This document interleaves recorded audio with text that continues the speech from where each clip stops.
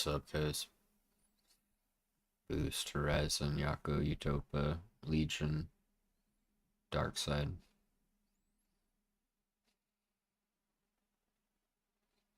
Good to see you guys, man.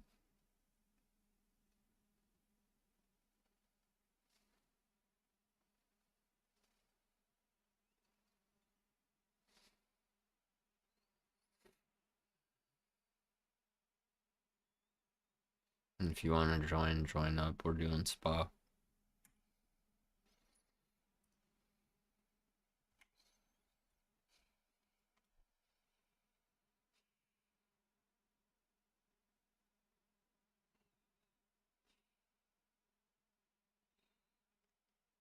I'm just glad there are people that are willing to hang out with me right now, Dark Side.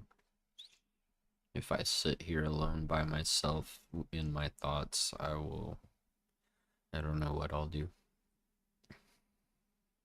So I need to put myself on camera in front of people.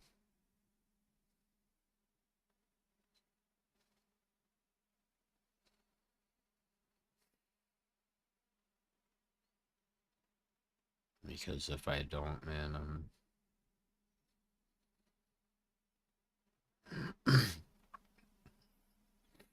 I'm not Legion.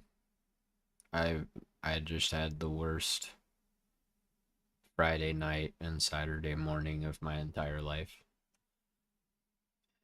And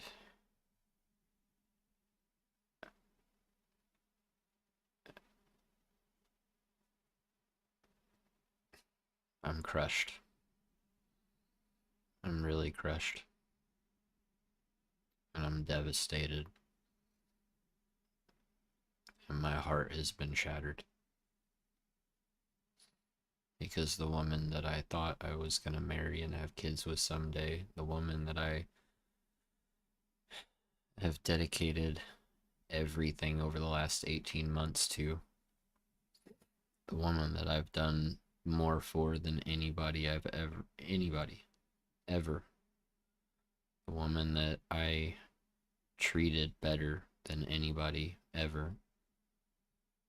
And the woman that I really felt like was the one broke up with me about a month ago. Despite us having plans for me to meet her family this weekend. We made them back in August. 2 weeks later, she, with no warning, no nothing, is talking to me about watching a video together.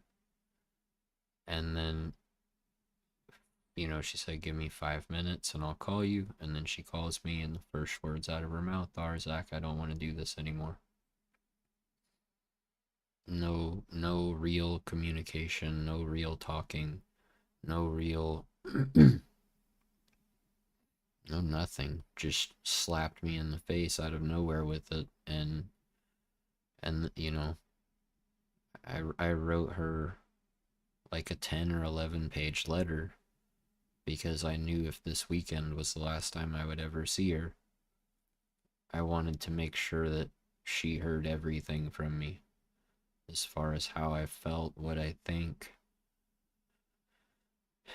And she basically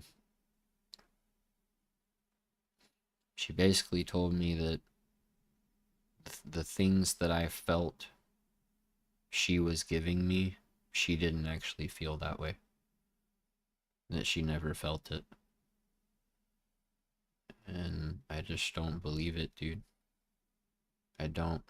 And then she told me this morning, I read the letter, and in the letter I told her, like, I can't just be your friend. We started as friends. I fell in love with you. I can't pretend that I'm not. So I can't be your friend because I can't watch you choose someone else. Just the thought of it is painful, but to actually see it happen would be even worse. And then, and that was what I read to her last night in the letter. And then this morning she tells me she's started seeing someone recently. And I'm like, it hasn't even been a month, dude. and you're already, and she's already telling me I've moved on and I hope you can too. And I'm like, how? How do you go from spending 18 months with somebody, talking to them every day for hours on end, seeing them every chance you got, um, all kinds of stuff? How do you go from that? How do you go from how many sacrifices, that we made for each other, and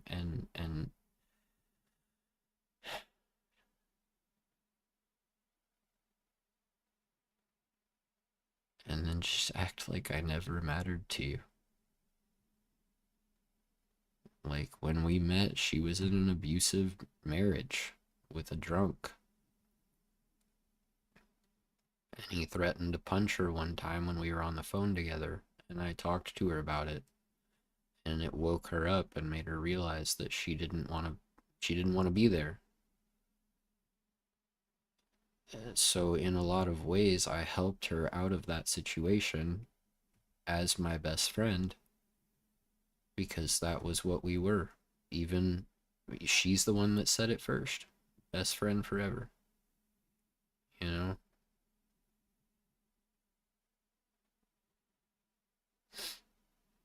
You know who it is, Legion. You know them. We met in Quick's live stream chat.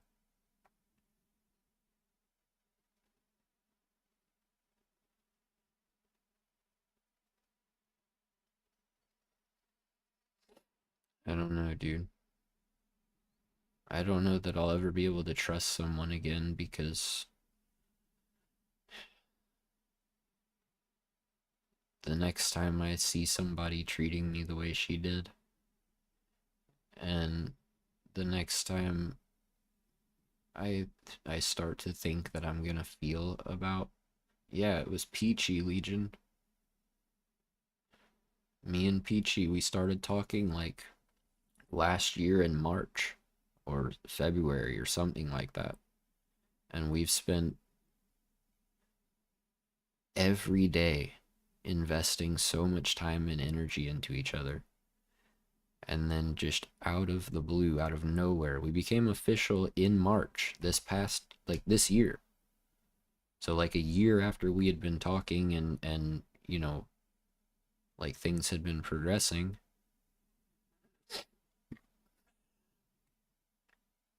And back in March, she was telling me, I can't do this because it's too hard to miss you. It's too painful. And she just like blocked me on everything. But I knew that's not what she really wanted. So I flew up there. I told her I was going to, and I did. I flew up there. I went and knocked on her mom's door because that's where she's staying. I took her flowers and a card, and I said, look, if you want me to leave and you don't want to see me again, I'll leave. But if you want to talk, I got an Airbnb and we can go talk. And I mean, as soon as she walked outside and closed the door behind her, she fell down to the ground, put her face in her hands, and started bawling. And then she took me back to the Airbnb and we talked. And that's when she decided she wanted to be my girlfriend and make things official. And I'm like, why would you do all that? Why would you string this out another 6 months if you really didn't, like you claim, if you really didn't feel anything? Why would you treat me the way you did if you didn't feel anything? Why would you make the sacrifices you made to see me and go so far out of your way to see me as much as possible if you didn't feel anything? Why would you drive 10 hours from El Paso to Houston just to spend one night with me on your way to Wisconsin? If I really meant nothing and you really just clung to me during a hard time, you're telling me that that's all it was? You used me? You used me to get you out of a tough spot? You used me to help rebuild your self-esteem? You used me for money to pay bills and to help with things? and you emotionally manipulated me by treating me like you loved me, knowing that I loved you, and then you just out of nowhere slap me in the face with a breakup and tell me that you never really had any of those types of feelings for me. And it's just, it doesn't make sense, dude. I don't get it. And my only thought is, you know, that she was married super young, like as a teenager, right? 19 or something. And she was in that marriage until she met me.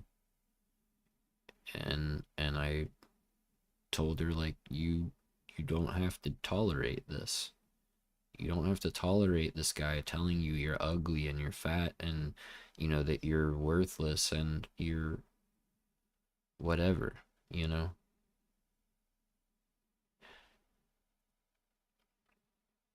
Well, she's not only broken my trust, dude. She's broken my ability to trust because that just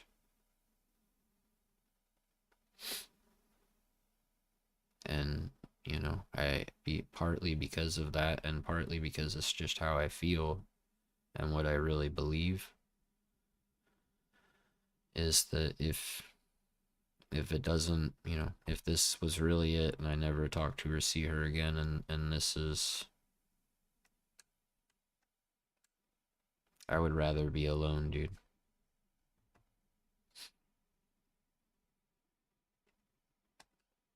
Um, alright. Apparently I lost my live connection.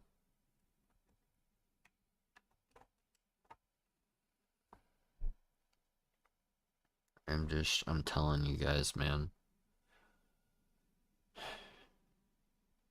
You know how most people nowadays, they they link up and they bump uglies for a while before they decide if they want to be in a relationship together? We didn't do that. We became best friends first. I appreciate it, Legion. Thank you. But, just we became best friends before we ever did anything physical, before we ever even met in person. And that's special, dude. That's rare. That doesn't just happen with anybody. It definitely doesn't happen nowadays, you know? And to be able to say that, like, to be able to tell me that I'm genuinely your best friend and I'm, like, have treated you better than anybody ever has and have shown you what you're worth and taken your self-esteem and pulled it out of the dirt and lifted you up and showed you how you deserve to be treated, not just tell you.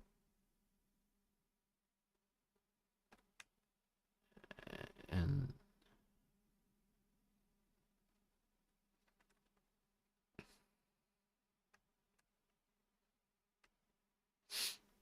that's the thing, though, Zach. I mean, I'm 34. I've been married and divorced. I've had a kid. I waited, I wasn't even looking for anybody when she and I met. And it was 3 years after my divorce, you know, that she and I started talking. And like I said, I wasn't even looking for anybody. I just,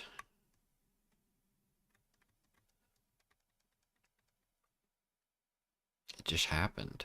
Everything just happened. It happened naturally. It happened the way that it should. It, we always talked to each other about, how we were reserved for each other, how we were going to do whatever it took to make it happen, to be together. And I just feel like I was led on, strung along, and lied to. And like I said, I feel like I was used and my kindness was taken advantage of. And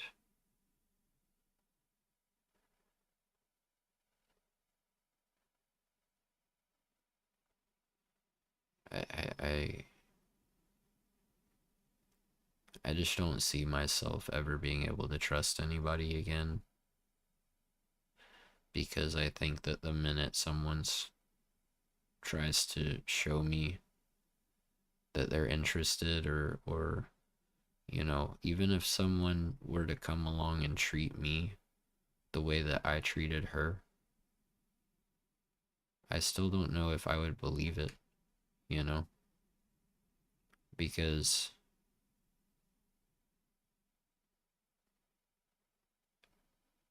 of this, and I just feel like there would always be this doubt that, like, they're lying to me, they're stringing me along, they just want to use me for whatever I'm convenient for to them in their life right now. And it's the claiming to not feel anything. It's the claiming that there wasn't anything going on. It's the claiming that, you know, uh, that, I mean, basically it's not even acknowledging, she doesn't even acknowledge that I've done anything for her. She did while we were together, but even after I read her my whole letter and thanked her for her, the time we had together, and for how she made me feel, and for treating me the way she did, and you know and then to just not only cast me aside like I meant nothing to her, but to also say, oh, I didn't feel any of those feelings. And it's like, your actions said otherwise, dude. Your actions said otherwise. And yet here you are,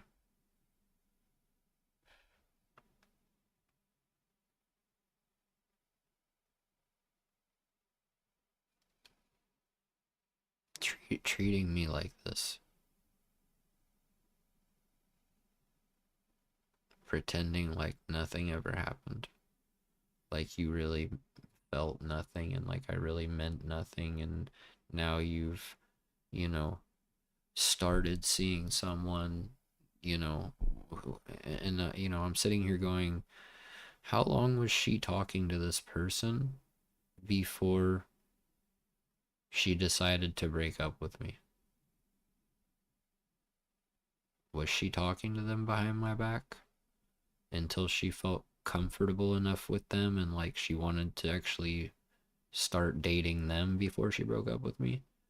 Or did she wait until she broke up with me to then start talking to that person? I don't know. And that's part of why I can't trust people.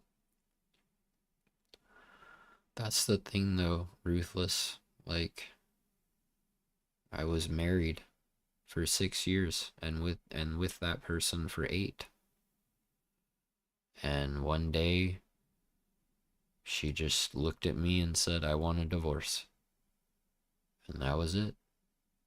And now this. We're talking about watching a video together.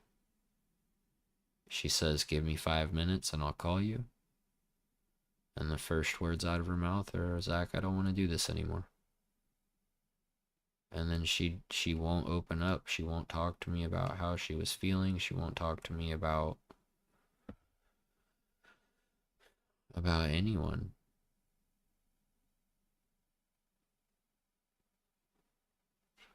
That's the thing though, Ruthless. I don't think I will find somebody better for me. She, a lot of stuff happened while we were together. And we continued to choose each other every day. And she acted like everything was totally normal until the second she told me she didn't want to do it anymore. You know? And then here we are, basically 1 month later. Tomorrow will be 1 month later. And she's telling me I started seeing someone recently. And I'm like, what is recently? Is it since you broke up with me? Were you talking to them before you broke up with me? Decided you liked them enough to break up with me since I can't, since I'm not here all the time? And I told her, like, in my letter, I was like, look, dude, like, I really think that the biggest issue here and the reason you're doing this is because you don't see how I can be here with you all the time. But here's all the things I've done, and here's all the things I'm willing to do to make that happen. And it didn't mean anything to her, dude. I poured my heart out more than I ever have. I have more feelings, more thoughts than I ever have with anybody. I've never felt this way, dude. Like, I look back at my ex-wife and I'm like, how did we ever make it that long? Because we weren't compatible. We weren't, like, it just, how she and I were married and had a kid and is a mystery, really, after having met Caitlin, aka Peachy. Like, I've never been more compatible with someone. I've never just genuinely understood someone on such a deep level. I mean, like I said, she's the one who started all this with, we have the same, she would say same brain, whenever we would be talking in chat when we first met. And, she said, that I'm her BFF and all this stuff, right? And that kind of led to us talking more, and that led to everything that happened. But how you can spend 18 months with somebody, talking to them every day for hours, sacrificing tons of like time and energy and putting in effort, um, to visit each other as much as possible, and there's so many sacrifices we made, risks we took, and things that we did to be around each other, talk to each other, see each other, that people just, it's not, people normally don't do that, you know? And this was,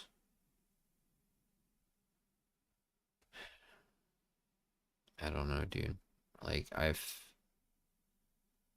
had so many breakdowns over this past month, even when I'm streaming, I take a break, I go get some cereal, I cry for a few minutes, and then I come back. Last night, I cried all night after she left until I fell asleep. This morning, when I got her message, basically totally disregarding me, telling me I never meant anything, telling me that she just used me and whatever, crying again all day. I was supposed to be there until Monday night. I was supposed to be meeting her family. Like, that was the big step. Like, she met my family, she's met my daughter, she's played with her, she's talked to her on the phone. She went to my daughter's preschool graduation with me. And I it just doesn't make sense, dude. None of it makes any sense. And I don't get it. I don't know why she would talk to me the way she's talked to me, why she would say the things that she said. And like I said, I mean, if she really has started seeing someone already, then it's 100% a rebound, and she's trying to use that person to get over me. Because despite what she says about, oh, I never really felt any of this stuff for you, that's crap. because you don't do all the things that we did for each other, and you know how I know for a fact we felt about each other. You don't do all those things and just wake up one day and decide I don't like that person anymore and I don't feel anything for him. That's not normal. So I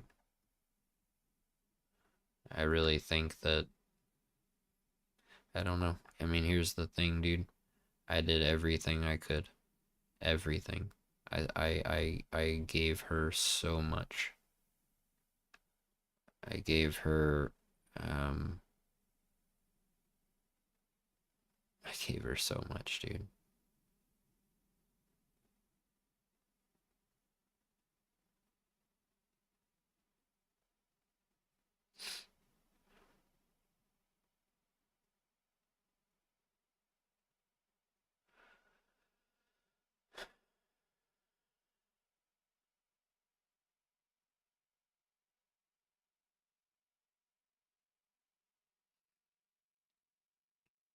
Well, and that's why I'm so confused, Legion.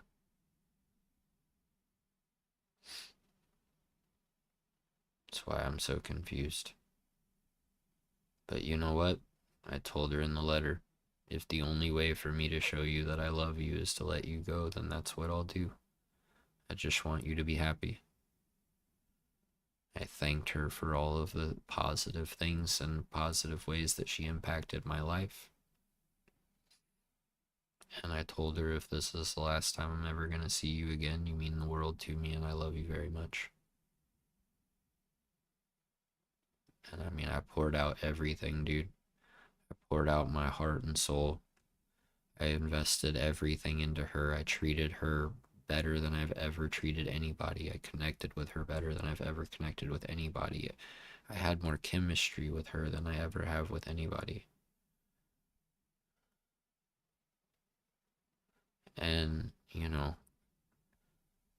for her to say that she basically just used me to get out of a hard spot, she could have left way, way, way, way, way before she did.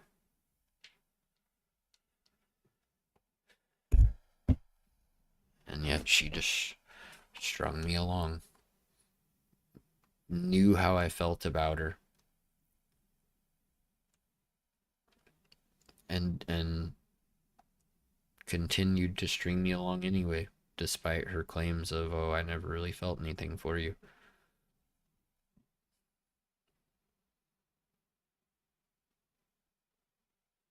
Yeah, I mean, not only why would someone do this, but why would you do it this way?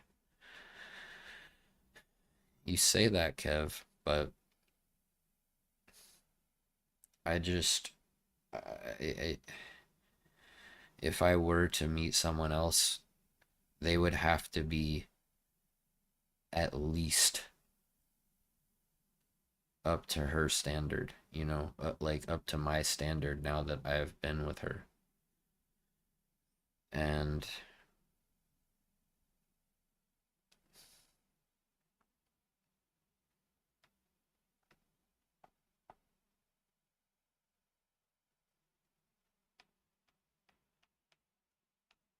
I don't know, dudes. I'm just gonna drive for a bit.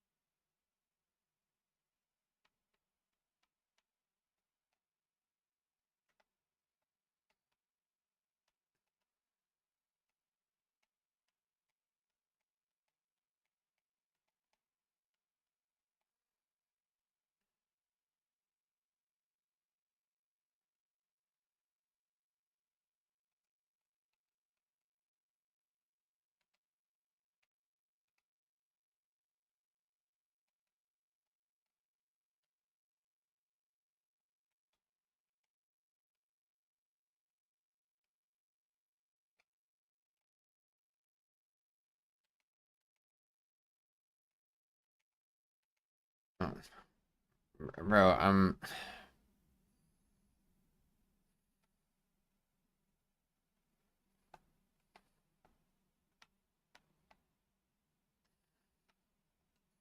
Whatever, dude. I don't I don't care.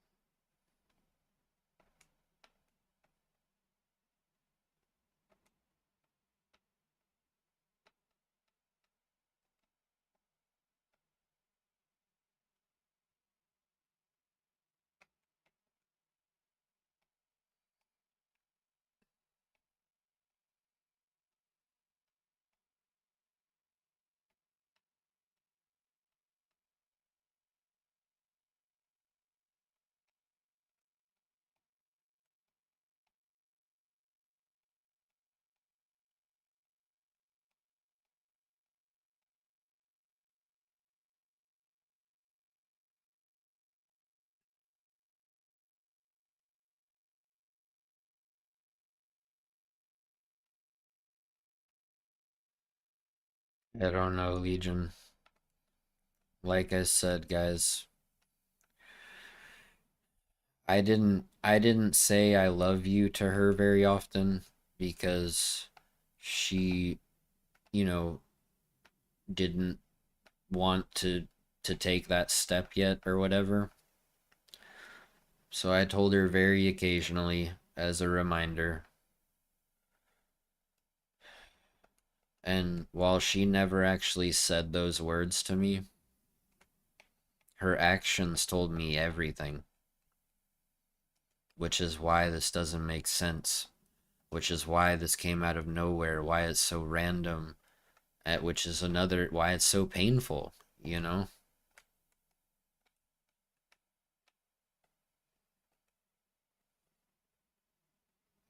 And to be completely blindsided by it and for her not to open up about what's going on and how she's feeling and talk to me, you know, like an adult with some level of emotional intelligence, but by her own admission, she's just not good at this kind of stuff or whatever. And it's like, well, then learn how to be good at it. Like, I'm sitting here showing you that this is how you talk about things and how you deal with them, and you're not reciprocating. And, she never said anything about seeing someone else until this morning, after I told her all that stuff about if I saw her with someone else or whatever. So I'm like, are you just saying that to like hurt me and push me away? Or are you actually, like trying to move on in less than a month? Or are you just getting under somebody to try to get over me? Like, because for you to sit here and claim you felt nothing or that you never felt, love towards me or whatever, that's a bunch of crap. That's just like you're just trying to rip my heart out of my chest and crush me. And congratulations, you did.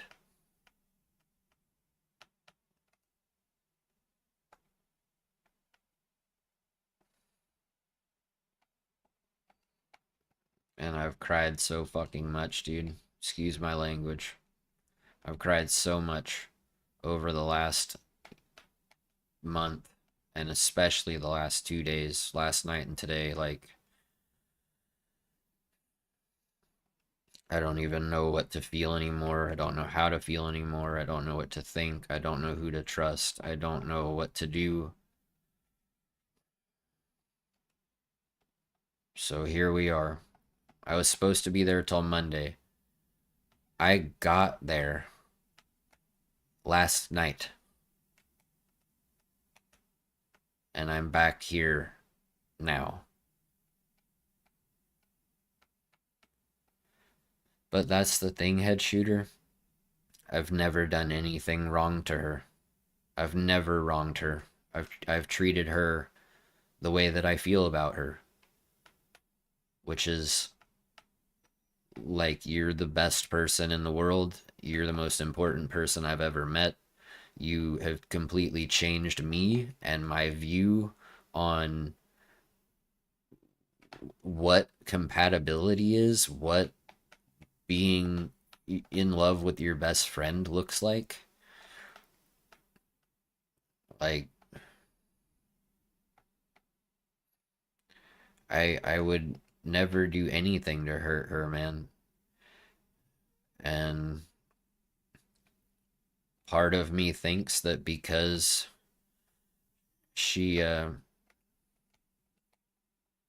part of me thinks that because she was married so young and for so long and then immediately basically jumped into a serious, serious-ish anyway, relationship with me, I think that,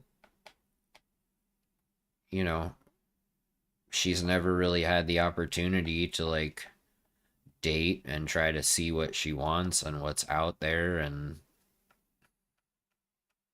she's never lived on her own before and whatever, you know? And I'm just like, fine, dude. Like I said, if I have to let you go, if that's the only way for me to show you I love you, then I'll let you go, you know? And you go do that. You go date people. You go try to find that person that you know, will have feelings for, since apparently everything that you did for me and the way you treated me meant you didn't feel anything. So,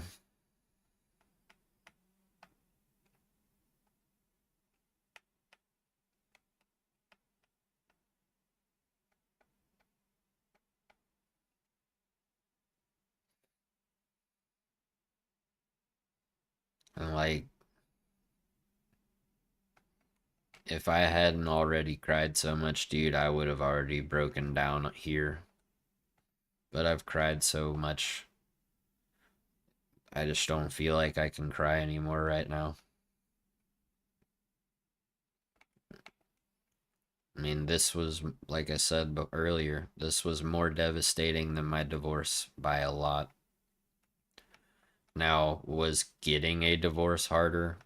Yeah, because you have to do all that legal crap, and I had a kid and whatever, right? But from an emotional standpoint and a mental standpoint of trusting people, and, everybody always says actions speak louder than words, but her actions said all kinds of stuff, and her words are now saying the opposite. And it's like, so what do I do? Like, how do I trust somebody? How do I know that somebody is being genuine? You know,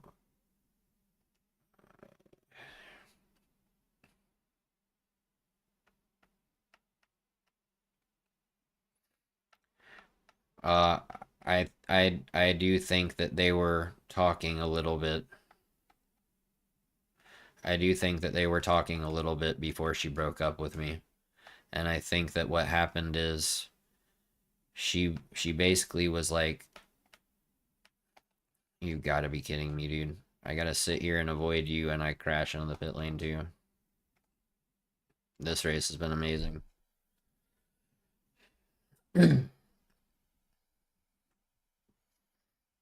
Well, and that's what I think, Akash. I think that she kept me on the hook and strung me along until she found somebody that she felt like she liked enough to break it off with me. And like they would, like they would get her by, you know?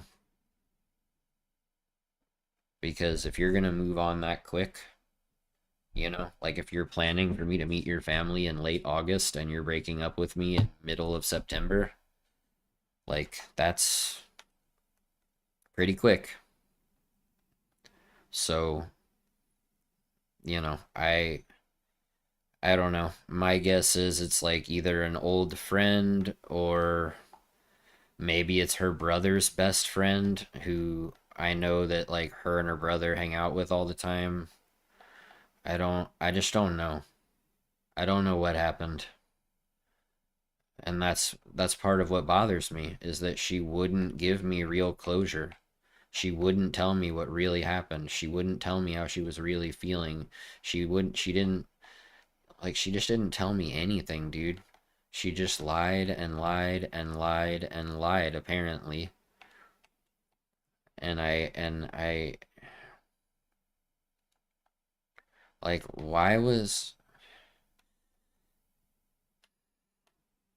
how can you use somebody like that?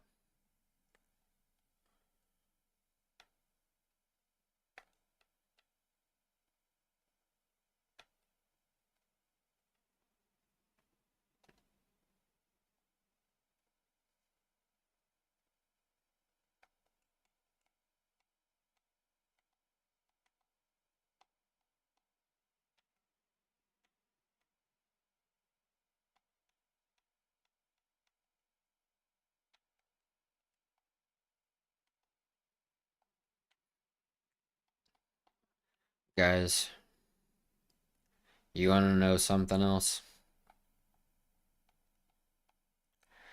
I wouldn't be here without her. I wouldn't have a YouTube channel. I wouldn't be streaming. It's a dream I had since I was, in my early 20s. And I just never had the courage to do it. But her encouragement, her support, her belief in me,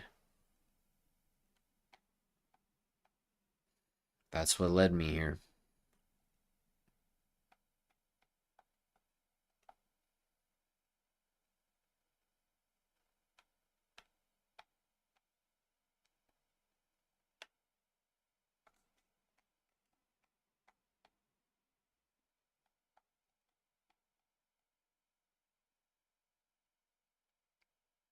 So even doing this,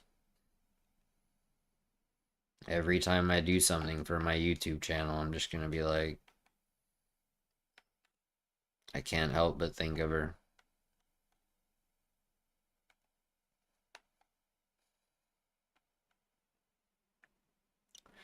But right or not, part of me is saying, you know what? Go date other people. Go see what's out there. And hopefully you find someone that treats you the way I did. Because I know for a fact that just like she set an insanely high bar for me with what I will, like, and that I'm not going to settle for anything. I know I set the bar very high for her too. So we let her go.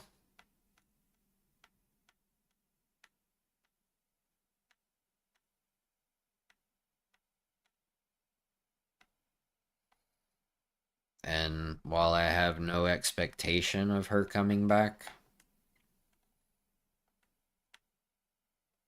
it's happened before, you know?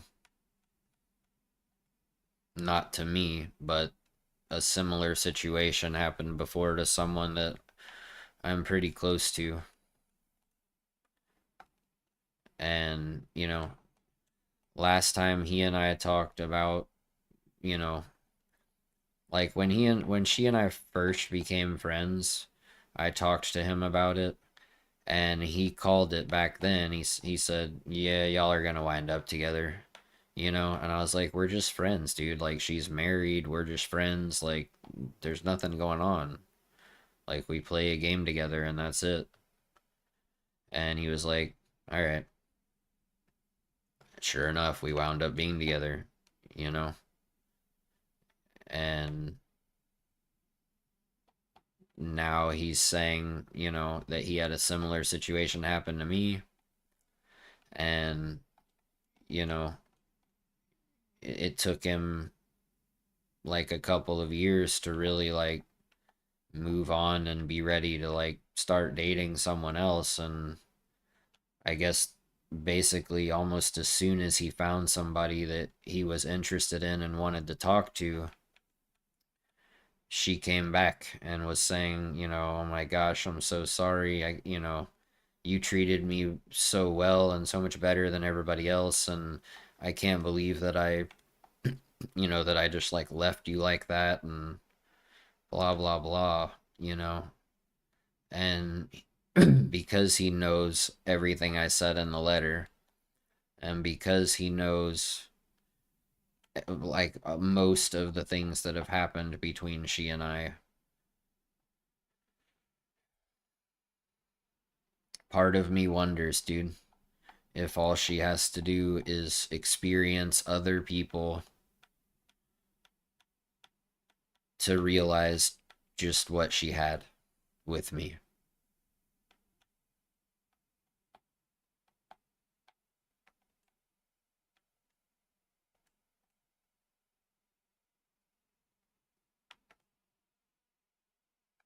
Dude, you have over 3 seconds in penalties. Is there a reason you feel the need to bump me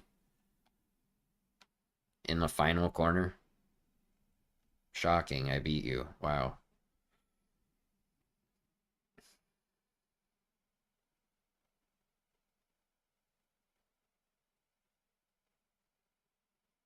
Oh, good call, Horizons. Maybe that's why so many people left a minute ago, dude. We went up to 27 and then down to 5. Or I guess down to 13 for a second, but whatever, you know.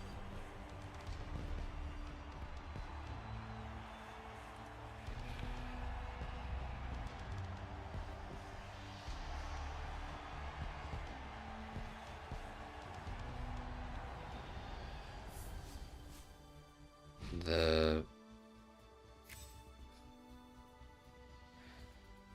probably Akash, if I really felt like she expressed, like if I really felt like she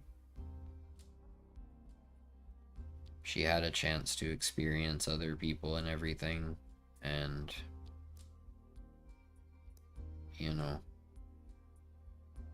whatever, I think that if she does come back, it would be because she's realized that the way I treated her is not normal. It's not what she's gonna get from most people. I'm not saying it's gonna be impossible for her to find, but it's not common, because I'm a guy. I know guys, you know, and I know that guys don't do all of the things that I was doing all of the time. If you're joining, please say hi in chat.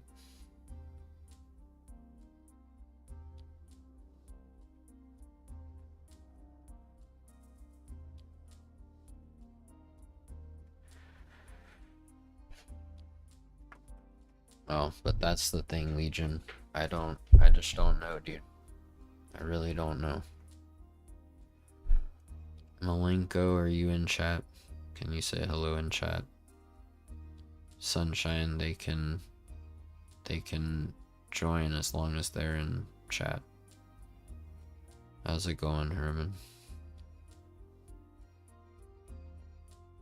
You're Malenko. Okay, thank you.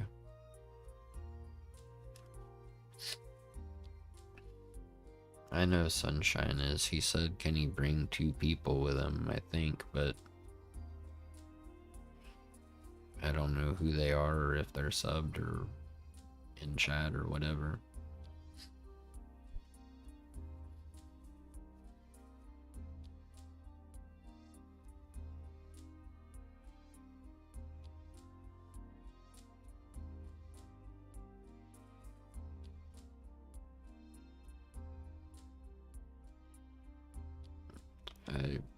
Yeah, I would like to boost.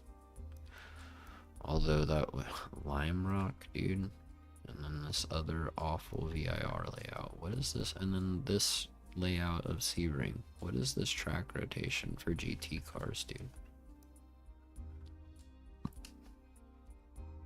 Rhythm, if you're in the chat, please say hello.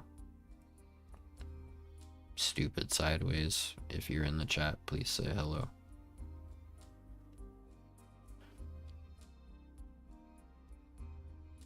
Alright, there's Rhythm, thank you.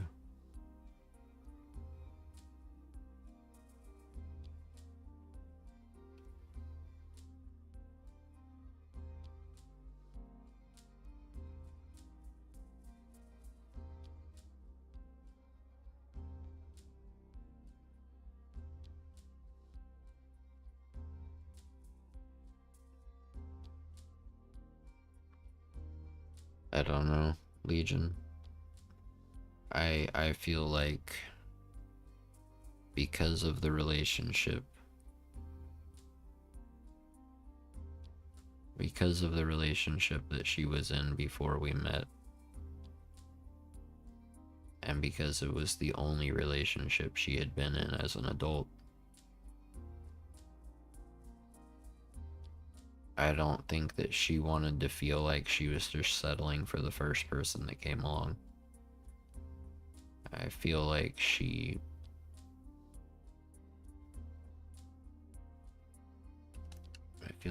wanted to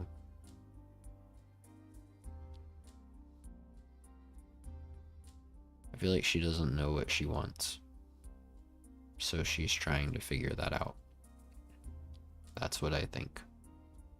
And like some of the other people in here said, I think that she's just gonna continue to hop from guy to guy until she figures out what she wants. And I'm not trying to toot my own horn or say I did anything super special, but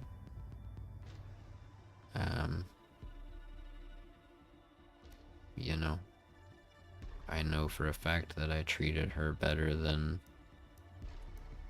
most guys treat the woman that they're with, you know, because she really meant that much to me, and it was just natural for me to want to do all these nice things for her.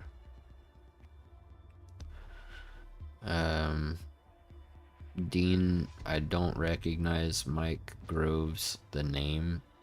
What's his gamer tag?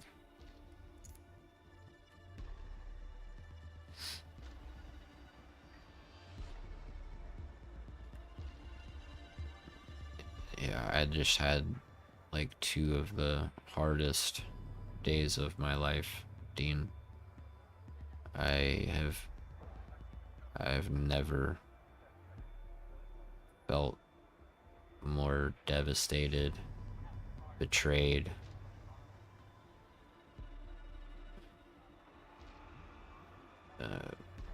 blindsided, used, lied to, and just generally crushed and heartbroken.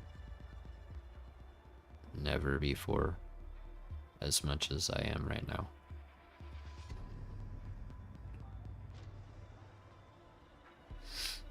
Well, welcome in, Dean. Thank you for coming over. Appreciate you hanging out, man. Sorry that this stream, that's why I put that pinned comment, dude. I'm sorry, you guys, that I just can't be upbeat right now. I can't pretend like nothing is wrong right now because I'm hurting too much.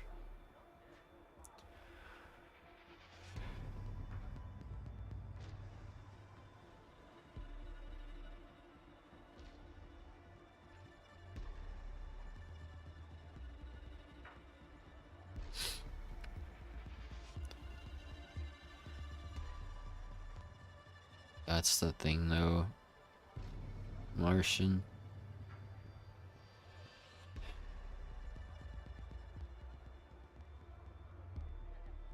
The only solace that I can take in this whole thing is knowing I did everything I could. I did everything I could. And I poured out my heart and soul to her, and I told her everything I thought and how I felt. And I know she heard every word because I read it to her, you know. Hey, what's up, Sideways? I'm trying, guys. I'm sorry. This is just... It's really hard. It's really, really hard.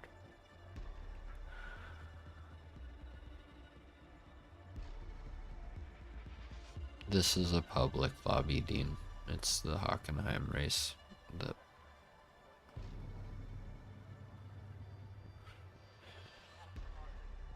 The only other thing I could have done is move up there, dude.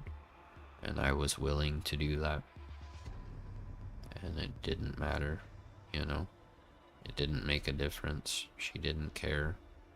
At least that's what she claims, you know? Just like she claims that all of her actions, you know, meant nothing and she felt nothing, and it just...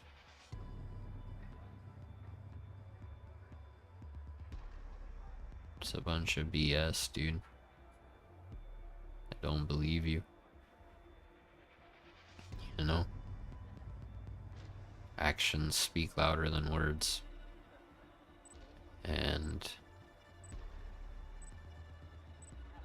maybe you never did love me, but your actions told me you did.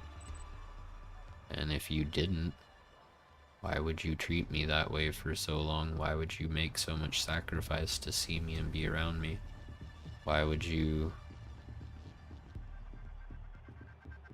Like, it just... None of it makes any sense, dude. None of it makes any sense. And to be totally blindsided by it out of nowhere.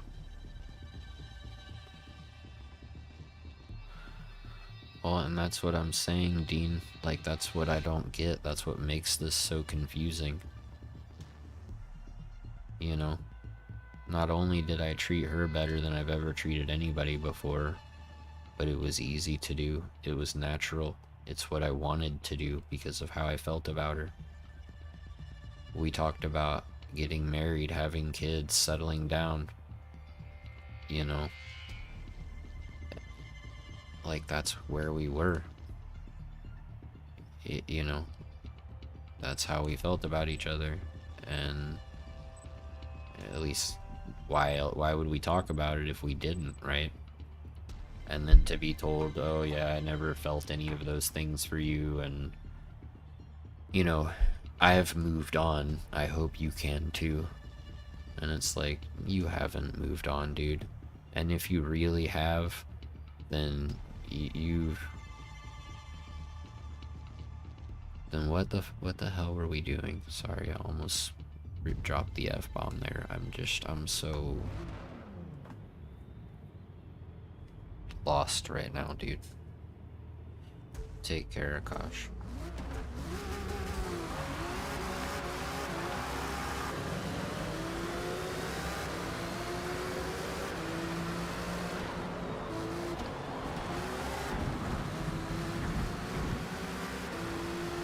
I don't know how I'm gonna do that, Dean, and I don't know that I'm ever gonna find somebody that I'm as compatible with, that makes me as happy, that makes me feel the way she did, which was... She made me better in every way and made me happier than I've ever been. She made me more confident in myself than I've ever been. She made me feel more cared about, more loved, more everything than I've ever been. She made more effort to see me, spend time with me, know about what's going on in my life, talk to me, all these things than anybody ever has, including like my own family, you know? And then you're gonna tell me, oh, I didn't really feel any of those, you know, those feelings for you that you think I did, and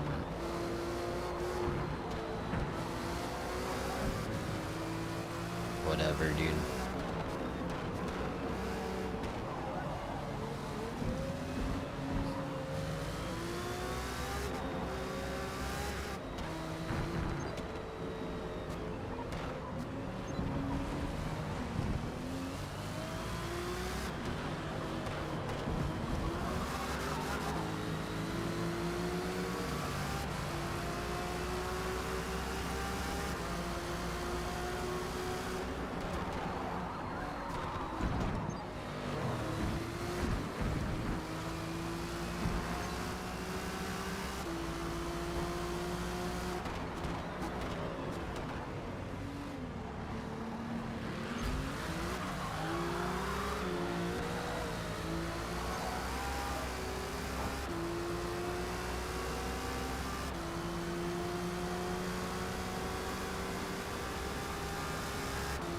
it's gonna take a long time, dude.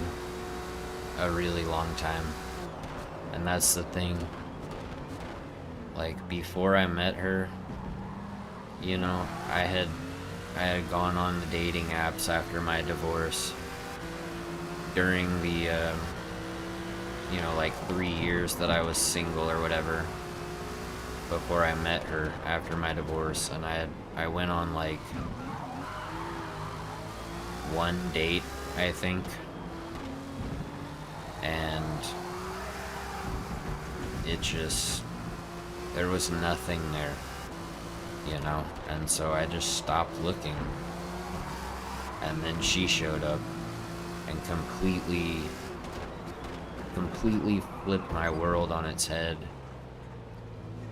and made me fall in love with her, only to kick me to the curb, tell me that she just used me, and then just leave without so much as a proper conversation.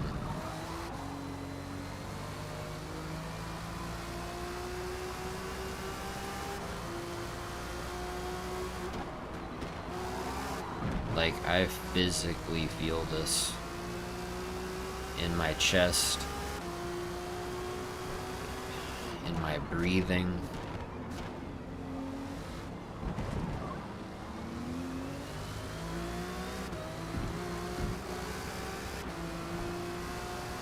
I can't stop overthinking things. I've been overthinking for a month.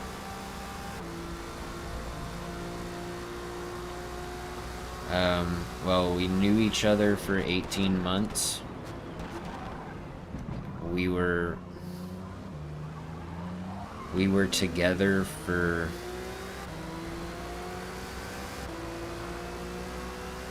we were exclusive for 15 of that, but we were only officially dating with a label on it since March. But what I'm telling you is, I connected more, bonded more,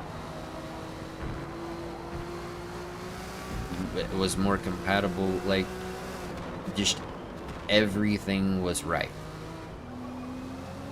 Everything. More than anybody I've ever met before, more than my ex-wife by a long shot. And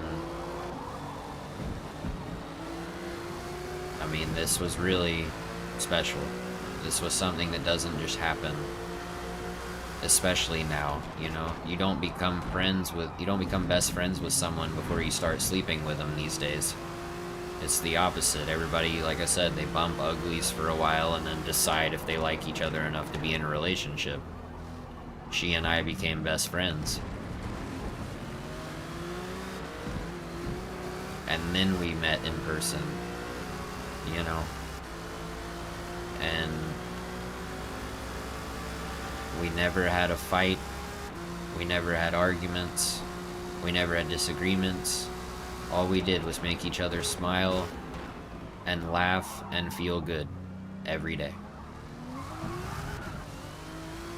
And part of me is sitting here going, is because she was in such an abusive relationship with so much drama, she feels like this isn't real? Like she's just waiting, you know, like she was just waiting for something to go wrong, you know, or like she just needs some kind of drama in her life, and since everything was going so great, she had to come up with something. Like, I don't know. You know, I was with my ex-wife for 8 years total. 2 years,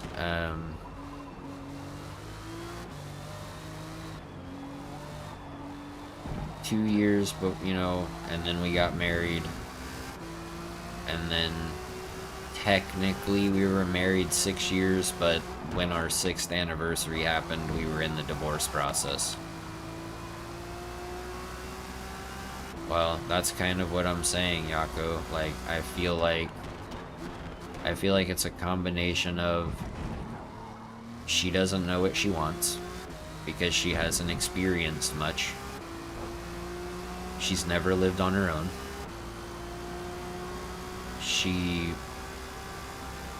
And yeah, you know, I really did my best to show her every single day how much I cared about her, how I felt about her. You know, every morning, good morning, beautiful, I hope you have a great day. Middle of the day, hey, I just wanted to let you know I'm thinking about you and you're really pretty. You know, encouraging her to get out of a terrible job situation where she was, you know, being physically abused by the people that you know, she was trying to help, which was like autistic kids or whatever. And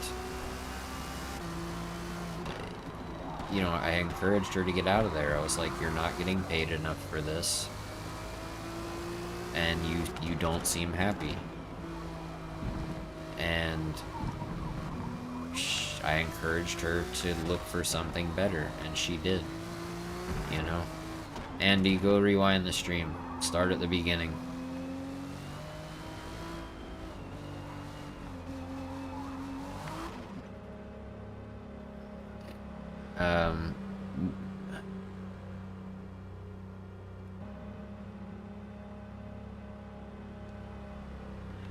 Well, that's the thing though, Horizons. I do know how to handle a hard topic.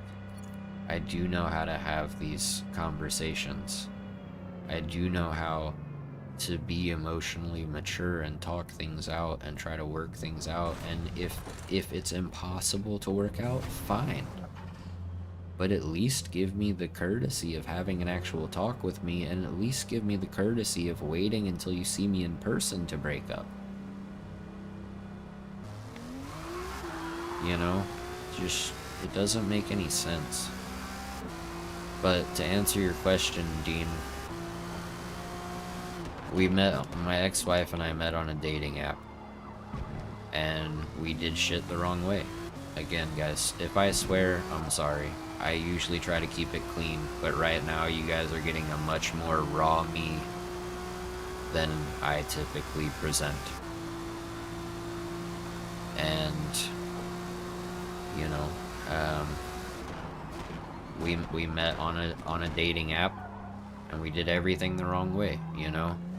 We went on like 2 dates, and then we started banging. And, you know, I feel like our relationship was built on trauma and sex, really. Like, we bonded over trauma, and we had a physical attraction. I think that was like the whole foundation of our marriage, which is why it didn't work. Because our common interests and, you know, likes and dislikes and all that stuff, it wasn't like this. You know?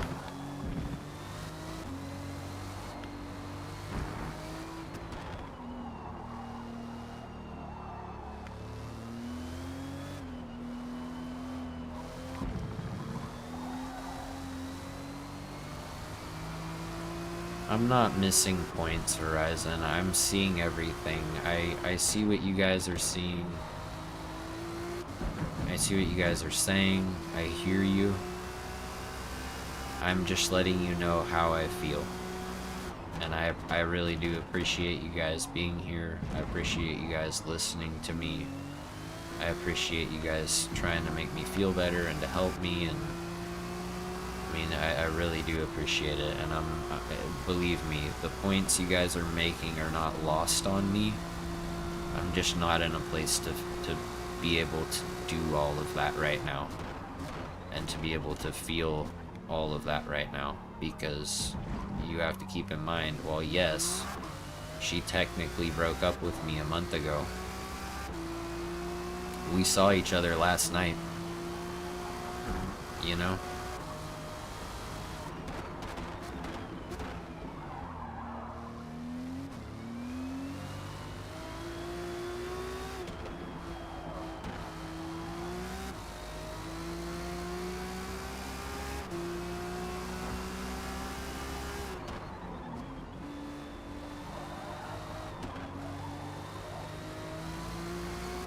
You're talking about I'm missing hundreds of points that like that she could have told me, like that I needed from her for closure and stuff. Is that what you're talking about, Horizons?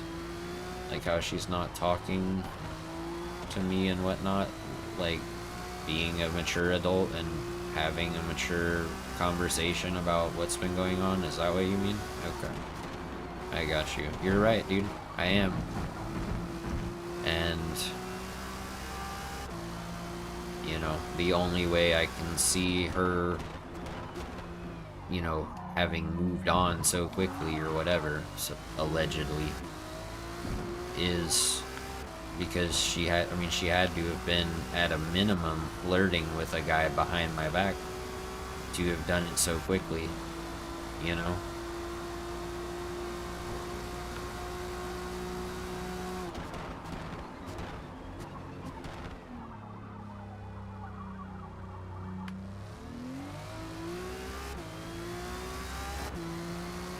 The thing that's helping the most, guys,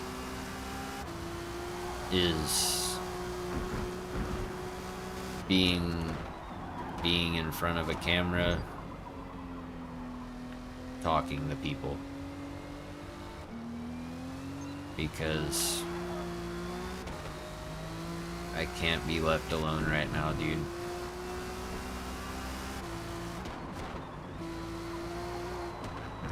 I guess not, Dean, and I guess that's the problem with me, dude. I guess the problem with me is that I'm old school.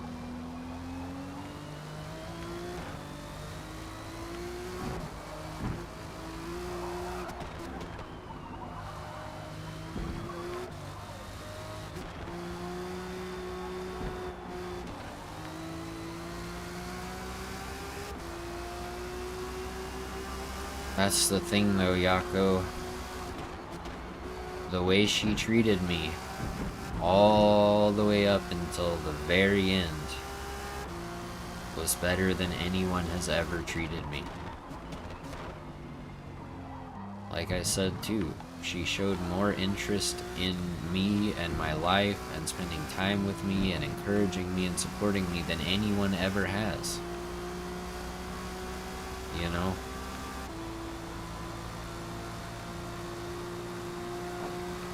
So saying I deserve better, I'm like, what's better?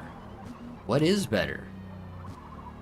And if what we had wasn't love, then what was it? You know?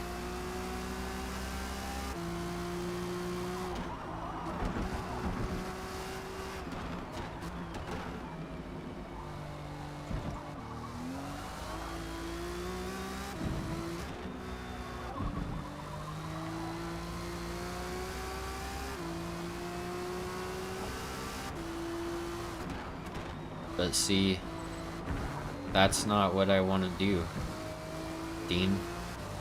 You know?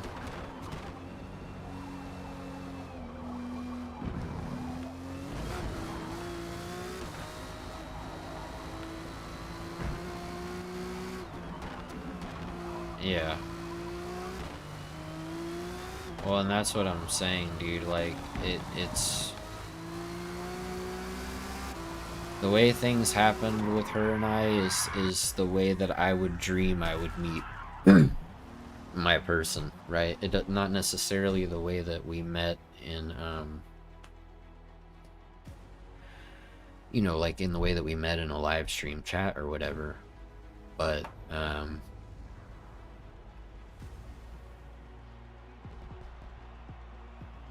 you know, like, the rest of it, being friends first, becoming best friends from there, and then investing so much time and energy and effort into each other and feelings, despite what she says, you know? I mean, the feelings were there. I know they were, because of the way she talked to me, the way she talked about me, the way that she, you know, like, made me feel when she was with me, Um,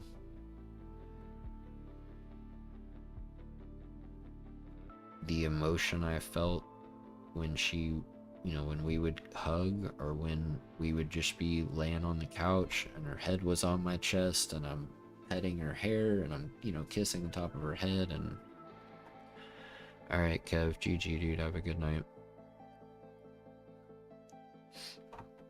I'll try, dude.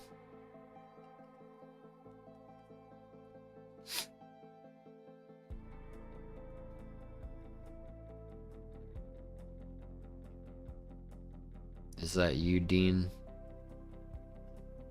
Are you Dan46206?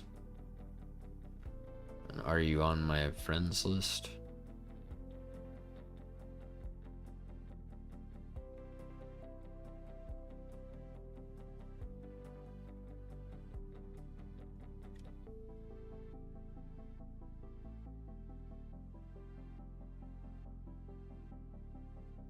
I mean, I did kind of save her life in some ways, Superfly.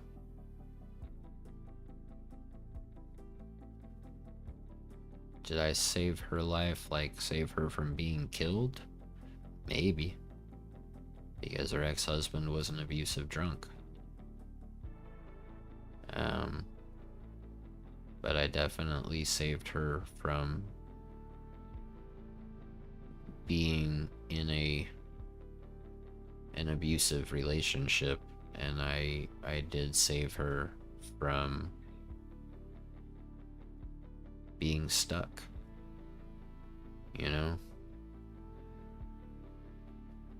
and I pulled her out of the dark, and I lifted her up, and I put her on a pedestal, and I treated her like a queen, and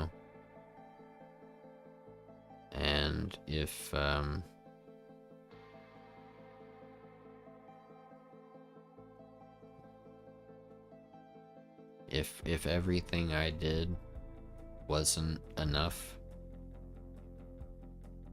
and if the willingness to move there to be with her in person so that final element is handled, that final obstacle is overcome, if the combination of how I've treated her and my willingness to move from Texas to Wisconsin to be with her is not enough, then what can I do, dude? I did everything I could. I tried my absolute hardest. And even though we had been broken up for about a month, I poured my heart out to her last night in like a 10 or 11 page letter that I wrote her. What do we do here, dude? We have this crap track, this crap track, this track doesn't make sense for GT3, this crap track, like, what do we do? What do we do here?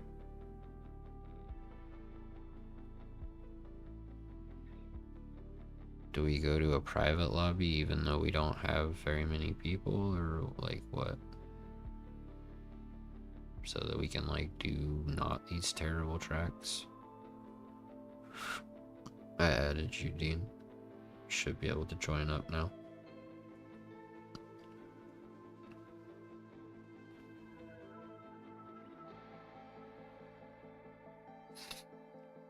Thank you, Legion.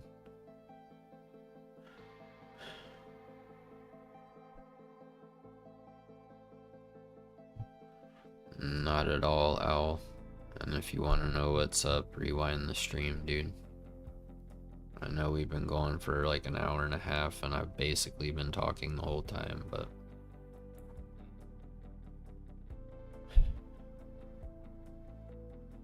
it won't take you long to get a good idea of what's happening. And I really feel like if I hadn't cried as much as I've cried the last month, and especially last night and today, that I would have broken down right here on stream by now, dude. I know, Al. I know you're being sarcastic about the track selection. It's alright.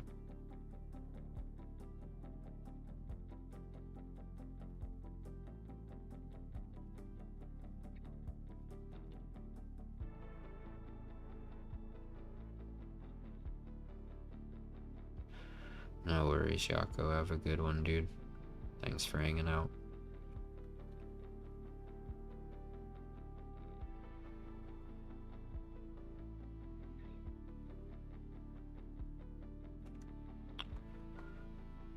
Well, Superfly, and that's the thing, dude. She might not realize that, you know, and that might be something that she has to learn, you know. Probably, Zach, I might still be streaming when you wake up, dude. Because like I said, I don't want to be alone right now.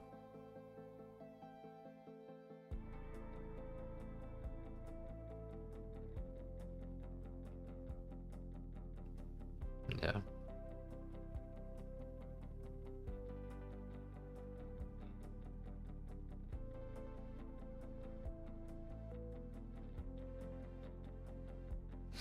Oh, I don't think Owl is leaving Horizon. I think Yako is. Yeah, I know I can reach out to you, Yako. Thank you. Sounds good, Zach.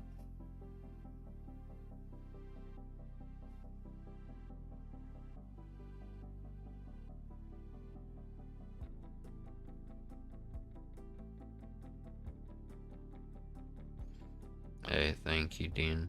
I appreciate it, man.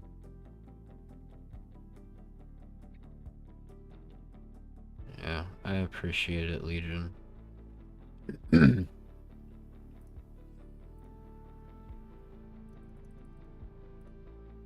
Thank you, Dean. Appreciate it, dude.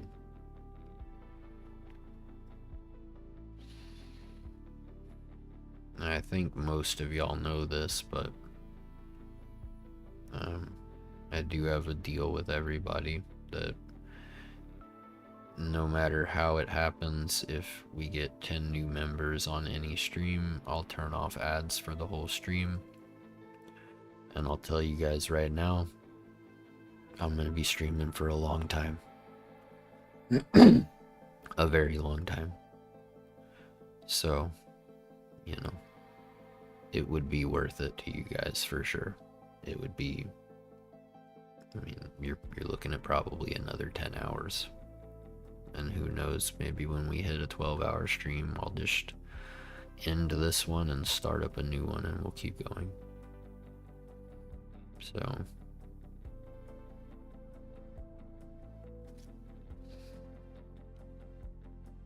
yeah. Yep, only 10, Dean.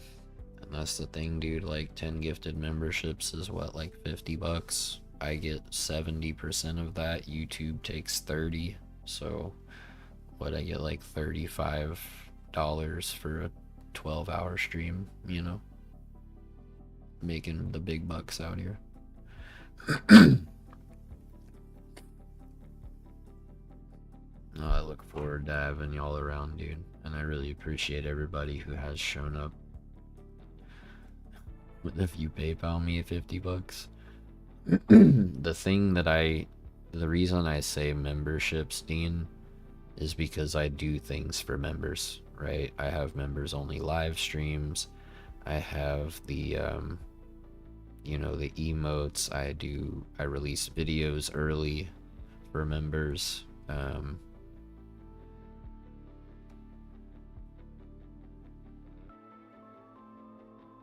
I do a lot of stuff for members. That's why I try to focus on the members, because I feel like that gives more people more enjoyment, right? What's up, Aventrador? You have come into a depressing stream, dude. Are you on an iPhone, Dean? Because if you're on an iPhone, then you can't do it. You would have to do it from a PC or from an Android.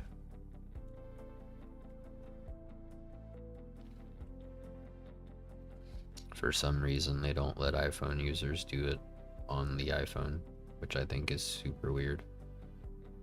You might be able to do it from your browser Yeah, maybe. I don't know if it'll work on the browser on the iPhone, but you should definitely be able to on like on a computer.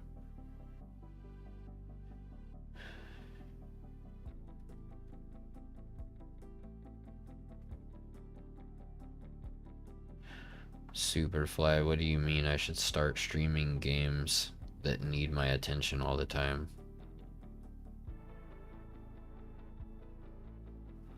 Oh, yeah, I get what you mean. That's the thing though, dude. My entire channel is built on Forza. I can't just start streaming random stuff all the time, you know? I feel like that would hurt my audience and my growth and stuff, you know? But you're right, I am really, really bad about overthinking. That's true, Superfly. I suppose I could make another channel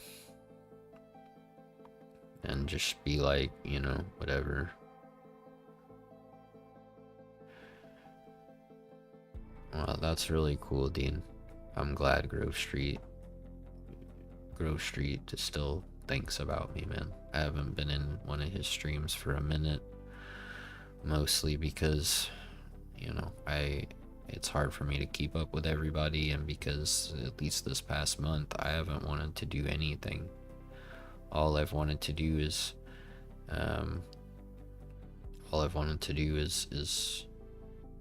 stream and work on that letter that I wrote so that I could make sure that I told her everything, how I felt, what I thought, what I wanted, why I wanted it, how she made me feel, how she changed me, you know, and apologizing for dumb things that never even caused a problem, but that I was thinking about, and I was like, dang, like maybe I shouldn't have said that, or maybe I shouldn't have done this, and it was never an issue, right? It never came up as an issue. It wasn't an issue in the moment, nothing like that, but I was just thinking about everything, anything that could possibly have affected the situation, you know? Just, and so since I got to at least do that much, you know, because I made her like a little gift box. It's like this. And Legion will know, we met in a guy named Quick GG's channel during his live streams. And, you know, it's a Pokemon channel, and that was kind of the first thing that we bonded over and had in common. And her favorite Pokemon is Gengar. For those of you who know who that is, great. If you don't, that's fine too. It's not really that important to what I'm about to tell you. But one of the catchphrases of Pokemon 2 is I choose you. And back when we planned for me to meet her family, like, I don't know, almost 2 months ago at this point, I bought her that box, right? It was and it was just an empty box, empty black box, with like a bow on the front and like a flip lid, you know. It was a nice little gift box, and I wrote on top of it in silver marker, you know, I choose you. And I put 2 little Gengar stickers on there underneath it. And her favorite animal is a penguin, and I put a penguin in there, not only because it's her favorite animal, but because penguins mate for life. They choose one mate and that's it, and they don't have any more, ever. You know, if their mate dies, then that's it. Now they're alone forever, you know. And I put a promise ring in there with her favorite gemstone in it, called Tanzanite. And, you know, I put a lot of thought into what I was giving her, why I was giving it to her, and when I wanted to give it to her, which was I wanted to surprise her with it after I met her family, you know, to let her know, like, I'm glad we took this step. I'm glad I met your family. And I've decided that being with you is what I want, like permanently. It doesn't matter if you move down to Texas or I move up here. I just want to be with you. And I don't know. You work for YouTuber Superfly? I didn't know that. I guess that's an idea, Legion. Like, I don't know.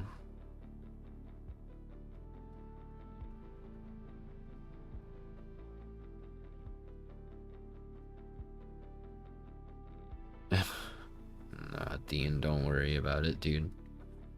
Don't worry about it. It's all good, man. It's all good. I appreciate it, though. But, you know, just...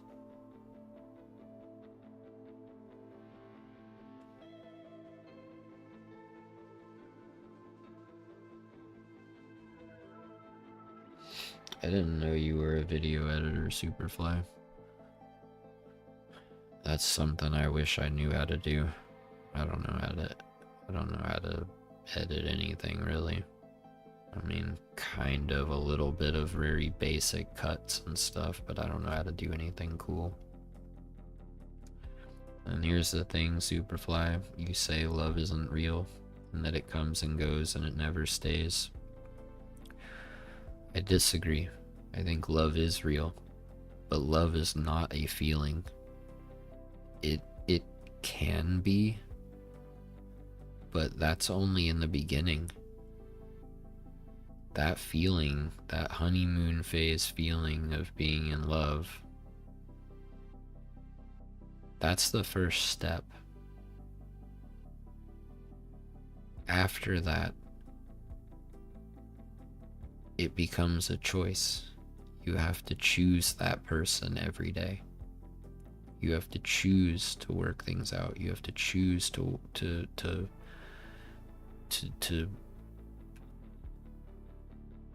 you have to choose each other every day.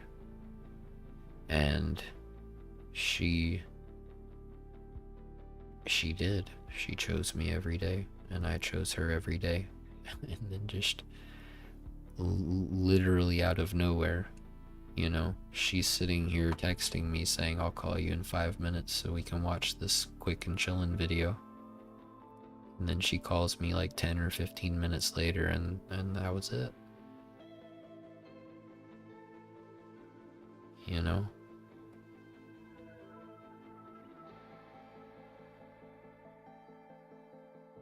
Just...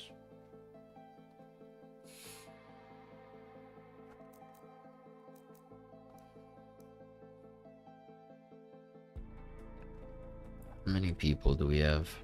Barely anybody now. We had more people just not that long ago. I was gonna say we should go look at a private lobby, because, I mean, who wants to do any of these tracks until we get to Indianapolis, you know? But we also, I mean, I don't know. I wouldn't care sitting here for 30 minutes waiting for Indianapolis. I just know that's not what most people want to do. So we'll do this, but just, I don't know. Good Lord, Dean. You didn't have to do that, dude. Thank you. I don't know what to say other than thank you. It's very kind, and you really don't have to do that. And, you know, you say love can be money too. I spent a lot of money on this girl. A lot. buying her plane tickets to come down here, buying my plane tickets to go up there, buying her, you know, cool, thoughtful Christmas gifts like a Gengar onesie. You know, I don't know, dude. Just, it's terrible. No, I know, dude. I'm sorry, guys. I really am sorry. This is gonna be a shit stream. Excuse my language again, but it just is.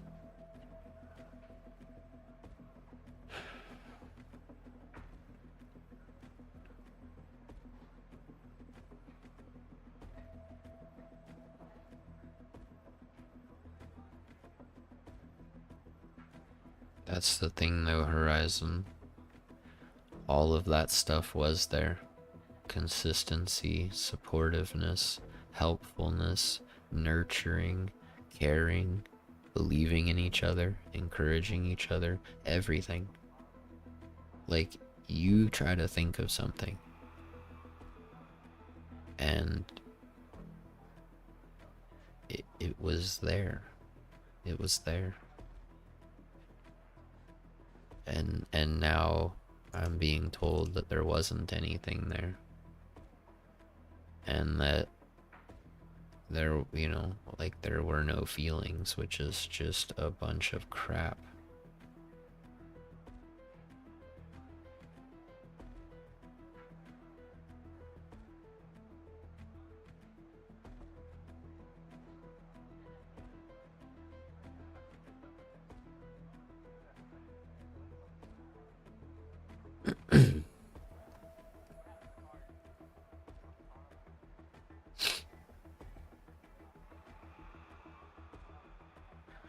That's the thing though, Superfly.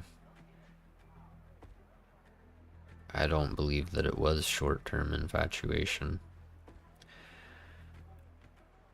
I think that she's gonna realize someday. Yeah, you're not kidding, Al. But I think she's gonna realize someday that that is the case, that it's not about short-term infatuation, and that until she's willing to work for a relationship, and until she's willing to open up to whoever she's in a relationship with and let them know, you know, how she's feeling and what she's thinking, and until she's willing to, like, you know, be more emotionally mature and be able to handle talking about things and being able to work through hard situations, and just instead of just like giving up or whatever, she's not gonna find what she wants, dude. She's not gonna find, you know, someone permanent that she'll actually be happy with, you know, until she figures out how to do that stuff.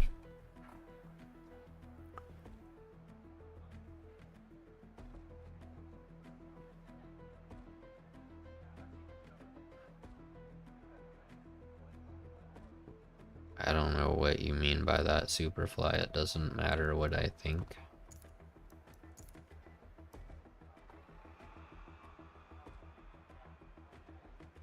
Well, maybe she will be confused forever, dude. I don't know.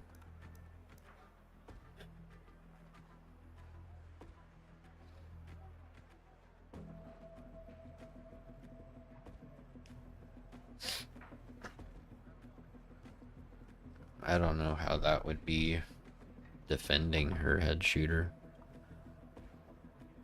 But I mean, imagine investing all of your time, your energy. Well, I mean, I get that, Superfly. I've already accepted that that I have no control over this. I accepted that a long time ago, and I told her in the letter I wrote, I said, look, I can't make you choose me, and even if I could, I wouldn't want to. I would want you to choose me because you want to. And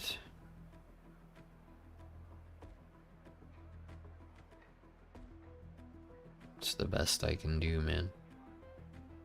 You know, I really did the best I can do. I really feel like I did everything right. I feel like I treated her in a way that she's not gonna be treated by 99% of the people that she dates or sees or whatever in the future. And it's not because I was so great, but it's because I felt about her so strongly that I wanted to constantly try to make her smile, try to make her laugh, try to lift her up, try to make her feel good, constantly.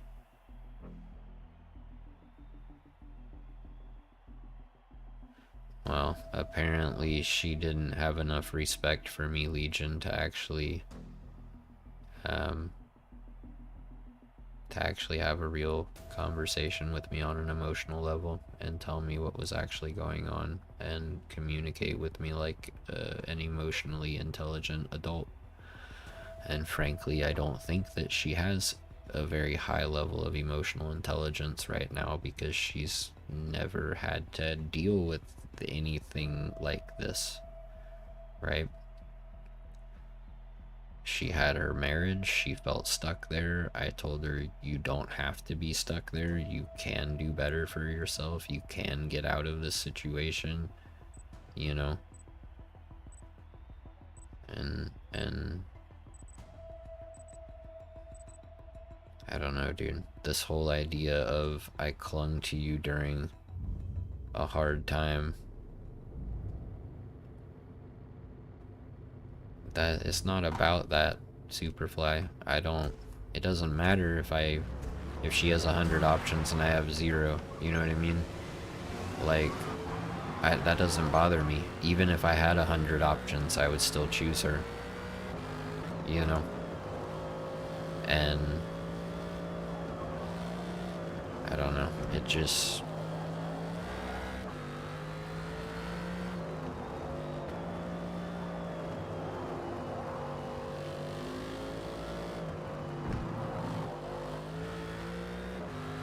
Well, and that's the thing, Shock. That's what's so crappy about all this.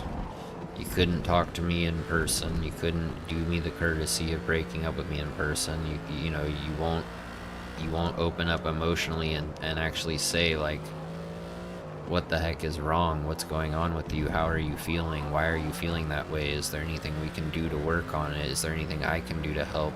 Is it something that you just have to kind of get through, you know, whatever, anything, you know, like, and it just, she just won't talk to people about what's going on with her. She just puts on a brave face and hides her feelings until they get to a point where, you know, she has to do something about them, I guess.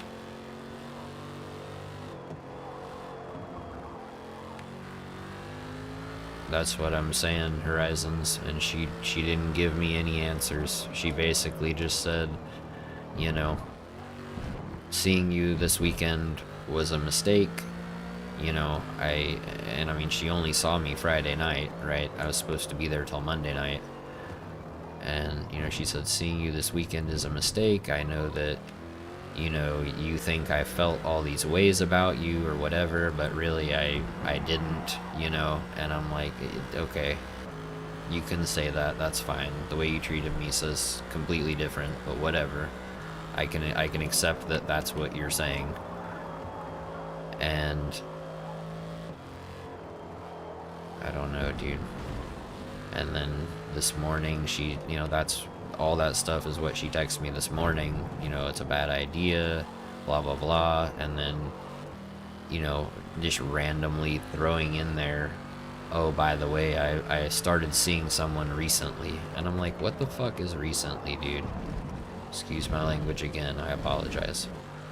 But, you know, what does recently mean?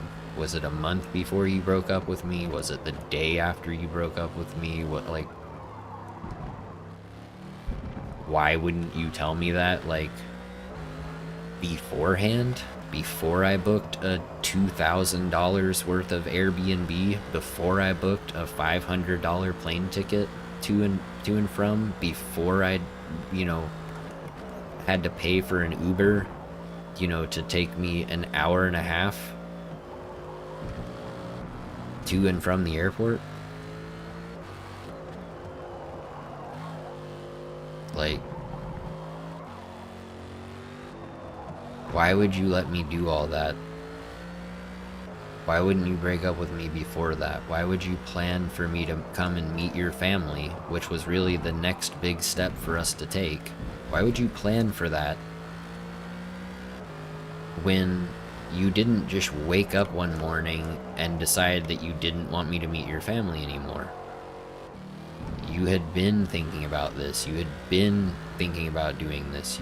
Or you had been talking to someone else for a while, longer than you'll admit, and, you know, didn't want this step to happen because you knew what it would mean or whatever. Like, I don't know, dude.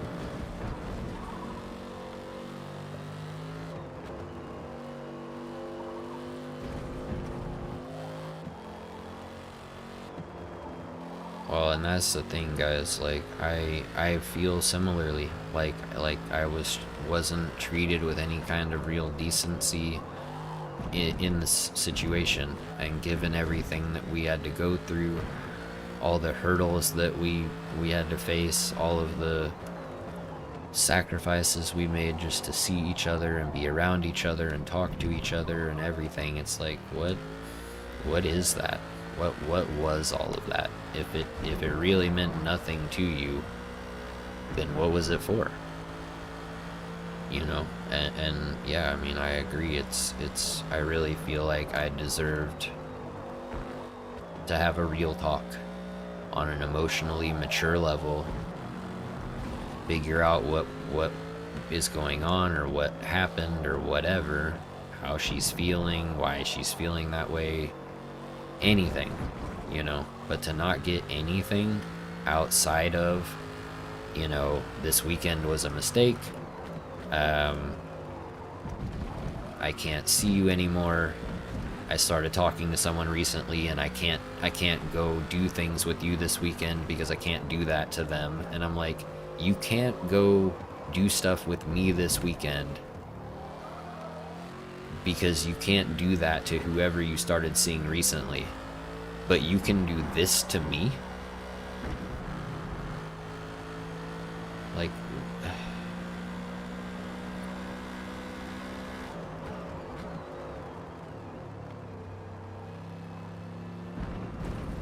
well, she used me to get over her marriage, apparently, Owl. She used me to get her out of that tough spot in life.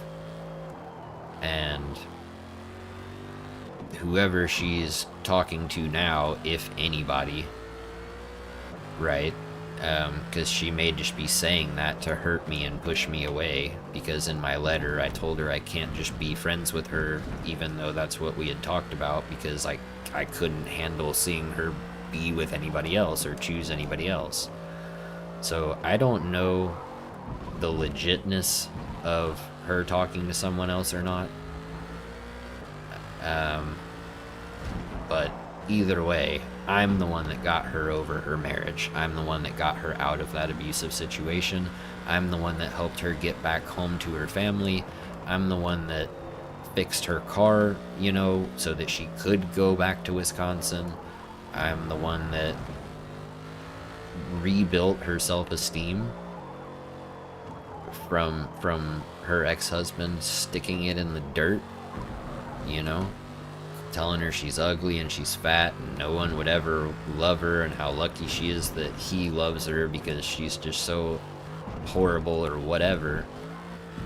I erased all of that. And,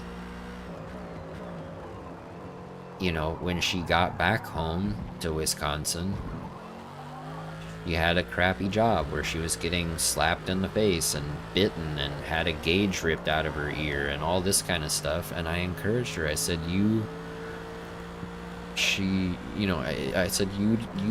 deserve better than this. You can't accept so little pay for so much abuse. And I encouraged her to get a new job, and she did. And it's basically like it's like she wanted, I don't know. Basically it was, she's turning her back on the person that was there for her when things were hard, now that things are easy.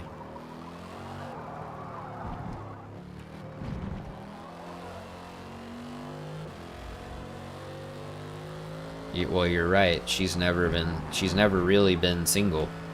She's never been single as an adult, especially if she's started seeing somebody already now after me. You know, she's never been single as an adult, if that's true. And you're right, Al. It would be really hard it's gonna be really hard to trust anybody again. And you're right, Superfly. I kind of think that that is what happened. I made her, you know, I did. I brought her self-esteem up, and I think that I made her start really believing in herself and really having a sense of self-confidence and worth. And I think that once she got that, instead of recognizing all the things that I did for her and how I did it and why I did it, because I expressed that, you know, and all that stuff, it's like how can you know that like, how can you recognize all that stuff and then not appreciate the person who did it for you? How can you call it just clinging to you during a hard time? How I mean, that's the thing, dude. Zero appreciation. Zero. She did not thank me for anything. Nothing. Basically just like, you know, I'm over you, I've moved on, you need to move on, or I hope you can move on, is what she said. And you know, whatever. And it's just like, this is crazy, bro. It's crazy. And it's illogical. It makes no sense. It's, like I said, totally out of nowhere. Like, we're planning for me to meet her family, and then we're planning to watch a video, and then it just, hey, by the way, you know, go F yourself. Like, I don't like you anymore suddenly, or whatever.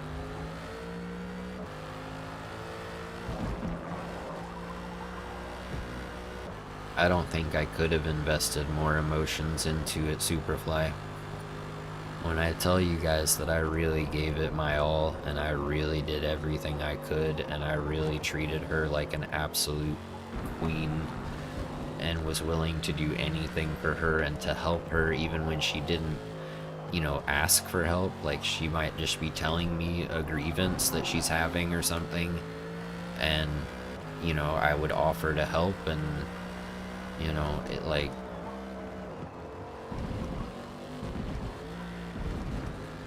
I don't know, dude. I really put everything into it, and, you know, apparently I'm just a stupid idiot who is easily taken advantage of and manipulated and used. So I don't trust myself with other people. I can't trust my own heart or my own gut anymore. Because I can't do this again, and the way that she treated me and talked to me all along until this happened, what am I supposed to do next time it comes around, you know? Because in the back of my mind, it's gonna be there. What do you want from me? What do you want from me? Why are you treating me this way? Why do you claim to feel this way? Why?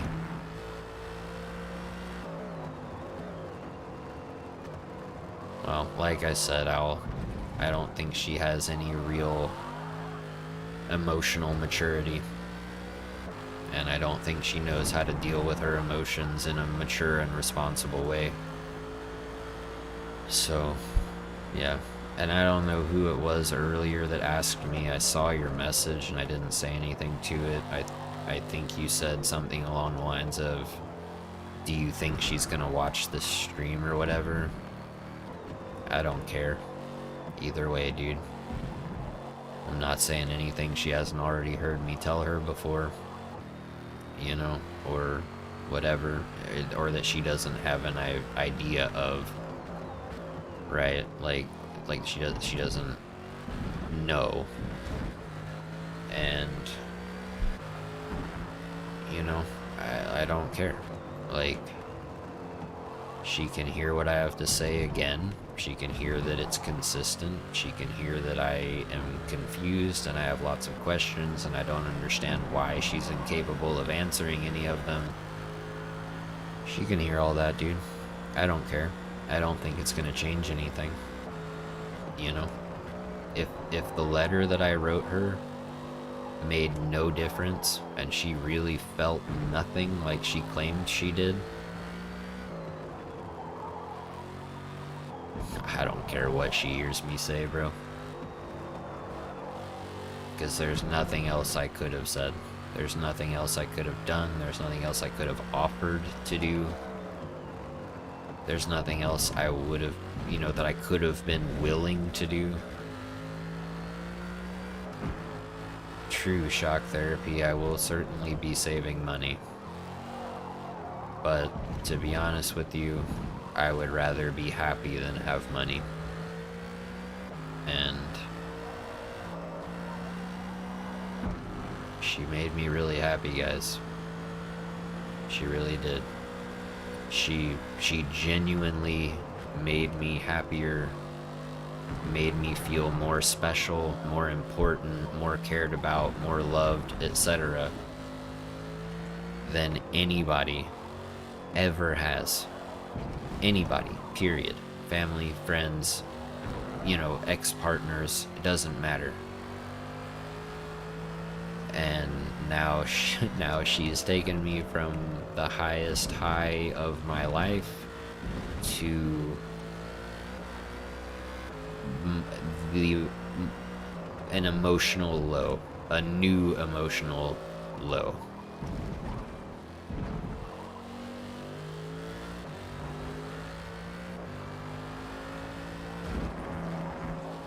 Are you having lag, Legion?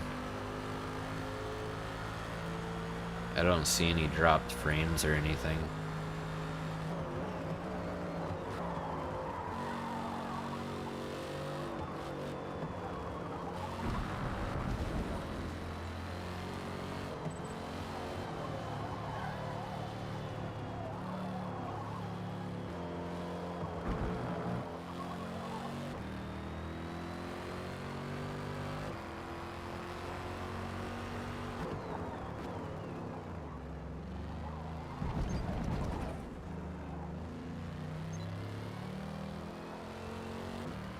Yeah, no worries, Legion. Sorry you have a little bit of lag.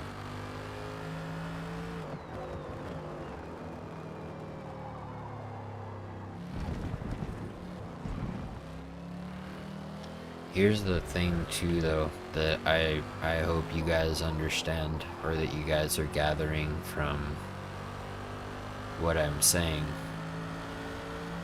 And that is,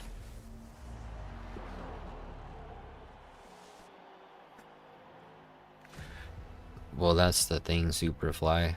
I read it to her when I gave her the gift box with the stuff in it that I was telling y'all about earlier.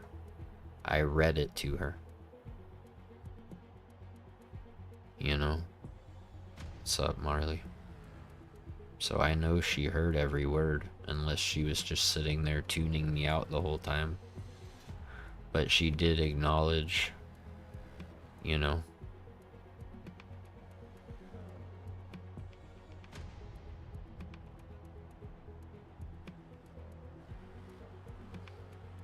like, I know that she's read it. She acknowledged she read it when in her text message from, you know, whatever, Saturday morning. Yeah, hubris, if you really want to know what's going on, just rewind the stream, dude. but it was the most blindsided, nonsensical, out of nowhere, illogical, makes no sense at all, slap in the face breakup you could possibly imagine.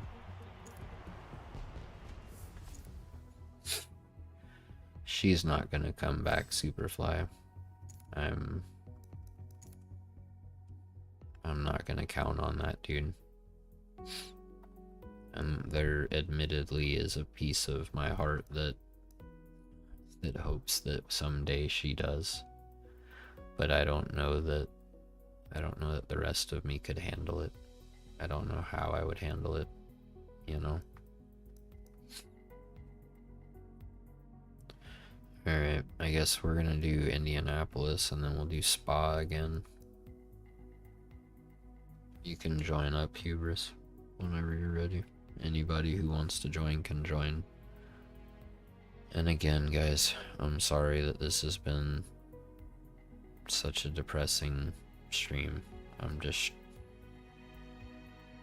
It's why I'm streaming, because I need somebody to talk to. I need people to be around, and while I know that you guys can't be here, at least you guys can be here. You know what I mean? So, I really appreciate you guys, and I really am sorry that this stream kind of sucks. You know?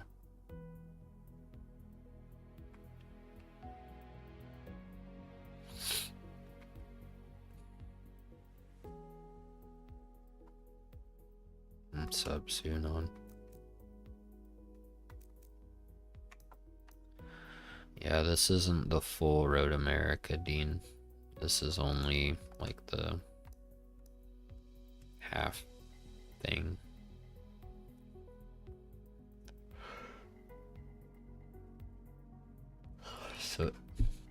So yeah, Road America is short and Mid Ohio short. Yuck.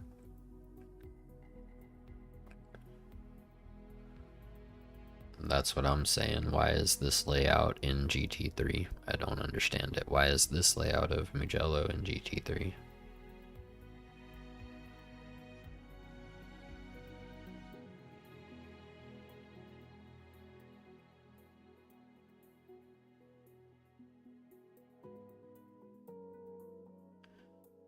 Formula 60s, no way. As of right now, Sunan, I am streaming indefinitely. So, probably at least another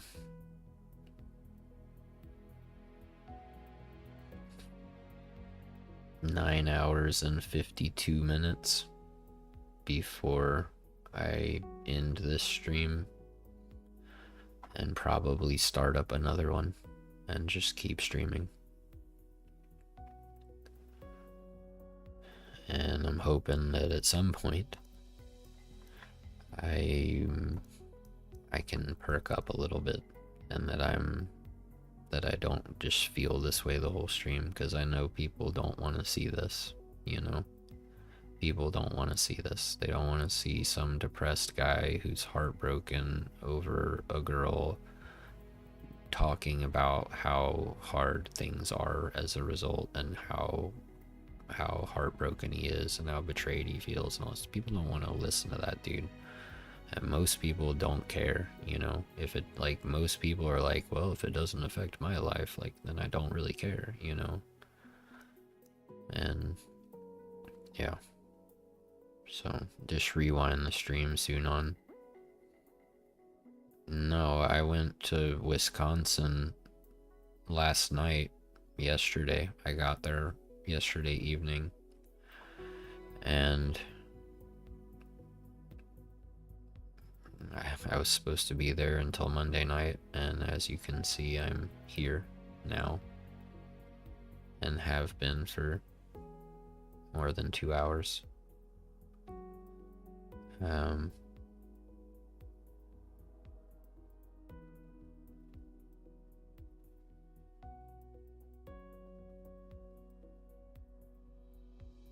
Alright, Smoking Tires, thanks for stopping in, dude.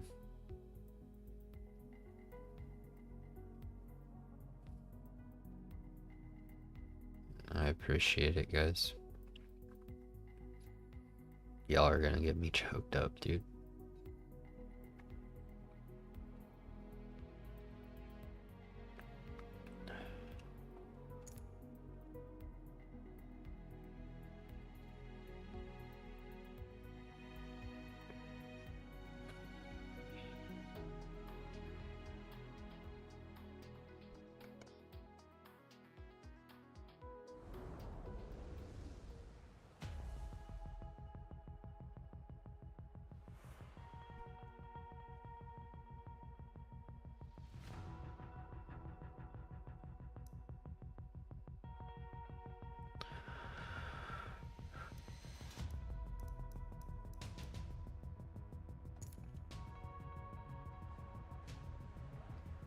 Let's find Boost. I need to go grab some cereal, guys.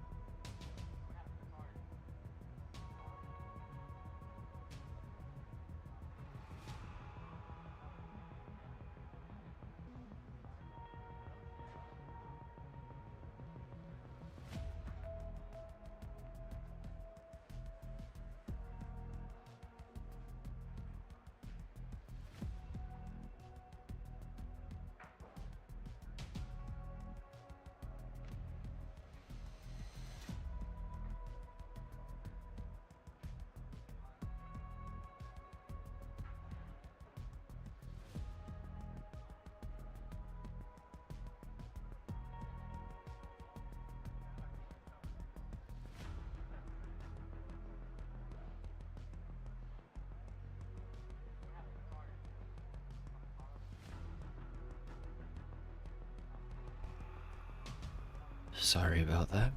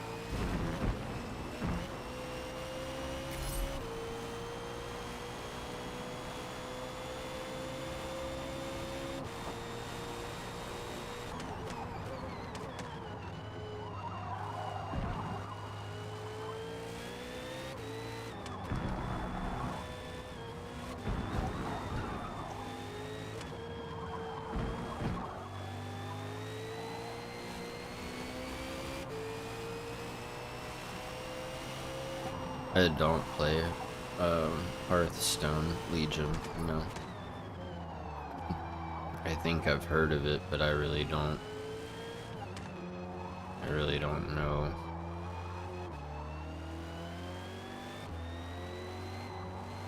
what it is.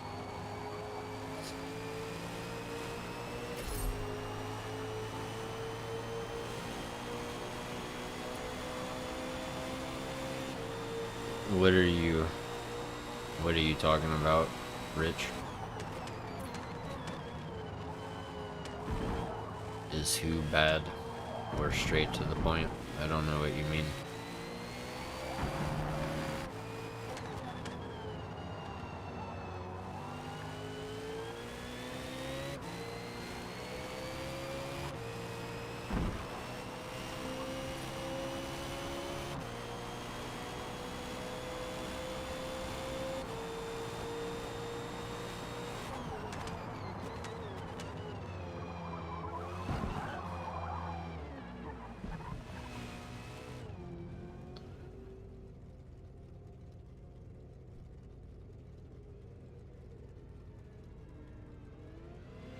Yeah, I'm still confused too, Rich.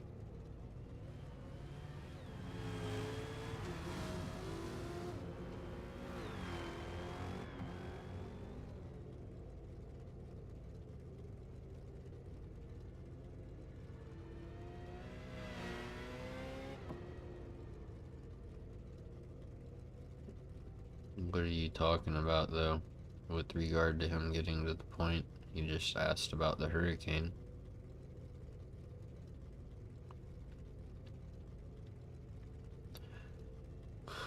Yeah, that's a gigantic understatement, Sunan. Hi, Nightshade. Welcome in to probably the worst live stream I've ever had, and the most depressing live stream that I've ever had. So, yeah, if this is your first time in here, I apologize that you're seeing me this way. And if you care about why, feel free to rewind the stream.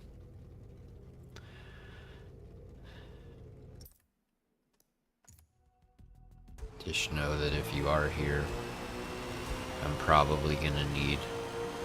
No, dude. No. I was married a long time ago. I got divorced in 2020. You know, I have a 5-year-old daughter.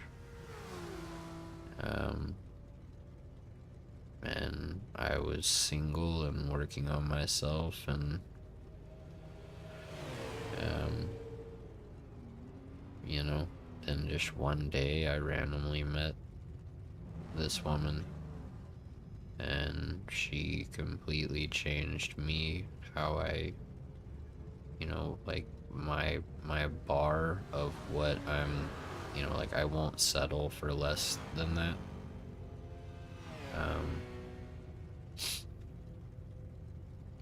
Like I said earlier in the stream, dude, this woman meant more to me than my ex-wife ever did.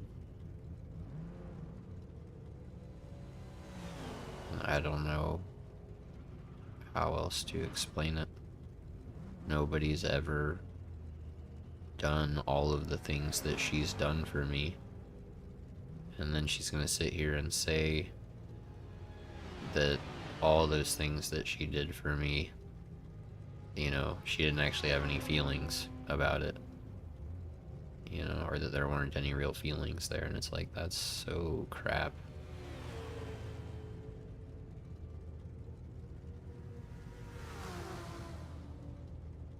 So, yeah.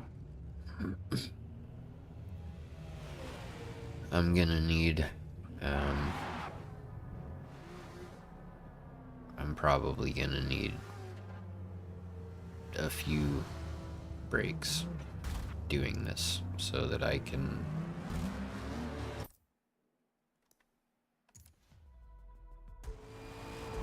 deal.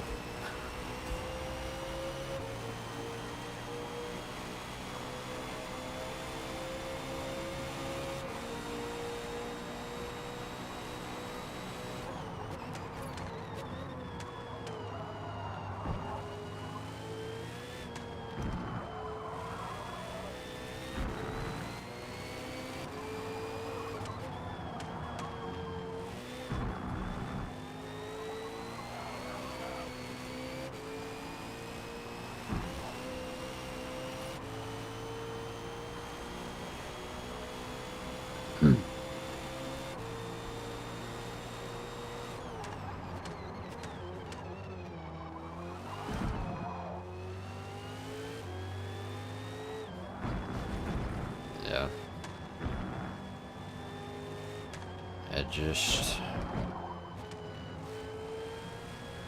I would rather step away and take a break than sit here and break down on camera, you know.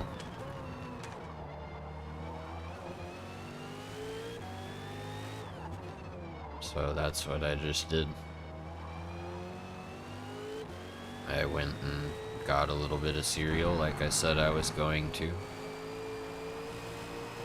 And I had a little break down.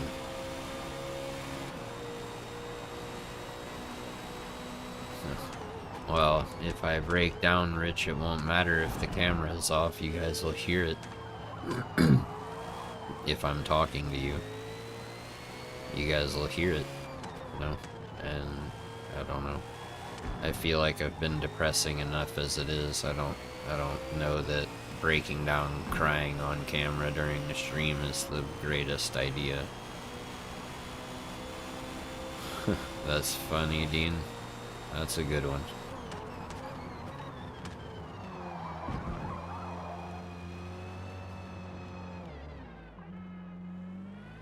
Yeah, I appreciate it, Zav. And I'm glad that a lot of you guys, you know, feel like you can relate. And, you know, I appreciate y'all's kind words and, you know, you guys being here, hanging out with me, talking to me, not being, you know, super judgmental or anything.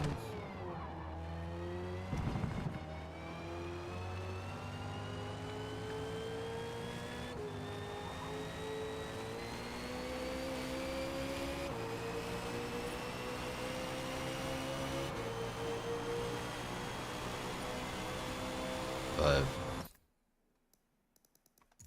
yeah.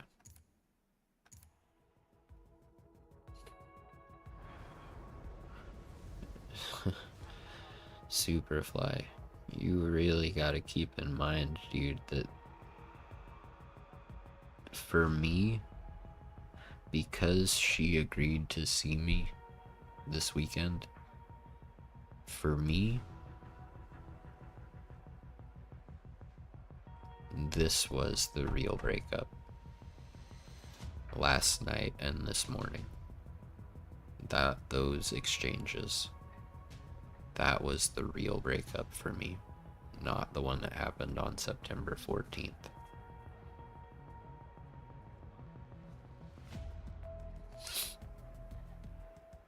So you gotta give me some time, dude.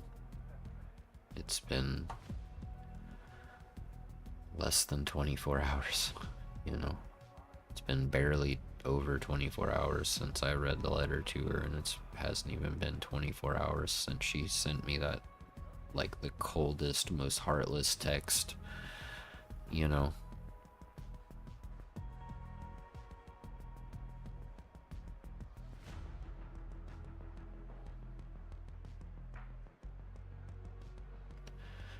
I don't know what movie that's from, Hubris, but it sounds funny.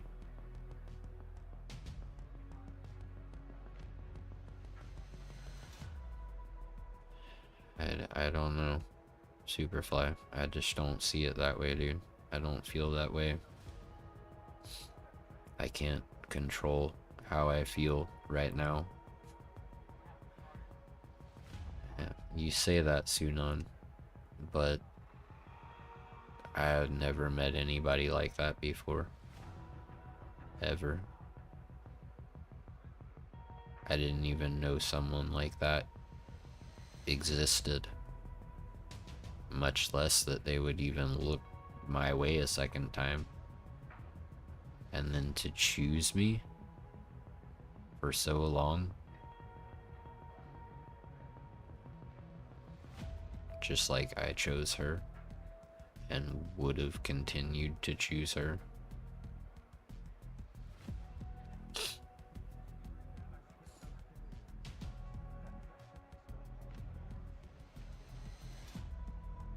Well, and that's why I'm here, Horizon. That's why I'm talking to you guys. That's why I'm streaming at 3:45 in the morning.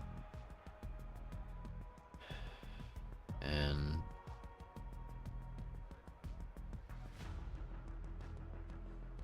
you know, because I can't. Yeah, Hubris. But like I said, it was 3 years after my divorce. I was so glad that I had a divorce from my ex-wife. I mean, it took me a couple of months after she moved out to really recognize how just I have no idea why we got married. I have no idea why we had a kid, and I have no idea how we made a marriage last that long when we were not compatible at all. And then I met this woman, and she blew me away, dude. Absolutely blew me away. In every way.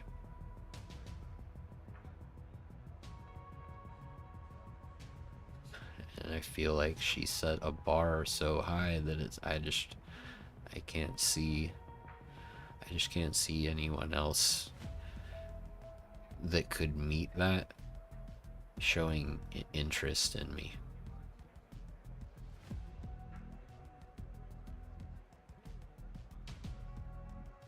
Just another, you know, someone else that is the total package like she was. And yeah, Sunon, I really, really, really loved her. I still do, dude. I'm not over it. I'm not. I can try to be over it. I can lie to myself and tell myself and everybody else, oh yeah, no big deal. You know, she was really shitty about the way that it ended, so, you know, that just makes it easy. Like, it's not true. And I'm left with more questions than answers right now, and that's probably how it will stay forever, but that's part of what hurts. You know, and I know I'm kind of talking in circles at this point because, you know, we talked about how I don't know that she has a lot of emotional maturity, and by her own admission, she's not good at dealing with, you know, like dealing with talking about things like a mature adult, you know, and I don't know, dude, just crazy.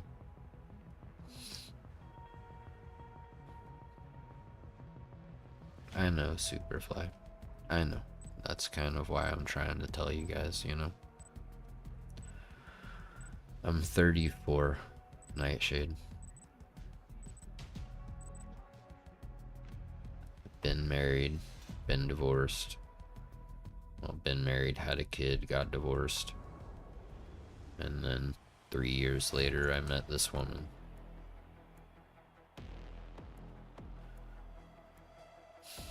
I don't think I'll be laughing about it, but I might be at a place where you know, I'm more focused on other things and whatever. I mean, I don't even think it's gonna take me a year to be able to start focusing on other things more and get past this level of emotional distress. But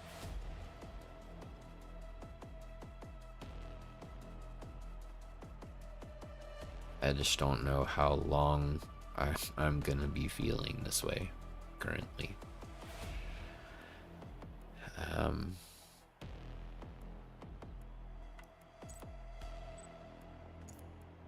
So yeah.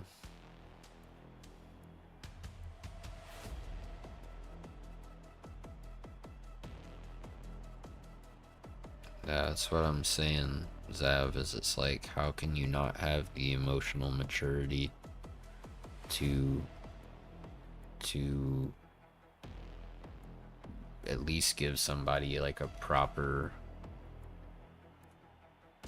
explanation as to how you got to how you're feeling, or why you think you're feeling the way you're feeling, or whatever, and then why you think, you know, that it can't work, or, you know, just anything, dude. Like, any kind of answers would have been lovely, but I got none. All I basically got told is, I never felt anything for you, and I started seeing someone recently, so piss off. Basically what I got told. After 18 months of nothing but happiness, love, commitment to each other, doing everything we could every day to spend as much time with each other as possible, you know, and just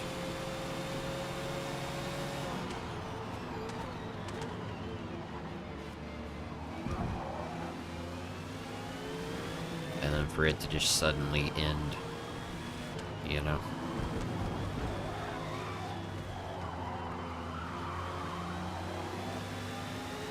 I don't know.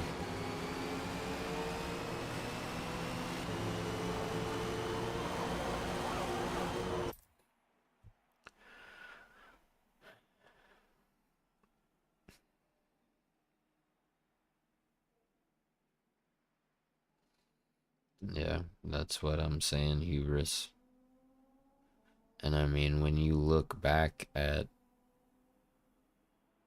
you know, like I said, when I look back at my marriage and my divorce, I'm at a place now where I'm like, that didn't even make any sense, dude. Like, how that worked at all, or lasted at all, is an insane mystery. And I'll never really get it, because,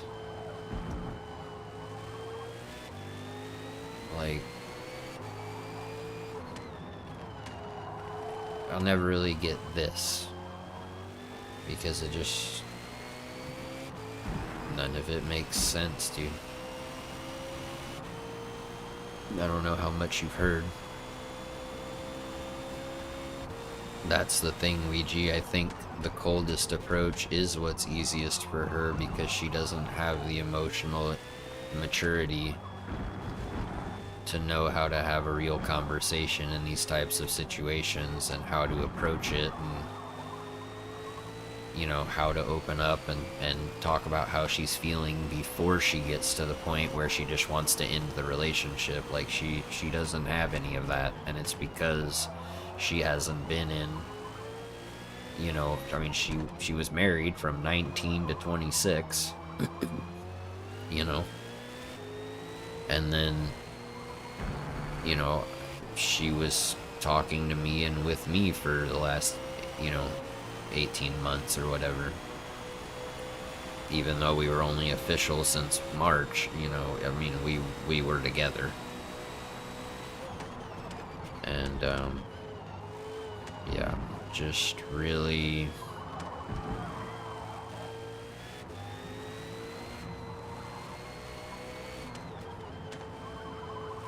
I don't know.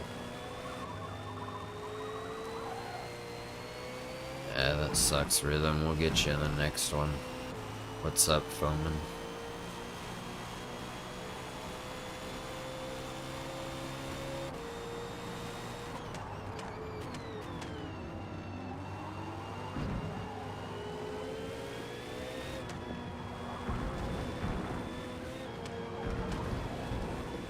I think some other people quit Rhythm, but I don't think anyone else got disconnected.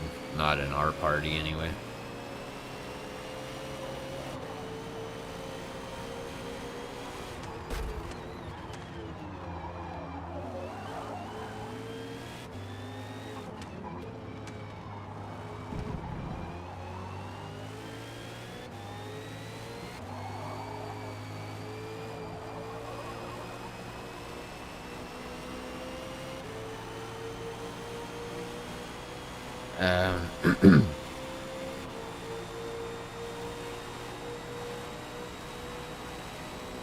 Yeah, I mean, that's why I'm here, you know, because I do feel like, genuinely, especially those of us who have been in Yako's live stream and had, especially the one, and if you know, you know.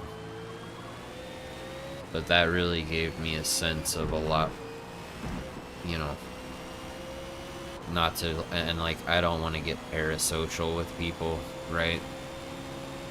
But in this instance, I don't feel like it's so much parasocialism as it is genuine human connection, so I don't mind it, you know. But that stream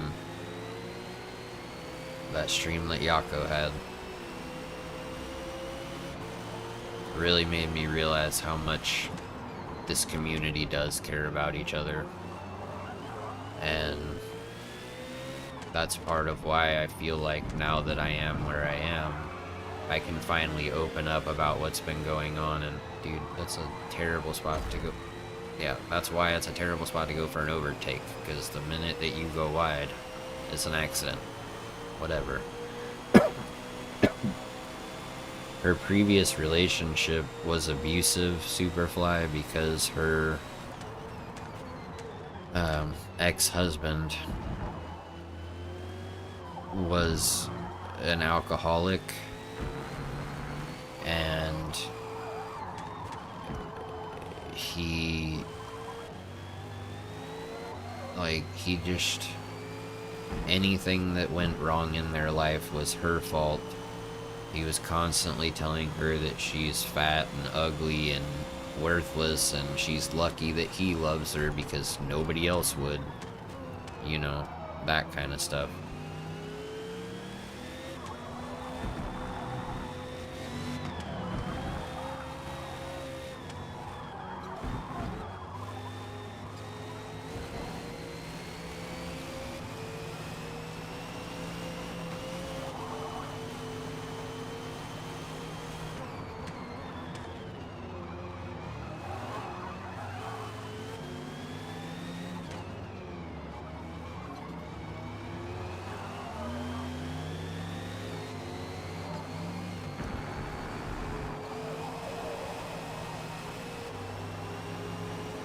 No, I didn't.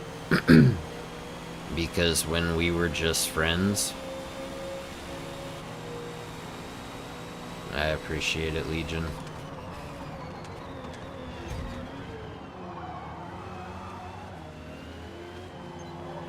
But no, I know that that wasn't the case, Superfly, because when we were just friends, and like legitimately just friends,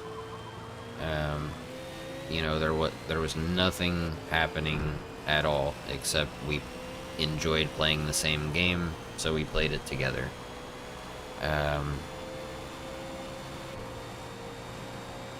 But you know, I heard him. I heard him say things to her. I heard him being a drunk, raging lunatic. You know, I heard him threaten to punch her, which is what prompted me to say something. You know, he threatened to punch her. And I couldn't not say anything when I heard that. And so I asked her, I was like, does he, like, hit you or, like, whatever, you know? And she was like, no, he's never, like, hit me or gotten physical or anything. But, you know, it's always just been, like, you're fat, you're ugly, you're stupid, you're lucky I love you because nobody else would or can. You know what I'm saying? And like I said, I heard a bunch of it, you know, during the times that we would be playing the game together, and he would be in the background just drunk and being an idiot, you know? And like, even little things, like neither of us drinks, neither of us likes alcohol, like there's so many things that people don't even really consider or think about when they're looking for a potential mate or whatever, you know, that just worked and just made sense, and that we just like naturally had in common, you know. And I don't know.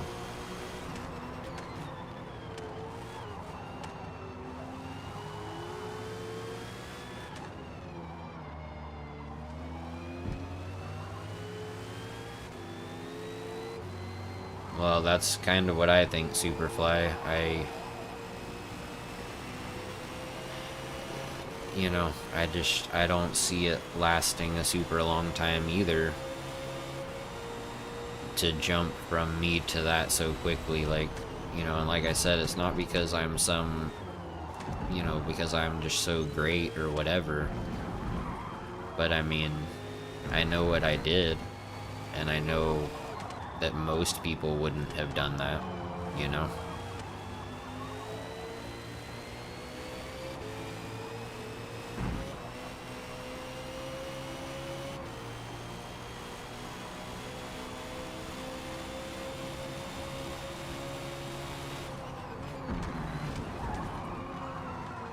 Whoa, caught the curb there weird.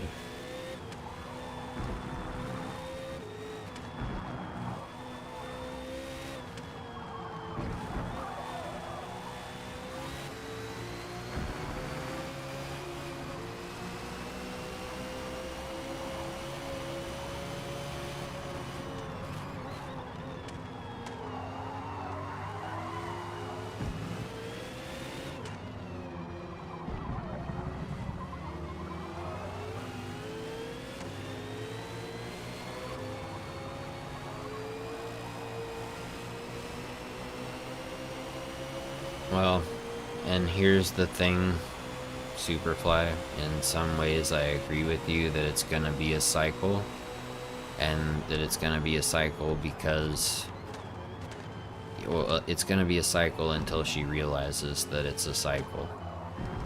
And, you know, I think that she has finally recognized what I've been telling her and drilling into her for the last 18 months, which is that she's great, and that, you know, she's not all the things that her ex-husband told her she was. That she's quite, you know, like, she's a lot more than that.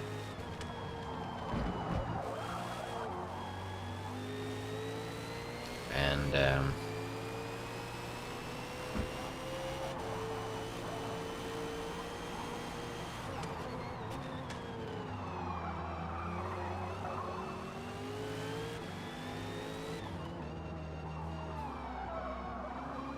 know it's really late to pit, but I honestly don't care.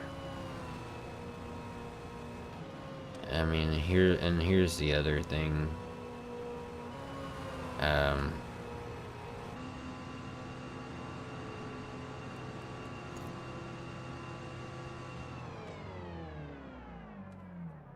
Though, and that's kind of what I'm thinking, Horizon, is like, maybe she does want that. Maybe she does want, you know, she needs some guy that can provide her with some kind of drama, you know, or she needs some guy that doesn't treat her the like they are in love with her and love her. You know, maybe that's what she needs. Or, like I said before, maybe because this is the first time she's felt like she could actually spread her wings and be single and date around and all that stuff, you know, maybe that's what she wants to do. Maybe instead of jumping straight from an abusive marriage to a relationship that seemed, you know, like too good to be true or whatever, like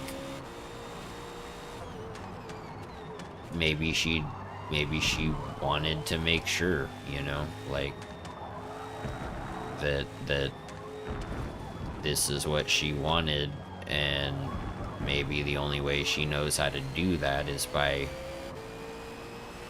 you know, breaking up with me so that she can go date other people. And, you know, I'll be honest, let her go date other people, dude. I know other people. I know how most guys think. I know how most guys are.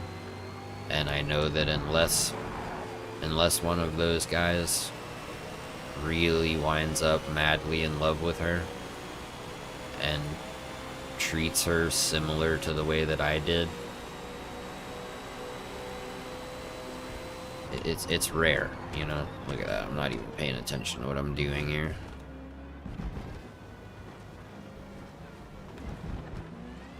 Well, and that's the thing, Superfly. At the end of my letter, I thanked her for a lot of things.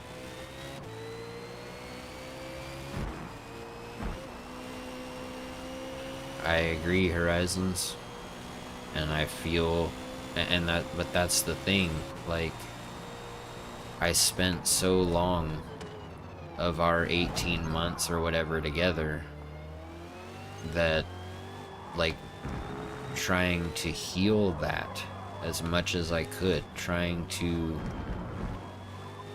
you know, I mean, I know that I can't heal it by myself. I know that she has to work on it too. But I really did my best, and I feel like I did a really good job, frankly, of showing her you're not what you've been told you are for years. You're better than that. You deserve more than that. You're worth more than that. You are beautiful. You are, you know, like, yeah. But at the end of my letter I wrote her, I did tell her, I said, you know, thank you for being there for me. Thank you for showing me kindness and compassion. Thank you for, you know, caring about me the way you did. Thank you for making me feel special. Thank you for spending so much time with me and showing so much interest in me and being part of my life. You know, thank you for allowing me to be part of you and your life for so long. You know, I made sure that I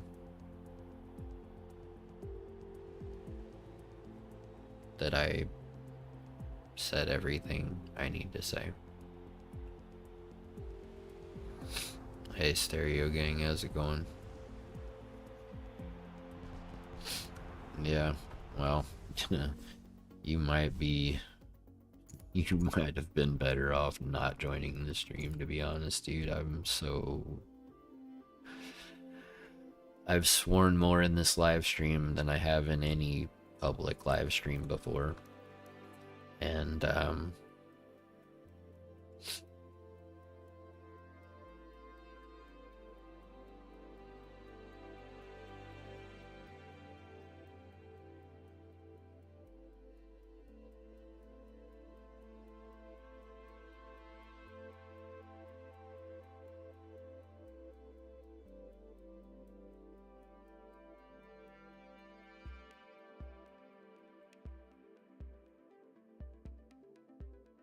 yeah, I mean, if you guys want to join, just join up. If you don't know how to join up, check the description, but make it quick because we're doing spa.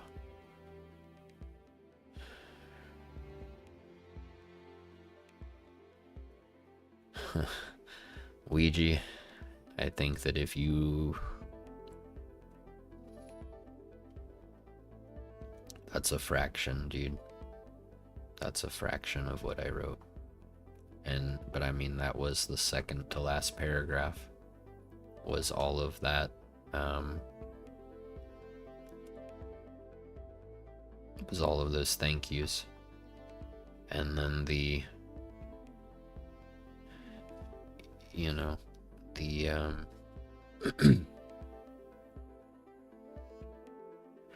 the very last paragraph was, you know, but most importantly, thank you for loving me the way no one else has, and for teaching me what it means to fall in love with your best friend. Even if it wasn't real for you, it was very real for me. I'll never forget you. And if this is really the last time I get to see or talk to you, then I want to tell you one more time that you mean the world to me and I love you very much. That was the last paragraph, and I remember that from heart. I was not looking it up just now. I was adding a Ventrador. You can join now. We are friends. Stereo Gang, if you're on my friends list, then yeah, you should be able to just join up. If not, read the description and then join up.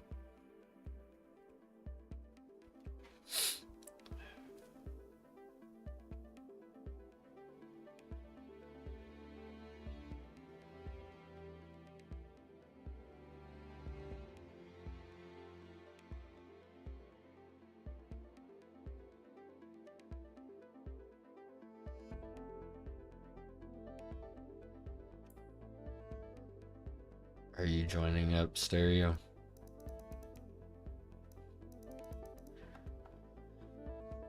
I don't know that she did though, Superfly. I don't know that she did, because I don't know who she's talking to or how long she's been talking to him or how long she's known them or anything like that. I don't send invites, Stereo Gang. Just join up. Just join game.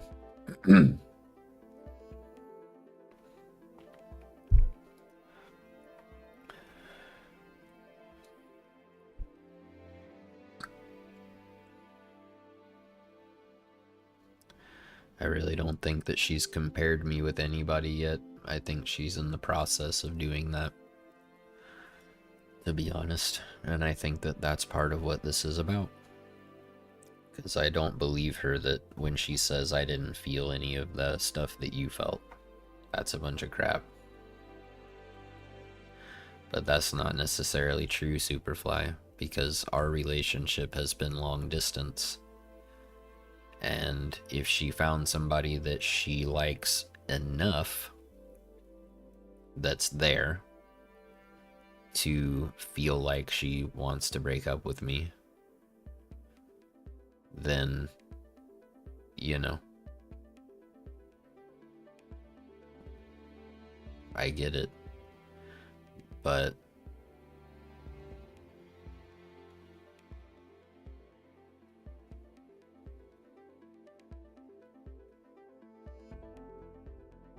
are you on PC, Stereo Gang?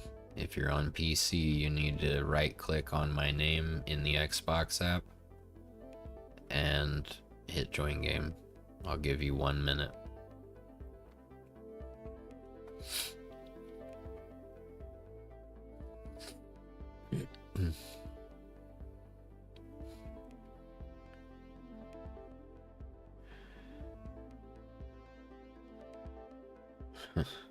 Yeah, Ouija.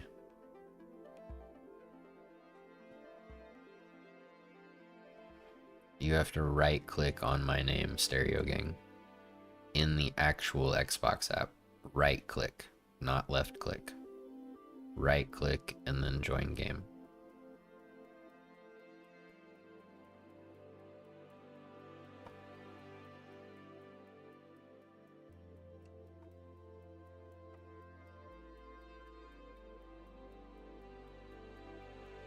And you have to do it in the actual Xbox app. You can't do it on Game Bar.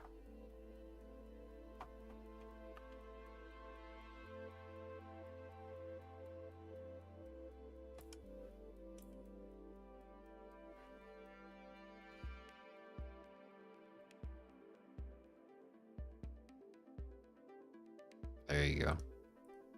See, I didn't even have to invite you.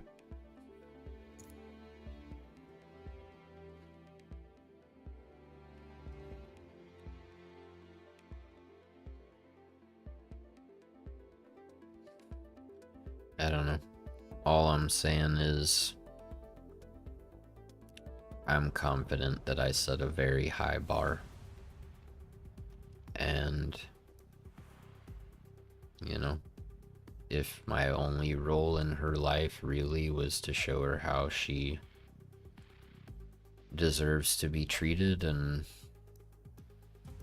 you know, pulled her out of that dark place and you know, gave her confidence back and, you know, taught her how to believe in herself again and things like that. If that was the only purpose I had in her life, then at least I had a positive impact, right?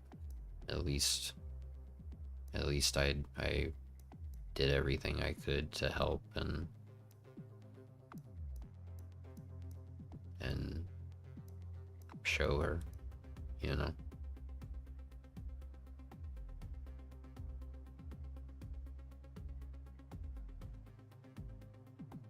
That's the thing, Horizons. I've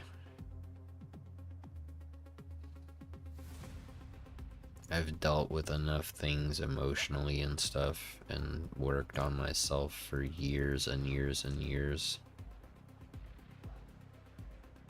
And yeah, I find that dealing with the emotions when you're feeling them instead of trying to convince yourself that, you know, the other person is terrible or that whatever, you know what I mean? Like, I would rather just deal with it when they happen, you know? I would rather just feel them when it's time.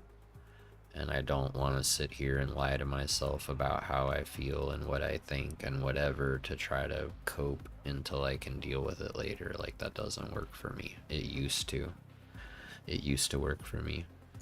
But like I said, dude, I've been actively working on myself for over a decade. Whether that be talking to people, right, like counselors or whatever, whether it be actively changing how I handle a situation or how I respond to something, right? So let's say that, you know, a year ago or 2 years ago or whatever, if something happened, I would have responded to it very differently than I do now.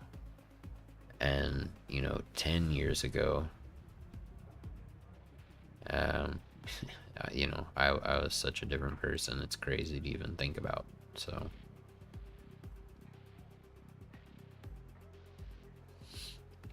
I wish it worked that way, Superfly. I wish that I could just sit here and tell myself, you know, all of the things. Oh, well, you know, she did this to me, and the way she did it was so terrible and so crappy and so disrespectful and so, you know, she used me and manipulated me and you know, like, played me like a fiddle, you know what I mean?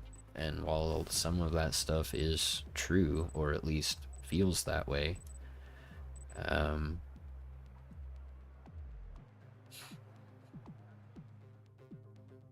don't know, dude. Like I said, I've never felt this way about anybody before.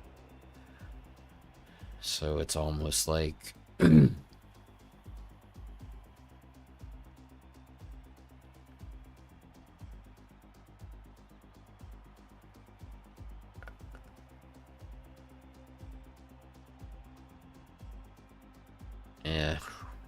but I don't believe her, Superfly.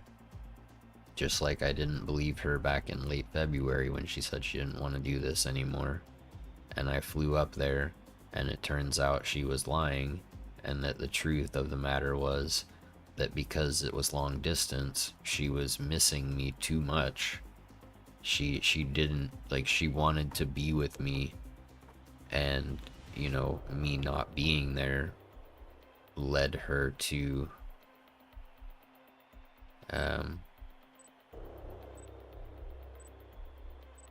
well, I don't want to be in control, Superfly.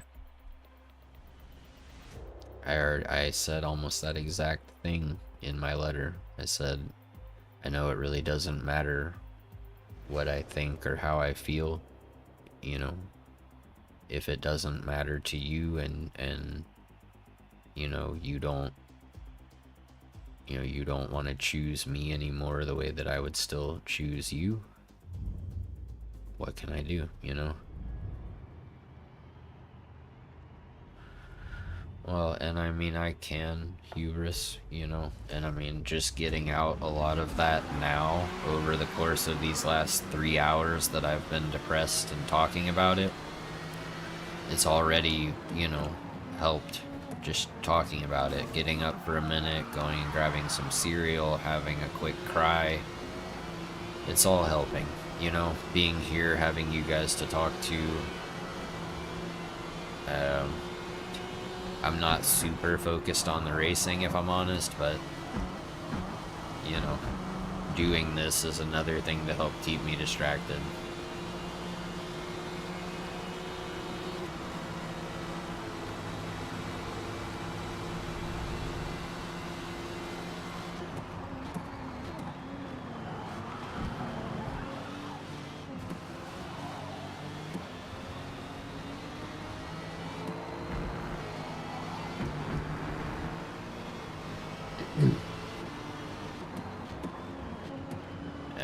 A caution box, if you guys want to know what's going on, rewind the stream. You'll get an idea pretty quick.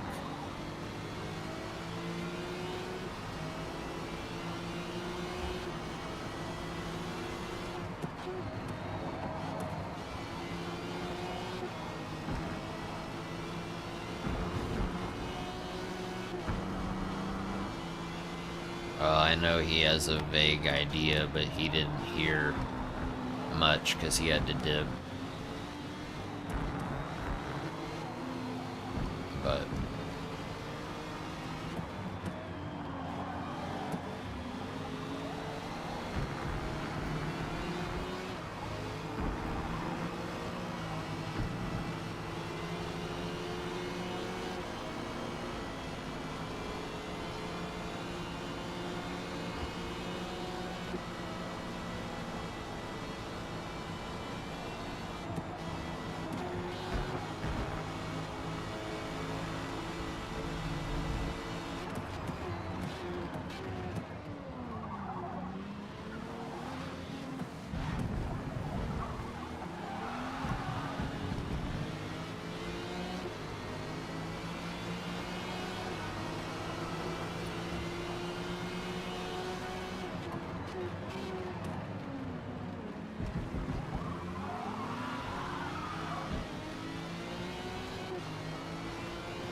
sounds good, Legion. Take care, man.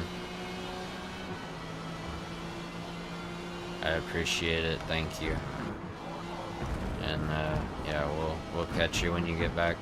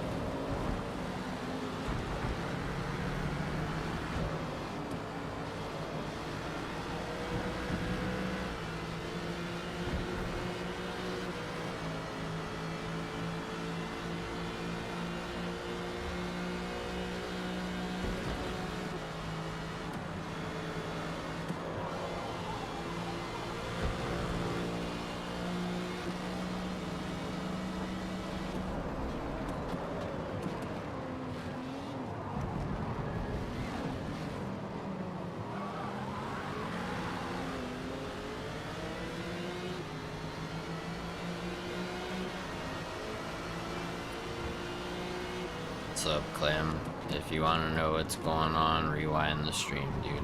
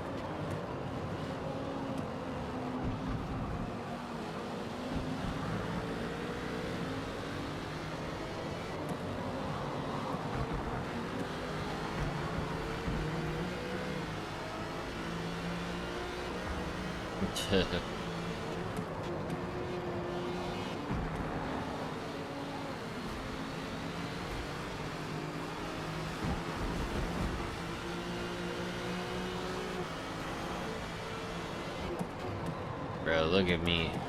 The poor little Aston being mobbed by NSXs and Mercedes everywhere. Get wrecked, noobs. I'm in the slow car and keeping up. And I'm not even mentally here. Pick up the pace, bros.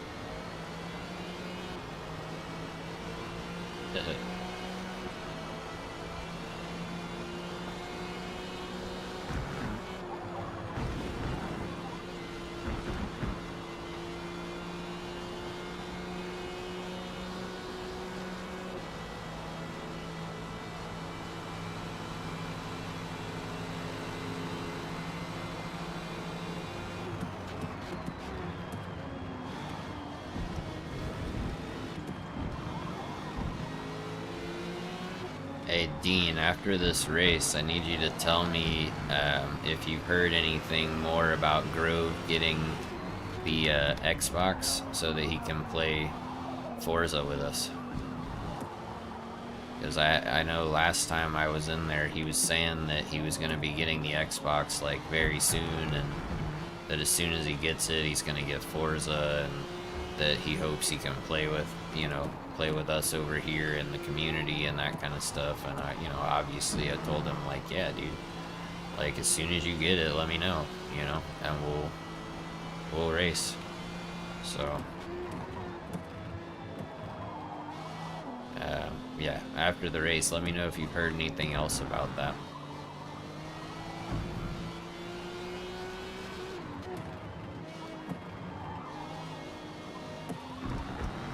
Oh, the old Viper, you could take Eau Rouge without lifting, no problem.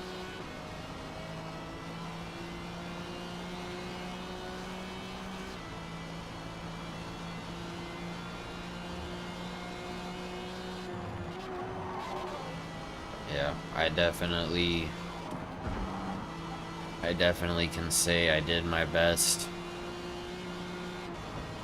And I gave it my all given the situation and circumstances, you know. Oh, that was... Alright. What just happened there?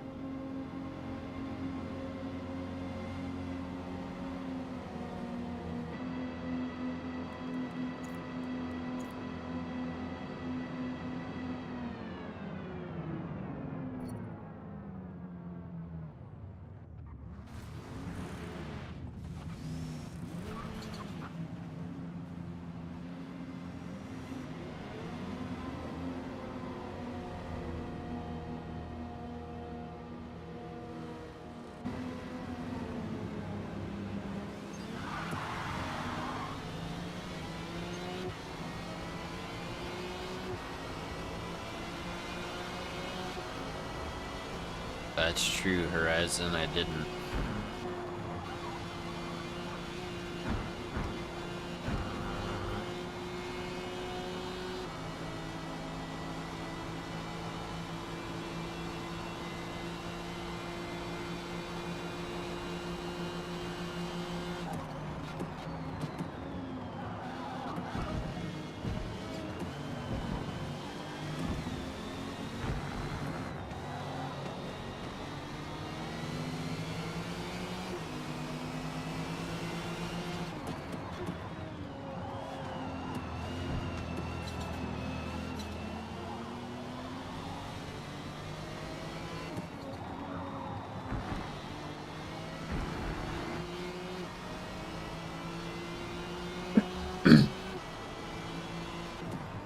Here's what I've heard from people mostly that I've talked to about this, and to be honest with you,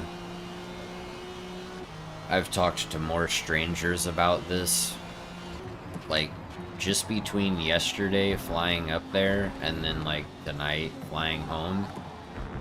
I talked to 3,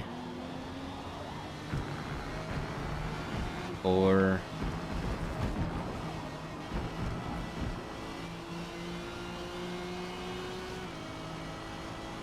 yeah, 4 different strangers about this.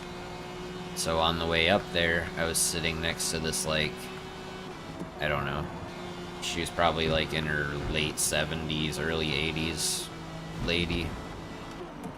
And, you know, I let her read the letter that I wrote, and it made her cry.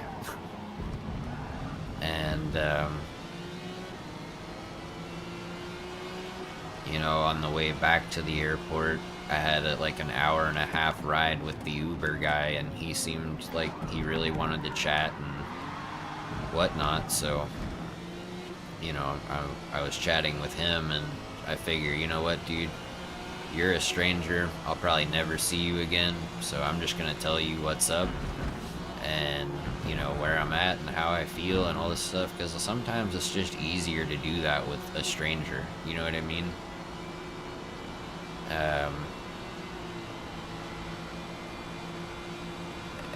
So, you know, I talked with my Uber guy for an hour-and-a-half about everything. I talked with the Uber guy that picked me up from the airport here. I talked to that lady on the plane. And then I talked to another lady on the plane on my way back here. So, Uber driver on the way back to the airport up there. Well, lady on the flight here. Uber driver on the way to the airport, leaving there to come here. Lady on the plane, Uber driver from airport here to my house.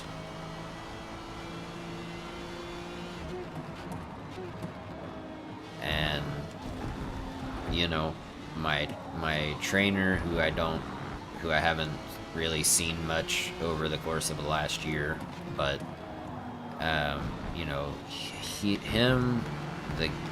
Uber driver that took me, you know, all the way to the airport up there for that hour-and-a-half drive, him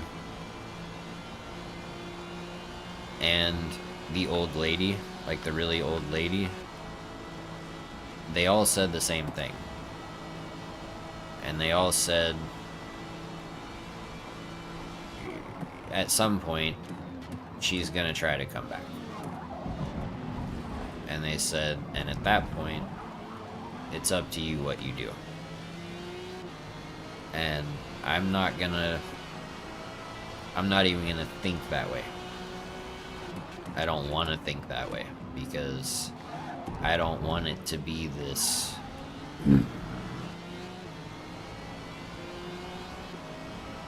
oh, I'm back, you know, oh, you were right, like, other people aren't super nice, other people aren't super thoughtful, other people don't love me the way that you did, other people don't make me feel the way you did. you know, like, part of me is just kind of waiting for that to happen, you know. But at the same time, most of me is like, whatever, dude. Like, I know I did everything I could. I know I said everything I had to say. I know that even though sometimes, you know, when I would like buy a gift, I probably should have bought a plane ticket instead. So even though sometimes I was doing it wrong, or at least it feels like I was doing it wrong, I still did the best I could, and I know that my heart was in the right place. And that's really all I can do, you know? And, you know, if you, like, if you guys, what you guys are saying is true, and there really is, you know, there's gonna be someone better out there or whatever, like, that is an unfathomable thing for me right now, is someone better. Because of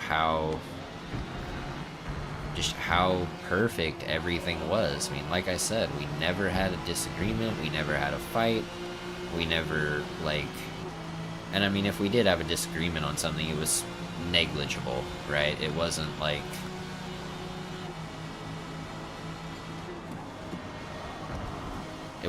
some kind of big, you know, whatever, relationship ending, you know, disagreement or whatever. And, yeah, just very weird. Very, very, very weird how we got here.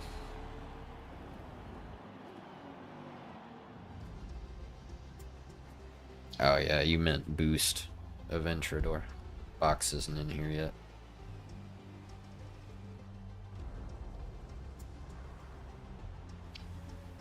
Well, the way we originally met Superfly was in a YouTuber's live stream chat. But yes, we met in real life several times, you know, like I drove out to El Paso on my way to Utah, which was way out of the way, but I did that to see her, and that's the first time we met. And then, you know, because everything went really well, I stopped back by there on my way back from Utah. And it just kind of progressed from there. But yeah, I mean, you know, then she drove 10 hours. Hear me right now. She drove 10 to 10 and a half hours. No, you didn't cause it, Rhythm. I pushed the throttle too much. My tires were dead, and I, you know, like flipped the car into the wall. Well, but that's what I'm saying, Superfly. That in March, that when she agreed to be my girlfriend officially, that's what we were talking about. And that's what she said. She said, missing you is what's so hard, and missing you is why, you know, I don't think that I can do this. And we talked, and we, you know, decided, hey, we're going to see each other more often. That's going to be the priority, is seeing each other. You know, and the talks had always been, especially at first, how she just can't wait to move here and to live with me. And then that turned into, once she got back home where she's from, into, I don't know if I'm ever going to want to leave here. And then, you know, that's kind of where it was left, but I never got a definitive answer. And so going up there this time, when I said everything I had to say, I made it very clear that, you know, I would have done anything to be with her and to give us a real opportunity, to give us a real chance to actually be together every day. Because I honestly think that if I had that things would have continued to be the way that they were, which was better than I ever could have hoped for. But, you know, it is what it is. We're here now. I'm grieving so that I can pick myself up and try to get back to being a better streamer at the very least, right? Because this is terrible.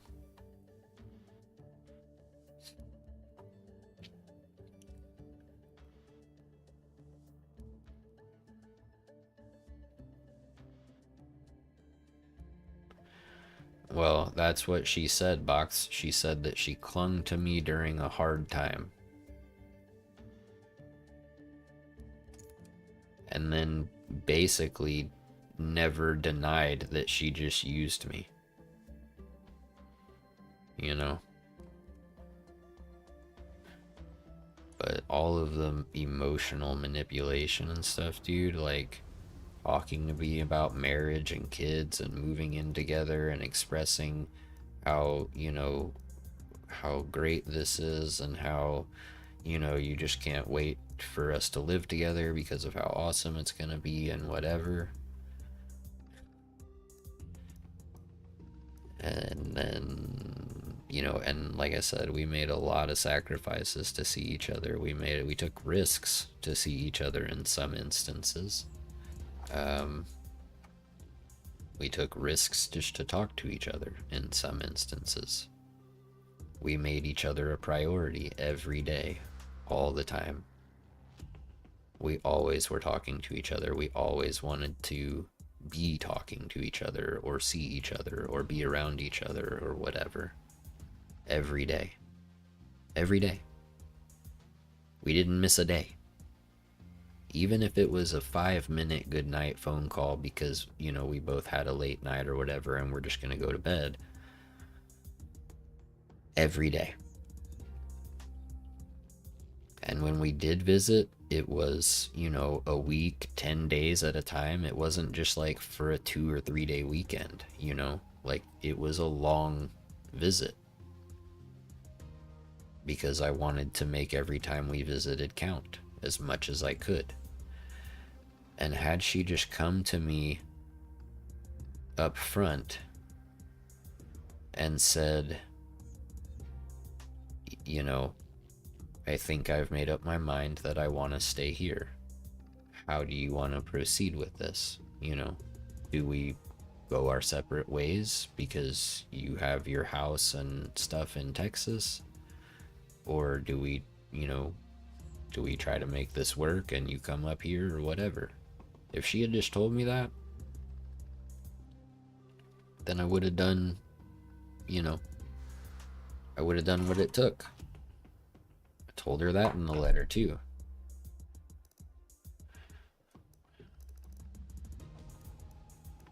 Well, apparently not, dude, because if my letter didn't mean, like, if my letter didn't connect with her at all, if what I had to say and what, you know, if none of that, that's the thing though, Superfly. I am confident that she did not find somebody better than me. I am confident that whoever she is with right now, whoever she's seeing, is probably just a dick for her. Sorry to be crude about it, but that's probably the case. And, you know, is there, lives in her town.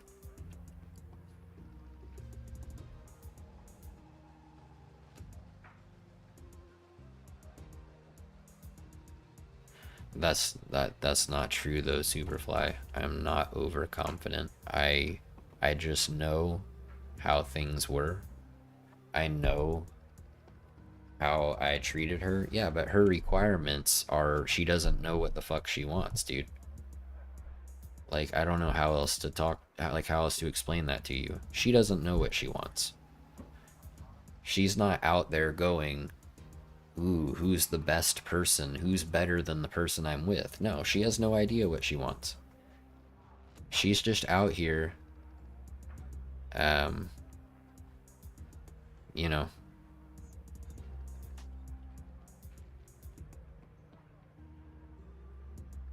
nah, I don't look at it that way, Akash, because the letter wasn't designed to try to change her mind.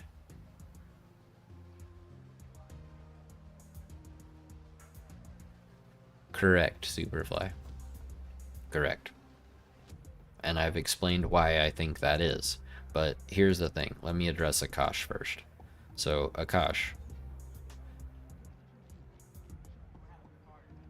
I didn't do the letter for her. I did the letter for me. I did the letter because I needed to know that I said everything I needed to say, and that would give me peace to some extent. You know, just knowing that I had the opportunity to say everything I needed to say, to express how I felt, and that I was willing to let go if that's what I had to do. And that's where we're at. Well, that's what I'm saying, Box. I don't think that I really think that that's what she's gonna do. I feel like that she's gonna wind up bouncing around from relationship to relationship, basically testing different men and you know, seeing how they treat her and whatever. And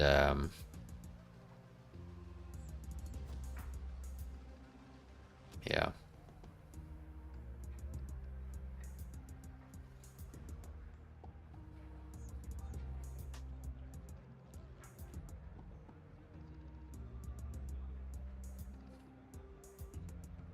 But yeah. Well,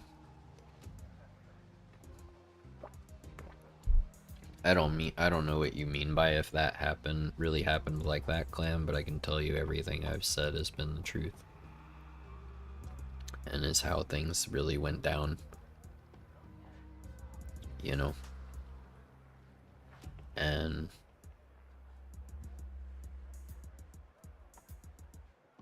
so to address Superfly's comment about, by my logic, she doesn't even know if she wants me,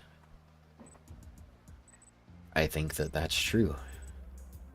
I really don't think she knows what she wants. And I think that because of the long distance with me, it made it a little bit easier for her to say, hey, you know, I don't want to do this anymore. And I think that she said that because she wants to, for the first time ever as an adult, be able to actually date around, be able to actually like get courted by people and try to see like what's out there.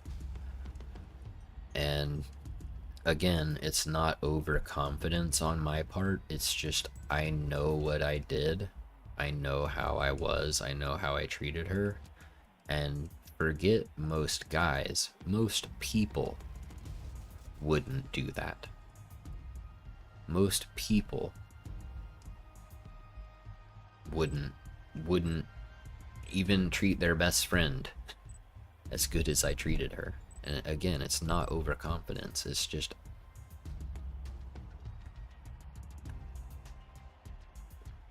but I know she valued my inputs. Again, because the way that she treated me, the way that she responded to the things I did for her, and again, it wasn't always like gifts or money stuff, right? I mean, that was part of it, but even just like the little day-to-day things, you know, were, I know meant a lot to her. And, you know, I still am sticking with what do I want in my next partner. I don't even want to think about another partner because as of right now, I really am not interested in anybody else, right or wrong, you know? Like, I'm gonna need a while to even think about possibly dating someone else. And when I say a while, I mean a long time.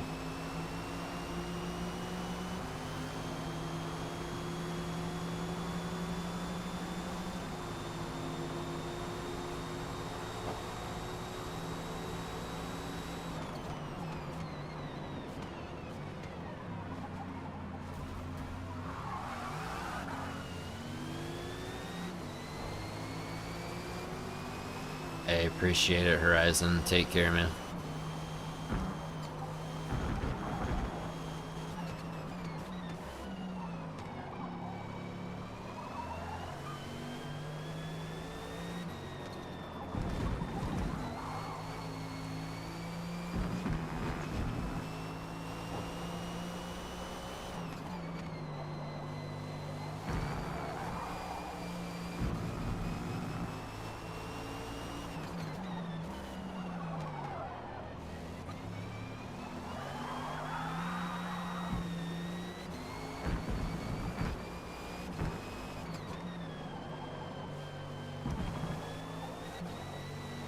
But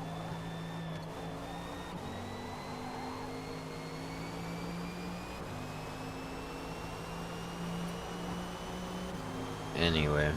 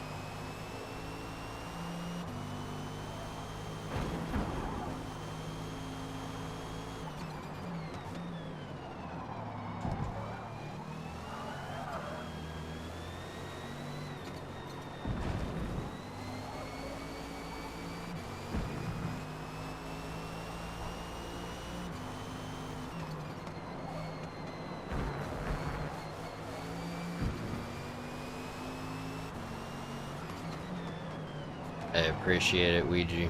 Take care, man. Have a good time.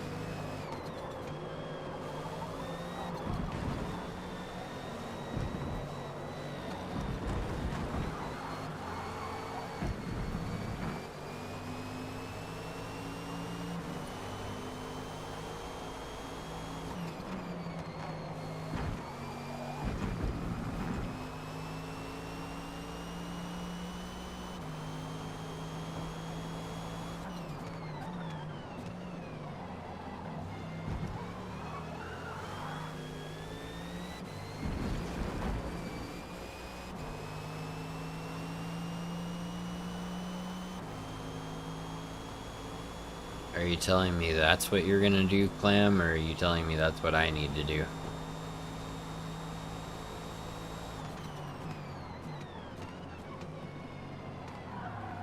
You got kicked again? That's lame.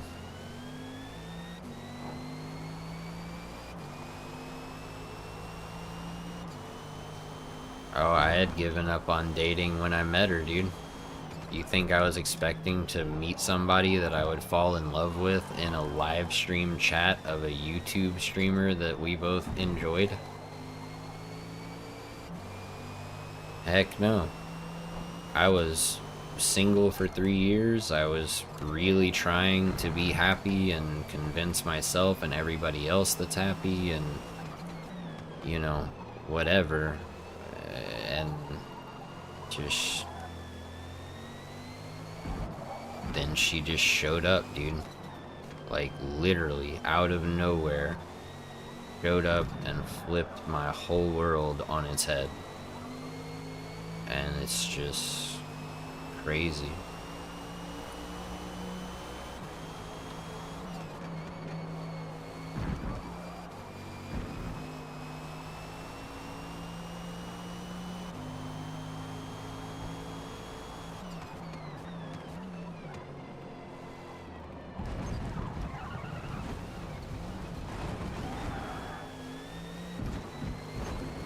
Reading chat too much. Mowing the grass and letting Boost and Aventra run further and further away.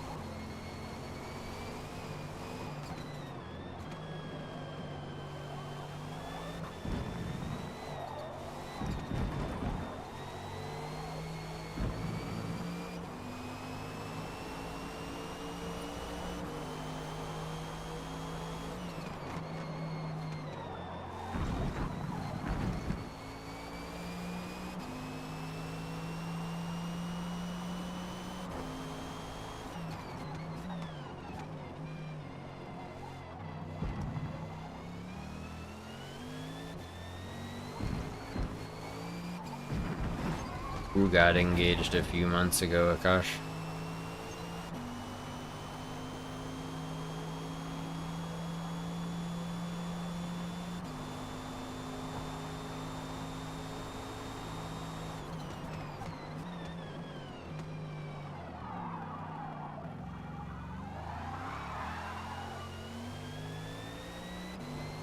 Yeah, I'm just, honestly, I've been reading the chat and talking to you guys more than, I mean, I don't really care about the racing. I'm just kind of doing it so that you guys have something to watch, but just hanging out, I would be cool, legit, with just sitting here talking, you know? The girl that told you she loved you just got engaged.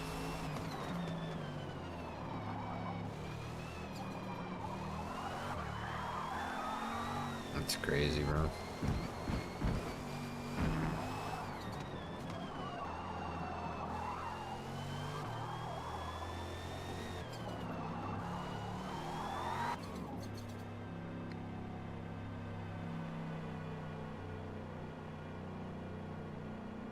Yeah.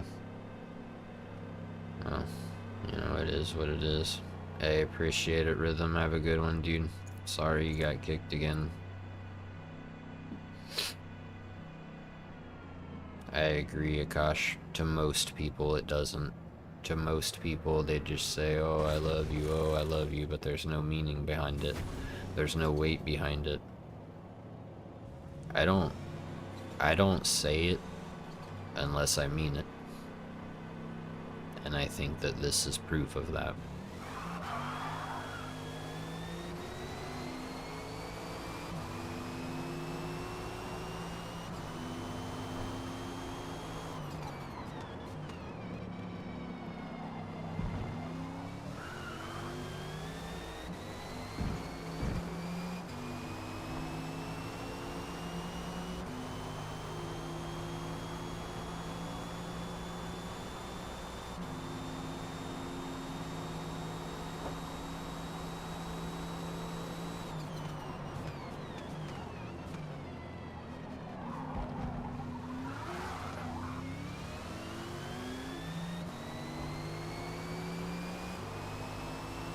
You're telling me, Akash.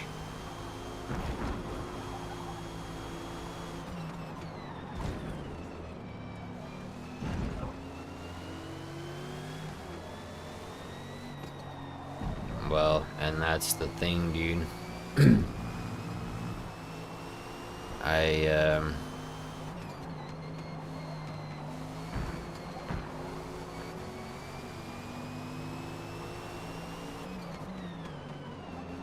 That's kind of what this one feels like is gonna do. This one feels like it's really...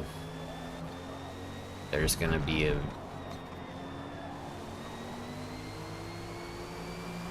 There's gonna be a barrier.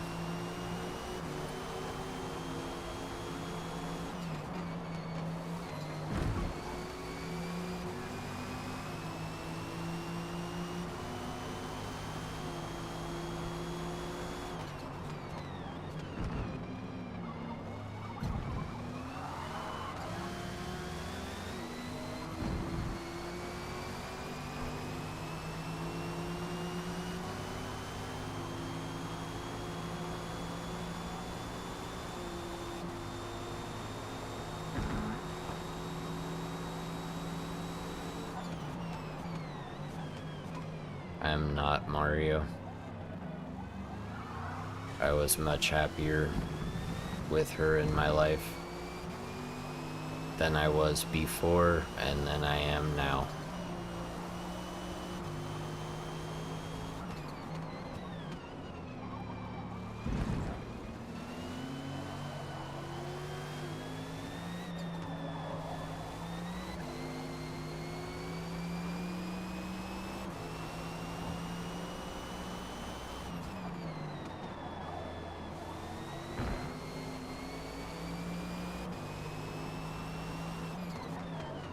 Well, and that's what I'm gonna try to do, Akash, you know?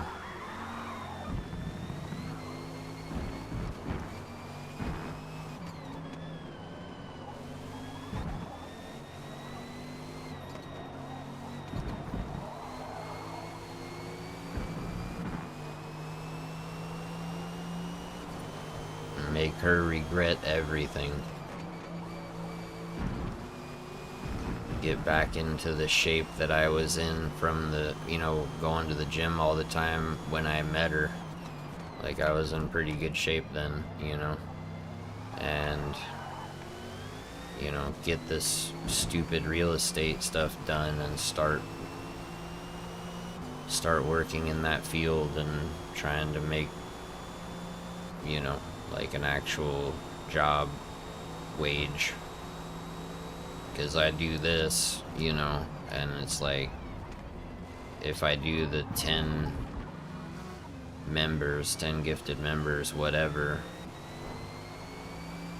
for the entire stream with no ads, and then I stream for 10 hours, I made like $3.50 an hour for that 10-hour stream.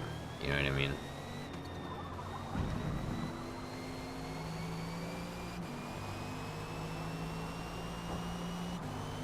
Mario, you gotta rewind the stream if you want to understand, dude. This isn't just like, oh, you know, me and this girl just broke up and it's whatever. This was some serious, like, I don't even know how to, like, well, rewind the stream, Mario. You got almost 4 hours of where and how to learn my situation.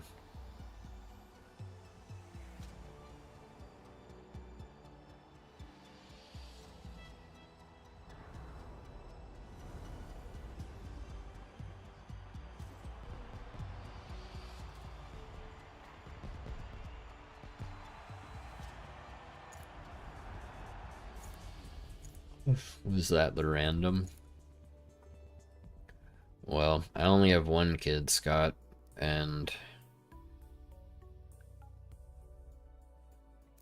I don't know, I don't know. I just don't feel like I'm a great dad sometimes, you know? So, between feeling like I'm not a great dad and feeling like I've apparently failed miserably in this relationship despite feeling like I did,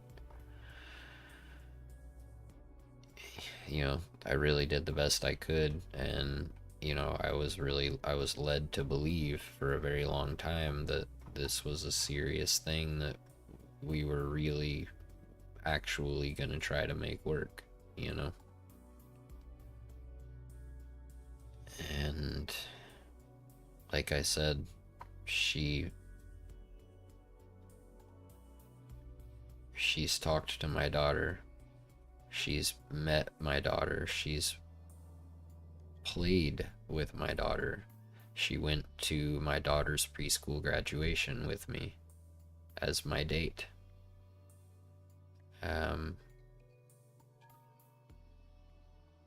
You know, she met my family. She's met, you know, everybody, and done a lot of important things with me, you know?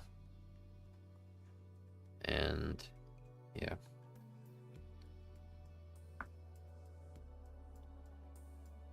Well, and that's the thing, Mario. We were about to take that next big step, you know? She met my family, my daughter, all that stuff. And, you know, I was supposed to be meeting her family. But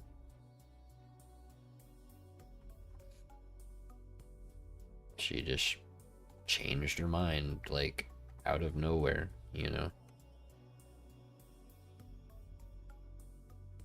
It's just super weird.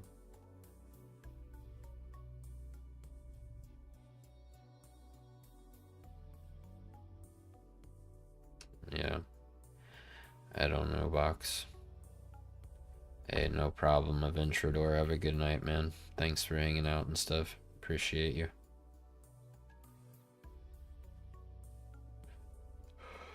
Catch you next time, dude.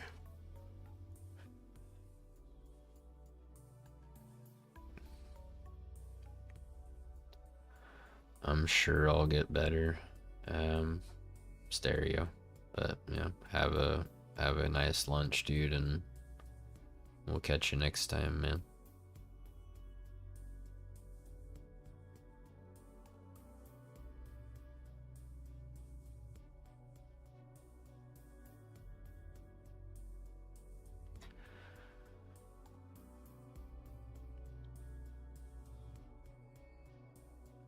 Well, I mean, with my daughter, Scott,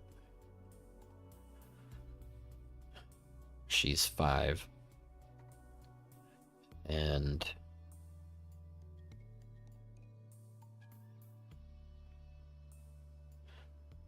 yeah, well, cold feet is kind of what I kind of think about it that way, Box, because like I said before, she's never really had the opportunity to see what's out there.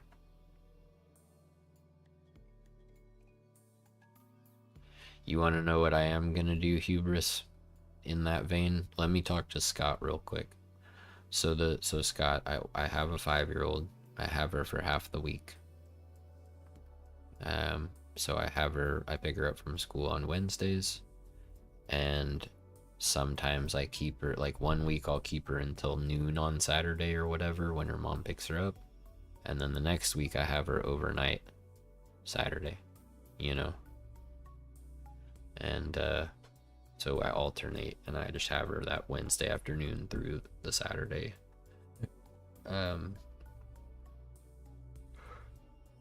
Her mom and I have been divorced since she was like right before she turned 2. Like 5 or 6 months before she turned 2. And that's kind of been our schedule the whole time, her whole life. And I just feel like her mom can give her more experiences than I can, because her mom is a social butterfly and has tons of friends and has tons of friends with kids, and she's very active, you know, go, go, go, go, go, always doing something, never at home, you know, always somebody to see, somewhere to be, that kind of thing. That's not me. I'm exactly the opposite of that. I have no friends. Anybody who says that they're my friend and that I, you know, if I call them, they typically answer, I say, hey, do you guys want to get together and have like a play date for the kids? And it's always some excuse about, oh, I can't, or oh, let me check my schedule and see when I'm gonna be off work and I'll call you back and let you know, and then they don't, you know.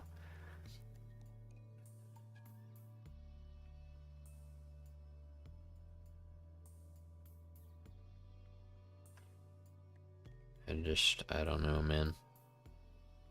Maybe I'll do what I used to do, man. You know what I used to do for a long time?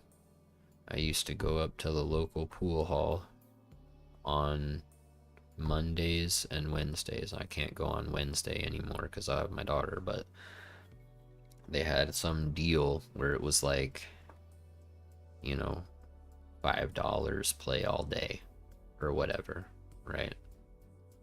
So maybe I'll go start doing that again just to get out of the house, you know, because I don't know what else to do. I don't know where to go. You know, I don't want to go to a bar. I don't want to go to a bar. That's not where I want to meet somebody. That's not how I want to meet somebody. You know, whatever. But also, hubris, to get back to what you were saying. You know what my plan is? In about 12 hours from now, a little more than 12 hours from now, is to go see my tattoo guy. And we're gonna start working on a sleeve. And we're gonna work on it until I feel like I have been stabbed enough.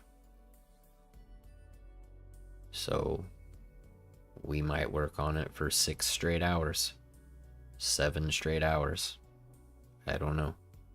But he said that once we start, we'll go until your body can't handle it anymore. And I'm so numb right now. And hurting, like I'm hurting so bad inside that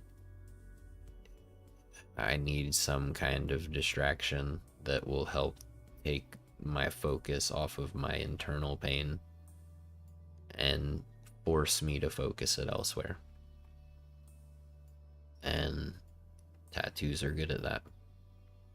Considering I want a sleeve and there's gonna have to be cover-ups and all that kind of stuff, you know, it's gonna take a while, which I am a-okay with. Please say lower back. Nah, bro, a sleeve. Like I'm gonna take my whole arm which has, you know, several tattoos on it already. And I'm gonna cover the whole thing, everything, sleeve it out from, you know, right here all the way, like up to my shoulder.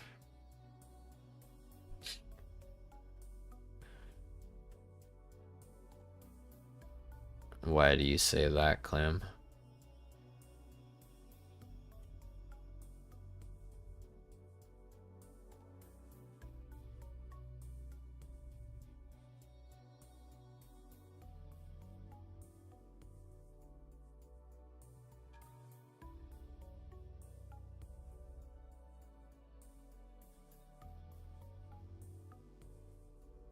Well, if I let her make some of my tattoos, Scott, I would have a big scribble.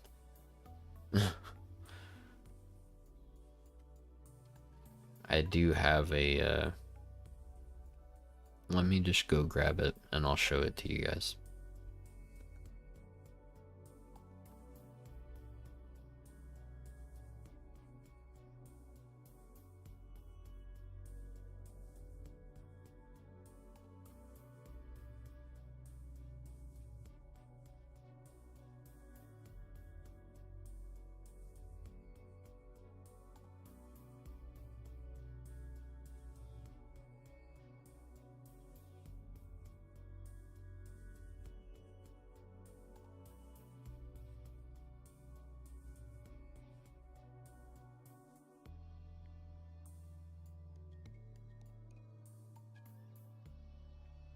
So, this is the first time, and I think it's still the only time, but this is the first time my daughter ever wrote me a note on her own. And while she had help with, you know, how to spell things or whatever, she wrote everything by herself. She signed it with her name, and she put a little heart and a big heart next to each other as like her heart and my heart. But this is,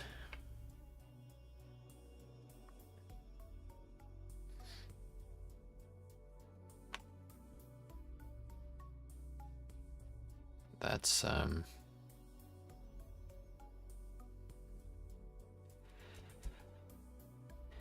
you know, if I was gonna get a tattoo of something that she drew, that's what I would probably get something like that. I just don't know where I would put all of it that big or whatever. But yeah. What's up, Barina?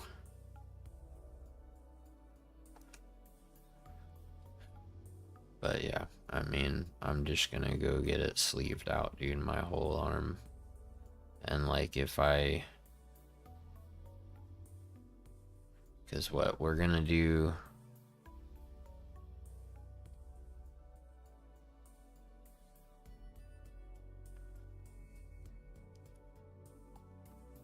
yeah, at Superfly, I know we're talking about other stuff now, dude. This is, my daughter wrote that. She's 5. This has nothing to do with any of that, Superfly.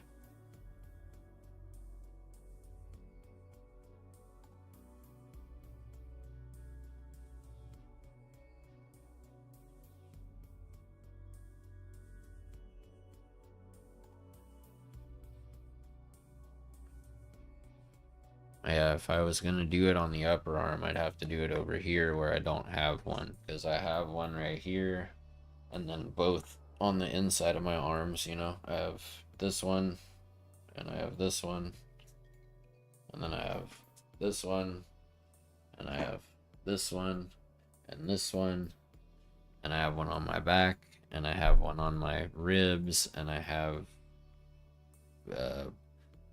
one on each calf. So yeah, I have quite a few. Oh, and I have one on my chest here and one on my chest here. You know. What do you mean you didn't say anything, Superfly? You said All this is just overthinking what she feels, and how you made her feel can't be comprehended by you. You've only got your side, not hers. Like, I know, but that's not what we're talking about anymore. We turned to this, you know.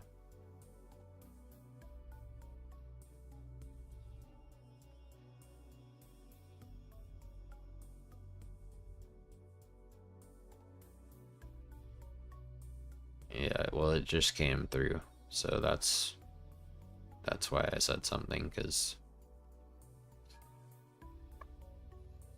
I'm trying, Al, but that's the thing, dude. And this is part of what I'm struggling with. Look, dudes, I don't want to do either of these.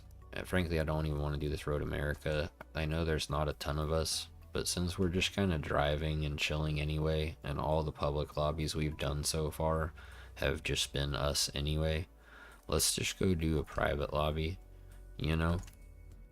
That way we can pick whatever we want, and, you know, whatever. It doesn't have to, we don't have to worry about safety rating or skill rating or any of that crap. And we can just drive and chat and hang out.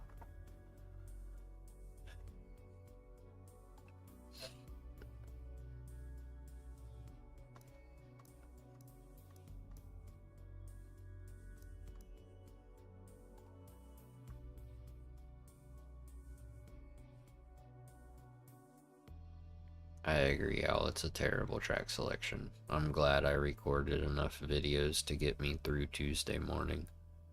Although the video for tomorrow, for those of you who are members, the video for tomorrow is pretty terrible. But, you know, it is what it is. I want it to be kind of a mix hubris. So, I don't really want to do NERB GP boost. I want to do a track where I don't have to really think very much or try very hard. So, you know, a track like Daytona or Yas or Road America or Hakone, whatever.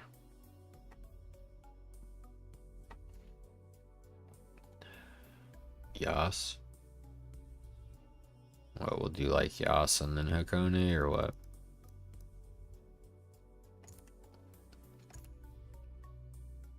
Hakone. Now we have 3 Hakones versus 1 person saying Yas. So let's do Hakone. Do that. That sounds good to me anyway. I'm always happy to do Hakone. Question, how long do you guys want it to be? And no, I haven't played GTA in a long time. But hubris, back to your question. So when I was 27, maybe 28. Heck, I may have even been 29. I don't know. I was somewhere in that, I was somewhere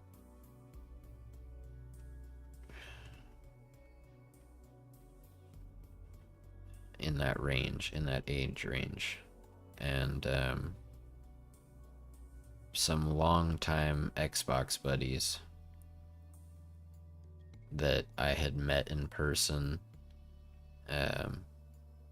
you know, like 2 years in a row, we went to Utah. We got a big Airbnb, and there was like 10 of us, you know, that all played Destiny 2 together for like 3 or 4 years. And like a bunch of the guys already lived in Utah, but then we had like 2 of us that lived in Texas. We had a dude that lived like in Oregon, you know, and like we all just would go and meet there in Utah and hang out and like go hiking, and like we went and set up cots and stuff on a lake and just like slept under the stars right on the shore of the lake. Like we didn't have a tent or anything. It was cool, and I had never done anything like that before, right? Just like sleep outside completely. But those guys, they would always be talking about different anime and stuff, right?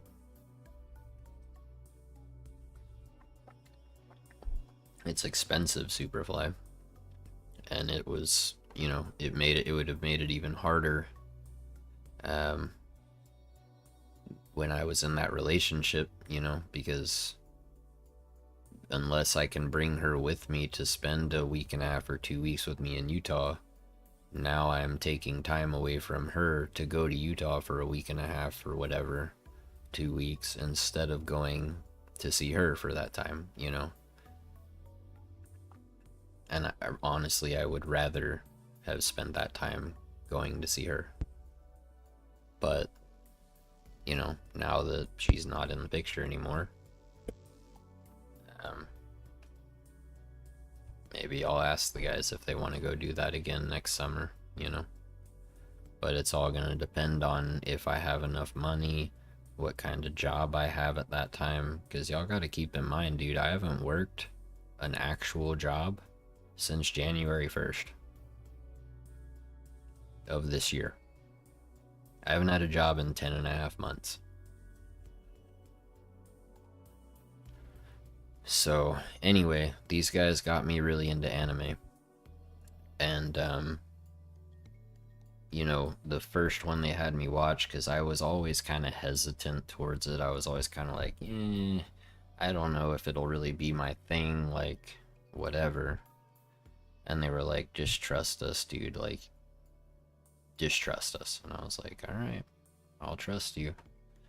And,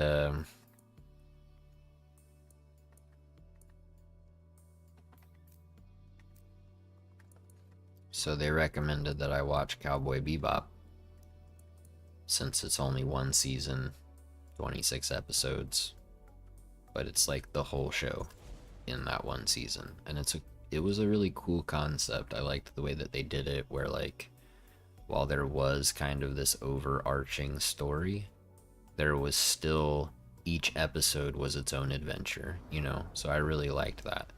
And so then they, after I liked it and watched it and all that, they were like, you know, well, dude, you gotta check out Naruto. And I was like, Naruto? And they were like, yeah, go watch that. And I was like, alright. And, you know, I was watching the first one, and it started kind of slow, but then, like, bro, episode 49, when Rock Lee removes the weights and has his fight with Gaara, from that moment on, I was like, this show is awesome. And Rock Lee quickly became, if not my favorite character, one of my favorite characters. But I would say Rock Lee is probably my favorite character in that whole show. And I'll tell you guys, there are two parts of that show that really, like, two different episodes, and not even whole episodes, just moments in episodes that really jumped out at me and really stood out to me. And it was, you know, the episode where it shows Rock Lee, like, as a kid, and he's out there just like punching the tree log over and over again, and kicking the tree log over and over again, and doing squats over and over again, just doing anything he can to get better, because he wants to prove to people that even though he might not have all the same natural gifts and talents as everybody else, that he can still be as good as anybody else. And the other episode, you know, and then of course Mike Guy pops up, and he's like, you know, whenever Lee like breaks down and starts crying, he's like, you know, quitting already, Lee, you know, and just like, I don't know, he just like knew what to say. And he was like, you know, he was like, you may not be a genius like Neji, but you're a genius of hard work, you know? And like, just, I don't know, dude. Like, so that episode really stood out to me. I really liked that episode, and it was an episode where I felt like some serious emotional connection. The other one, and the one that, like, that one teared me up a little bit, but the episode that really made me cry, like actually cry, was the Waterfall of Truth.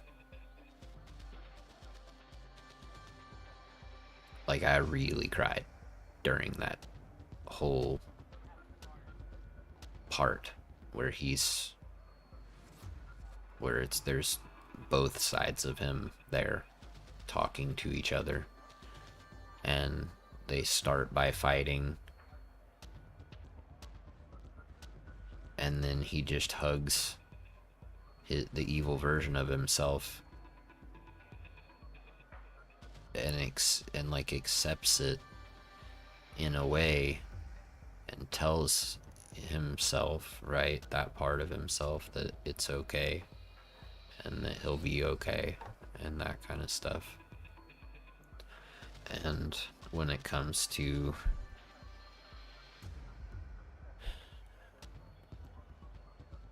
I can relate to the two sides of yourself thing a lot.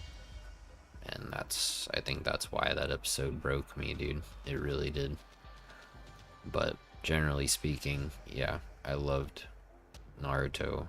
I watched everything of Bleach up until Disney bought it and started putting it on Disney Plus. So I haven't seen anything since then, because I'm not going to buy Disney Plus or support anything Disney does, because I think they're a pretty terrible company.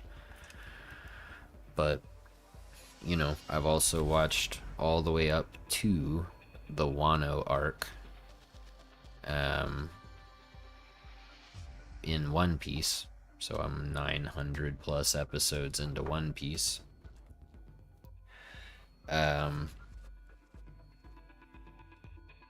You know, I've watched all of Dragon Ball. I'm almost done with Dragon Ball Z.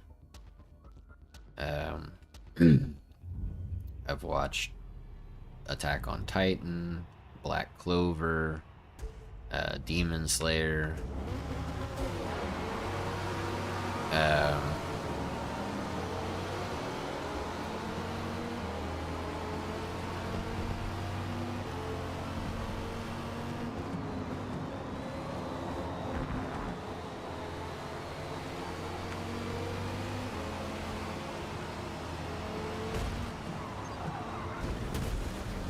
That's for driving that hideous Cadillac and making me look at it, Boost. Come on, I'll let you past me again. Don't pout. I'm just messing with you. But seriously, why would you drive that car?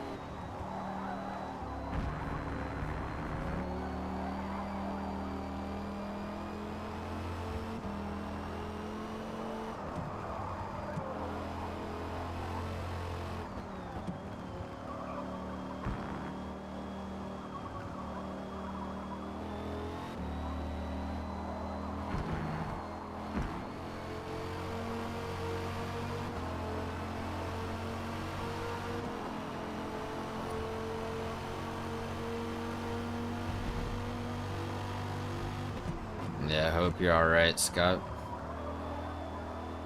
Just finished One Piece. I heard the Wano arc is pretty awesome and that I need to watch it, but I've just been focused on a lot, you know. Trying to finish Dragon Ball Z, you know, spending as much time as possible talking to that girl.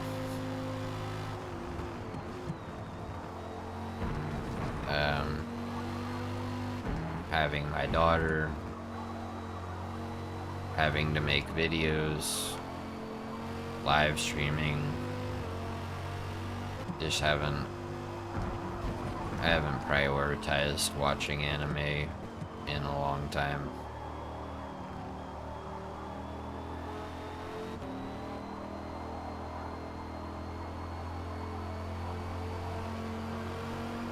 I don't know what you mean by arcane. And I am not an artist, bro. You could give me a ruler and I would still draw a crooked stick figure.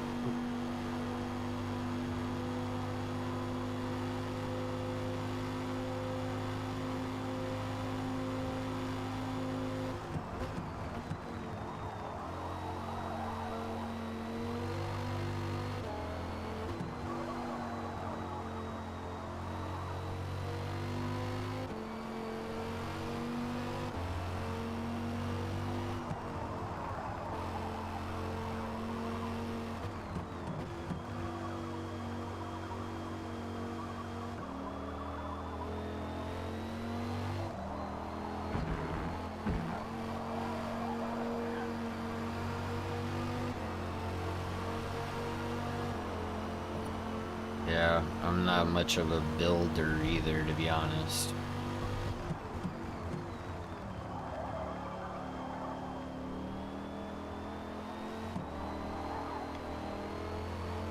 Oh, okay.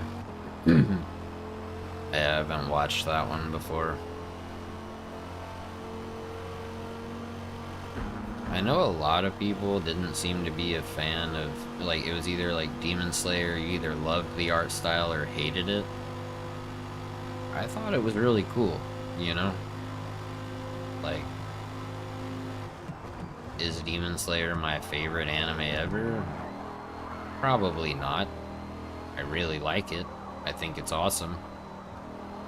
But I wouldn't, you know, but I mean the art style I thought was super cool.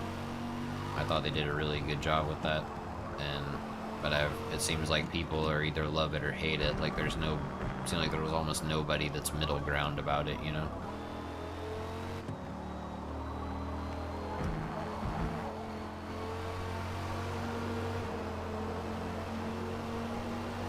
Oh, Powell's McDonald's Wi-Fi strikes again.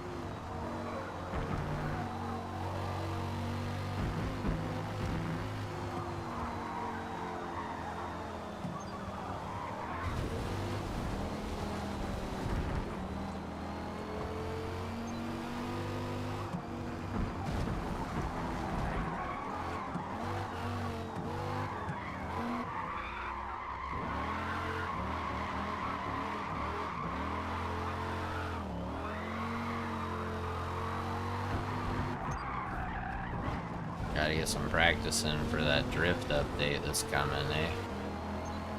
That they talked about.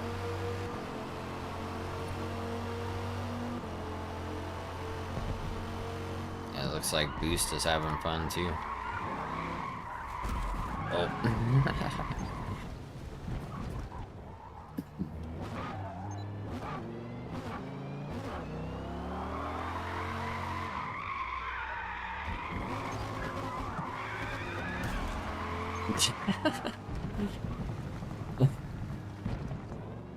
Bruh. Boost and I are back here just being complete idiots.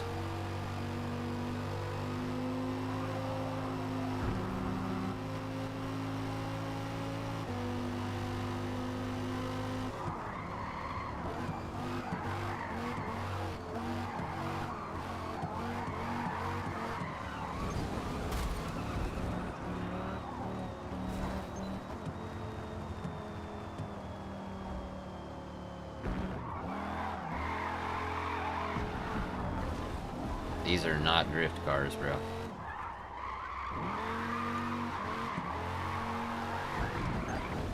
And trying to make them one is not working very well. But, whatever.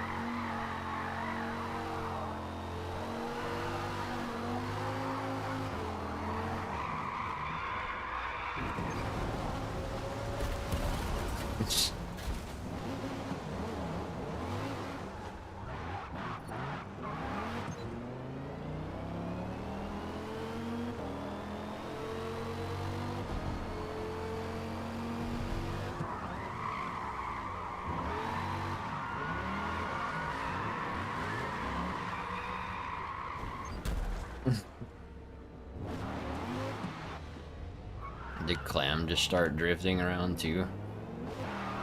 Is that what that was?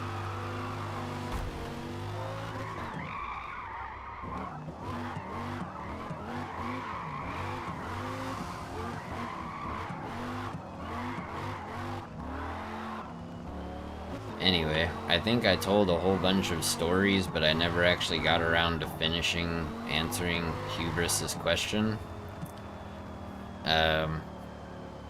Basically, I want to take like a cool design, and I want to like with a bunch of different colors and stuff, and I want to kind of make that sort of a base, if that makes sense. And then I want to start putting, you know, all of my favorite characters, or just a whole bunch of characters from all the different shows, you know. I want to mix them in there, but I want to make it look like it's just one cool design, and that like there's not actually any characters there from a distance, you know what I'm saying? And then when you look up close, then you can see.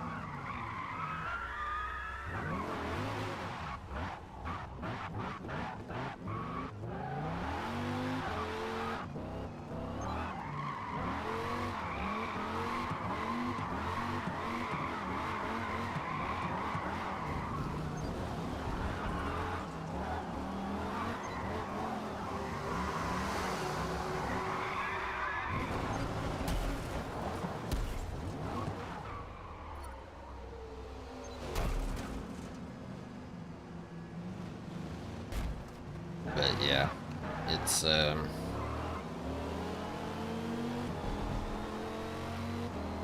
been talking about getting one done for a long time, and then just never actually doing it. Yeah, I think they said. Like by the end of the year or something. I don't have any, like, while I was invited to be part of like the Forza creators program or whatever, I haven't actually done it yet. So, I haven't signed an NDA or anything or been given any information other than what you guys have. But I'm pretty sure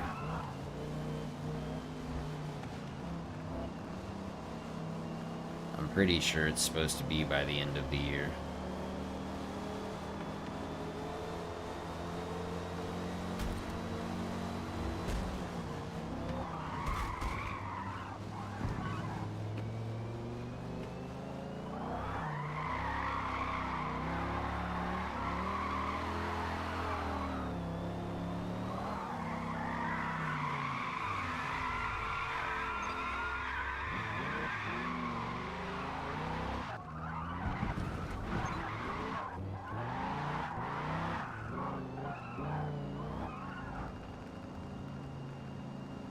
Yeah, well, and I mean, like I said, dude, I already have, so I have an appointment scheduled with that dude. I'm supposed to call him in about 12 hours to make sure he's done with all of his previous appointments. And then, like I said, we'll just like work on it until whatever. Either he gets too tired or I can't deal with it anymore, which I don't think will be a problem. And then, we also have an appointment scheduled for Tuesday, around noon. And that appointment is the same way. It's We'll go until my body can't handle it anymore or until we're done. You know.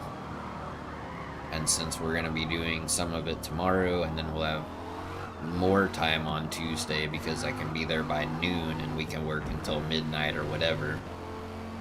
However long it takes, you know what I mean? But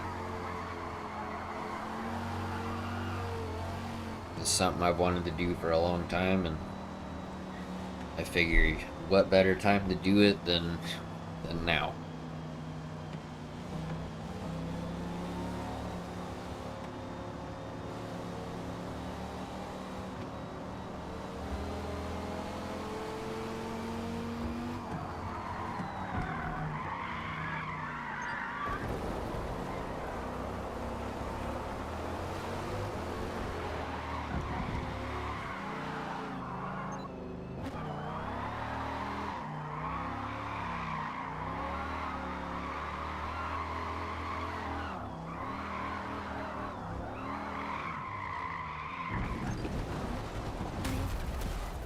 Dang it.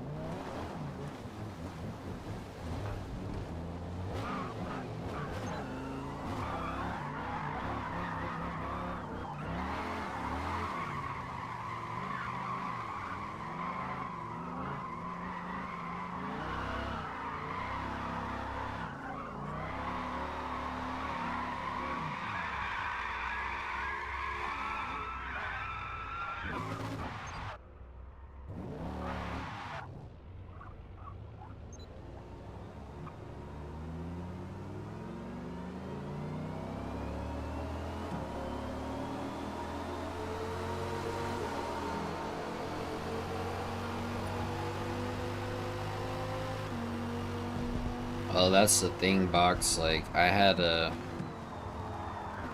same guy back after my divorce. Well, after I was told that I was gonna be divorced, but when my ex-wife was still living here, while the divorce was being finalized. You know, I got a chess piece done, and it was just 5 straight hours.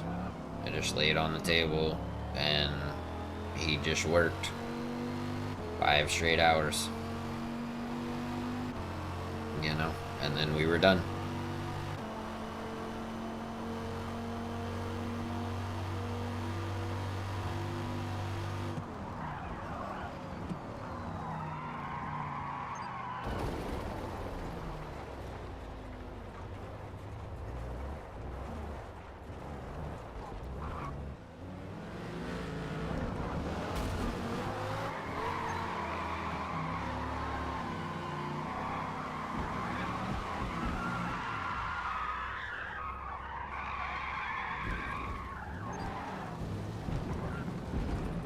Little synchronized pirouette there from me and Boost.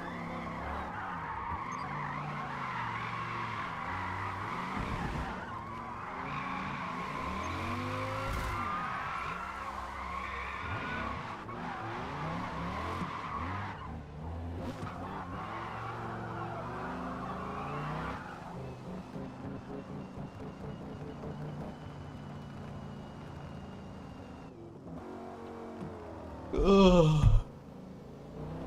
Ay, ay, ay.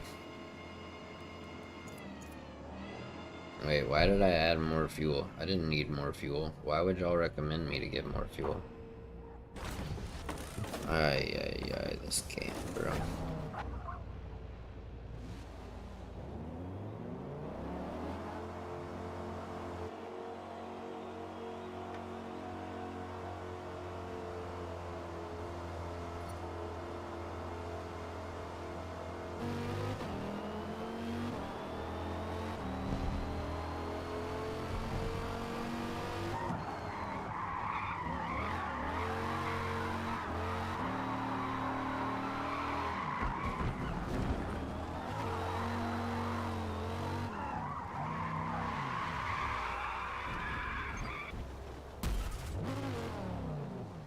Nah, these cars just aren't drift cars out. But I do think now that I have softs on, I could probably drift a little bit better.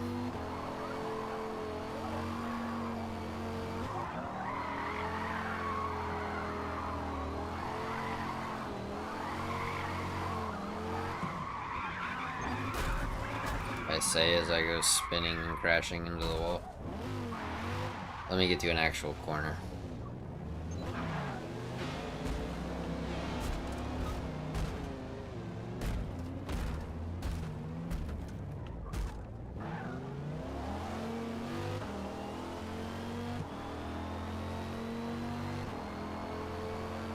No, they're not. They're definitely not easy to drift.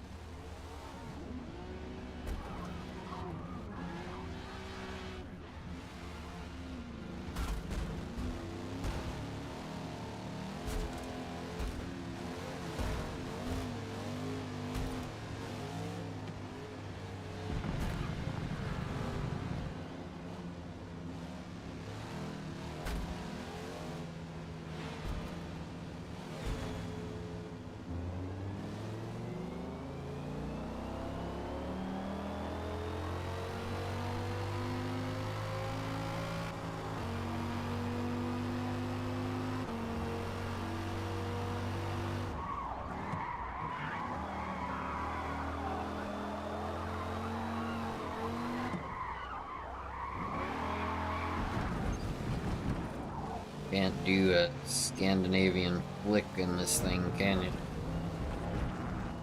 No, I didn't take a nap. I was reading a message that someone sent me.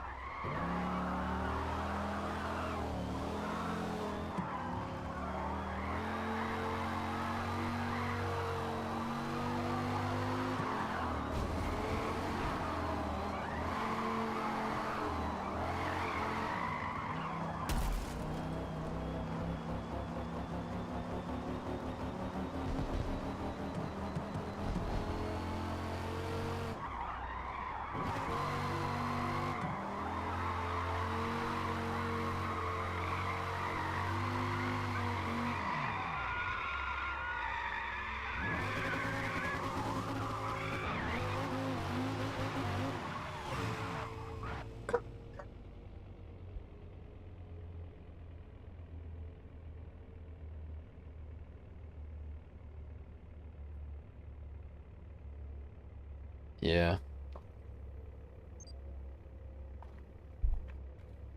I'll be streaming for a long time, Akash. So you'll have plenty of opportunity, my friend.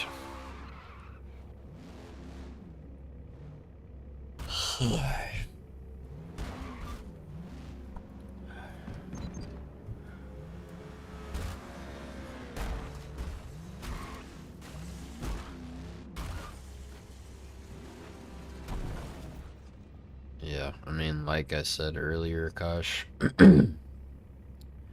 we've been live for 4 hours and 40 minutes.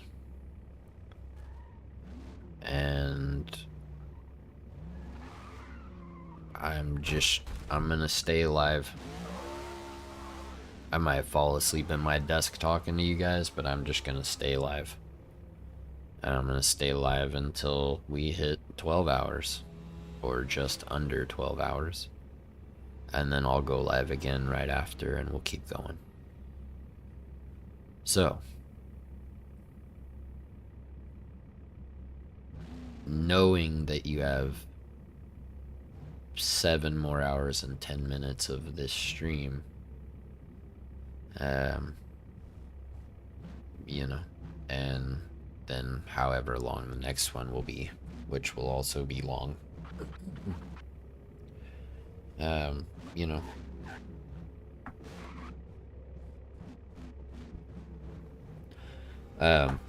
almost 5 hours box. I started at like 1:20 in the morning. I got back to the airport like, because I didn't know that I was coming home today until today, right? I didn't know that I was going to leave up there until this morning. And even then I was like, do I stay one more night? Or do I try to, you know, do I try to catch a flight back?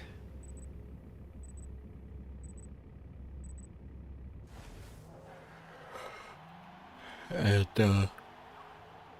yeah, I got back. I landed at the airport a little before midnight.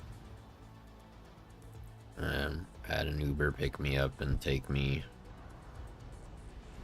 you know, to, back to the house here. And,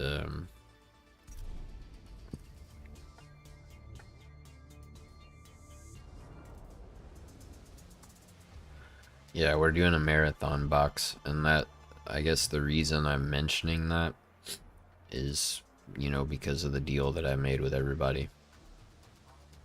10 total new members at any point throughout the stream will equal 0 ads for the rest of the stream.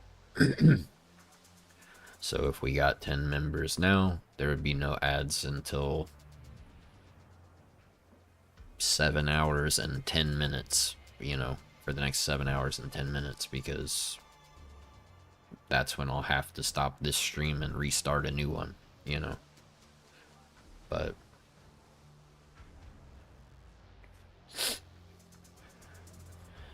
don't know, dude. No, we haven't had any. We've had none. We had a big donation from Dean.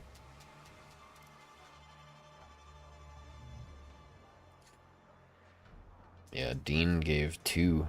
He gave a $10 donation and a $100 donation, which is crazy. Yo, Clam, thank you, dude. I appreciate that.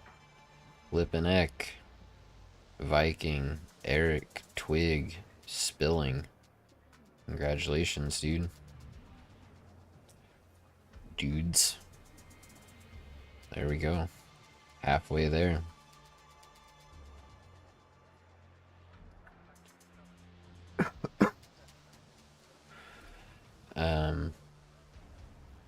Nah, it's all good. Akash, don't worry about it, dude. No, there's not a limit box. Hey, Hubris, thank you, man. Appreciate you. Hopefully you guys enjoy the early access to videos and occasional members only live streams and occasional members only videos. Heck, now that you're a member, you could just watch all of the stuff I've made for members in this 1 month, and then you can go and cancel it, get all your content in quick.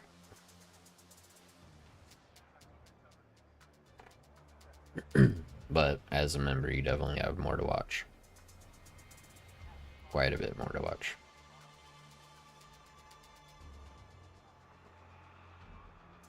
Oh, holy crap. I think my coffee place opens in like 10 minutes.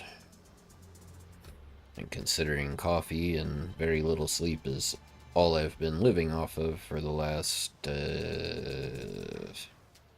don't know how long. A long time.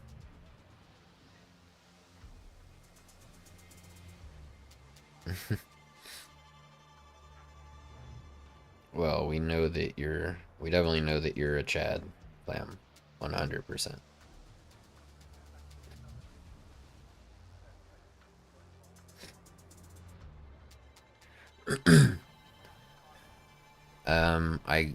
I don't like it super sweet, and I don't like it with like a ton of milk or anything. But this place that I really like, they have a really good toffee flavored coffee, and I get an extra shot to help keep the coffee flavor more prevalent, but it's super good.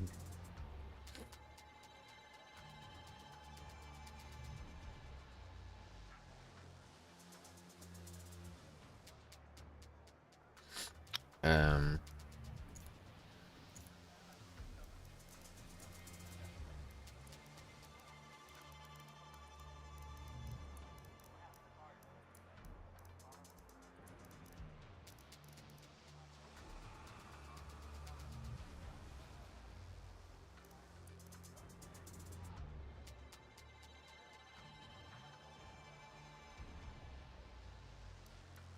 Come on, dude, really?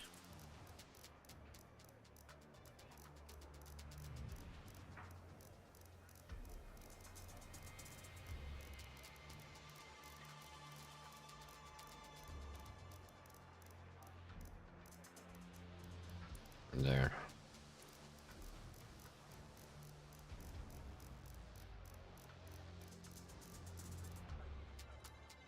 There. That should work.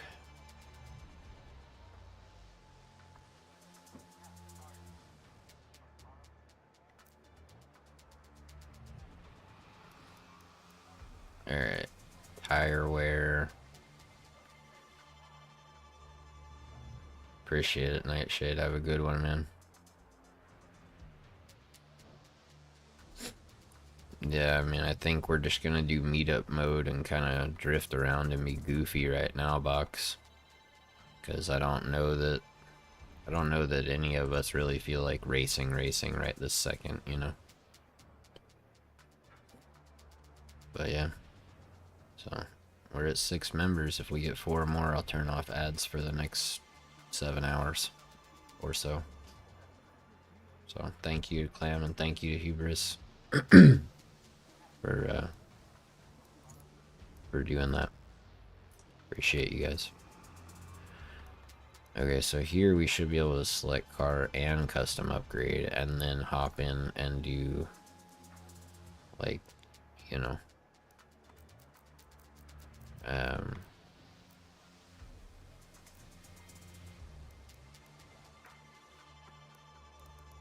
like just drift or whatever. Screw around. I don't even know what I was saying.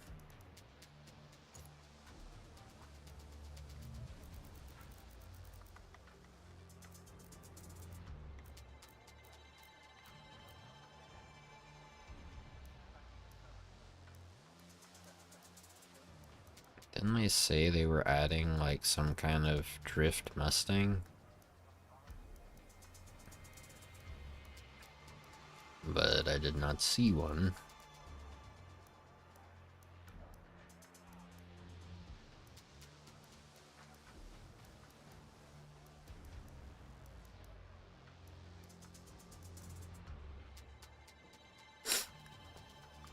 Oh, I know, Mario. That's, you know, when I met Caitlin, she didn't like coffee. And I introduced her to good coffee. And now she likes coffee. You know? That's, one of... You know, that's like a first that we shared together, just like her, you know, showing me whatever authentic Wisconsin cheese curds was a first for me, right? Like there's been other things that we've shared that have been first time experiences for, you know, either that we've shown one or the other, or that, you know, it was like the first time for both of us to do whatever it was, you know what I mean? There's been a few things, and yeah, I don't know. Just another thing that's difficult, you know? And like,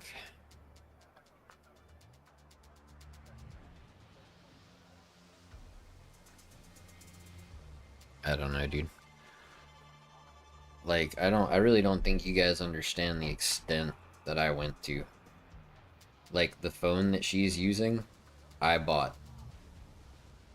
The Xbox that she's playing on, I bought. The car that got her from El Paso to Wisconsin, I paid to fix. Struggling, you know, to move jobs because you're worried you're not going to have the money to pay your bills during your transition period. Not only will I cover that, but I'll also fly you down here between jobs so that you can spend 10 days with me before you start your new job. Which was like toward the end of July. She started her job like in August. I did not, Jace. I had a terrible break. One of the worst breaks I think I possibly could have had, and it went about as bad as I could possibly have imagined.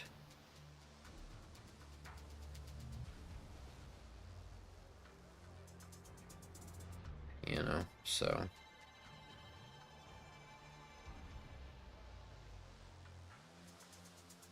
Yeah, I was all in, you know, and she led me to believe that she was all in. And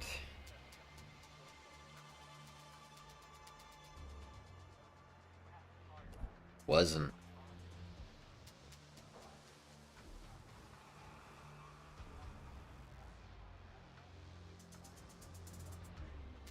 So yeah. If nothing else, this has been a learning experience. I've learned A, not to trust myself, my feelings, or my heart. And B, people can be really, really effed up.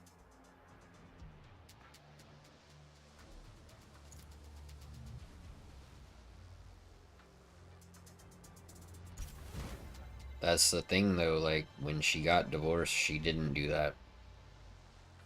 You know what I mean? But I do, Scott, because I am a wait, why does the PI say it's limited to 600? It should not be. So weird. But I do because I am I'm good to other people and kind to other people to an extent that it is often at my own detriment. So I do blame myself for being, a good person. Like,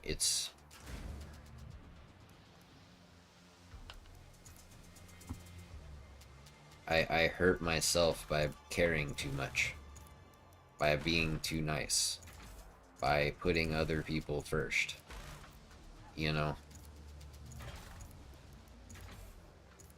So yeah, I do blame myself.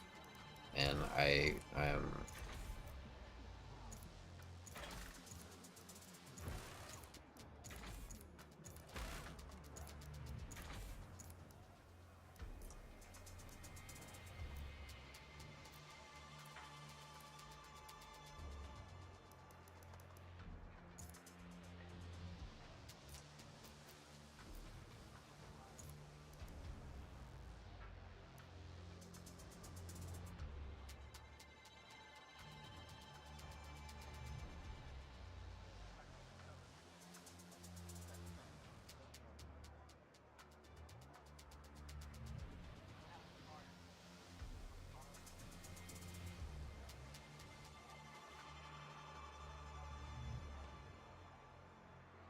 No, I'm gonna change it. I don't know why it's set to 600. It should be anything between 600 and 999, so I don't know why it's doing that.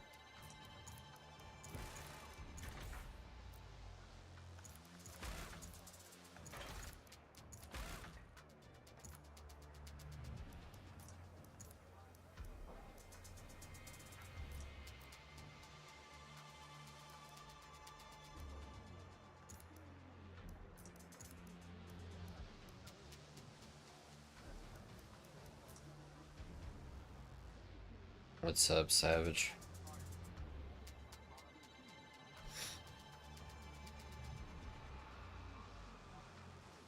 Yeah, we're just kind of messing around in free play. About to,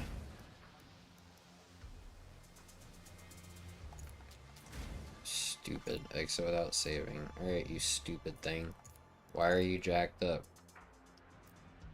600 to 999. Any car, any class.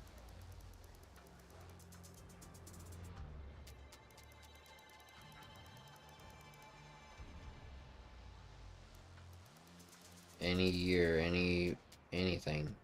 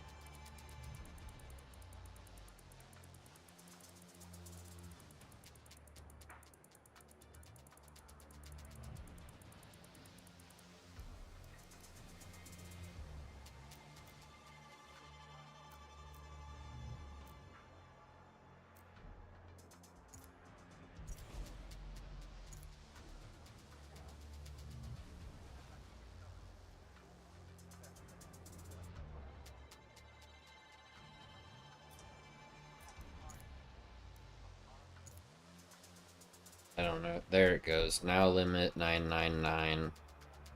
Whatever, you know.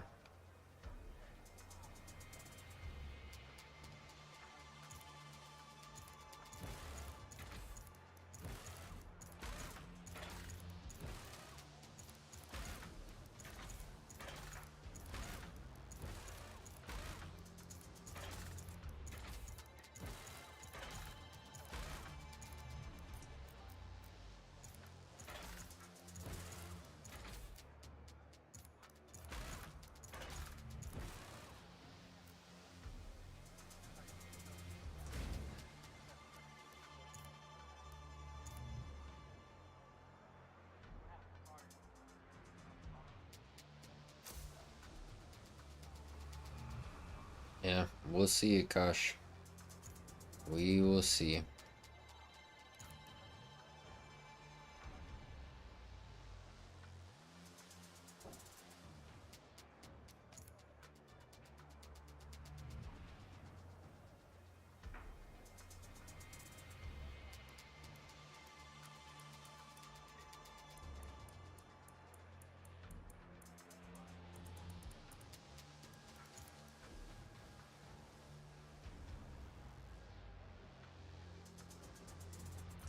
Mm.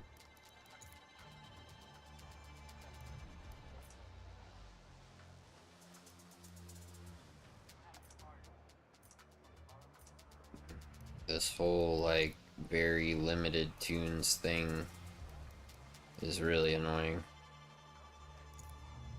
Pretty sure I have some on here that I can get rid of.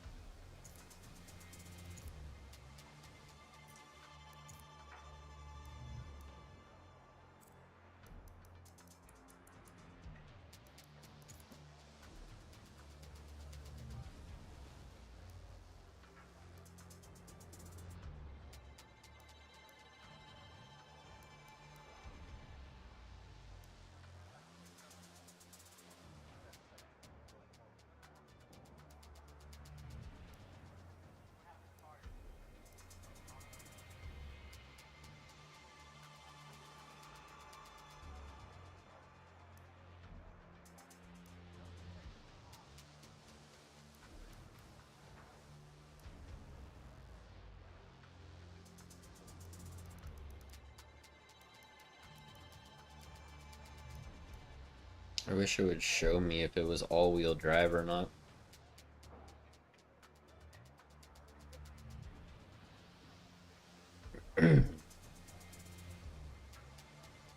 What's up, Savage?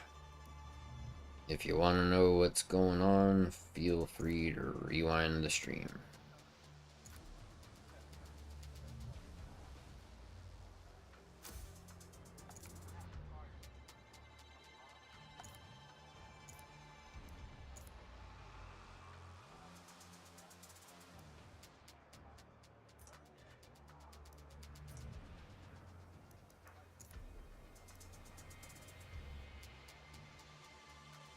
What's up, Craig?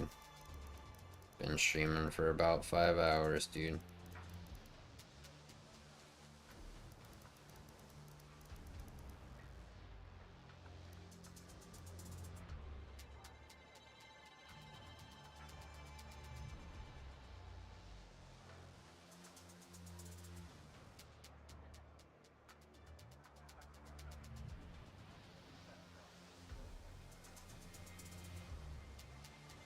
Yeah, not really Kagetsudai, but if you want to know the story and you want to know what's going on and how I feel and where I'm at,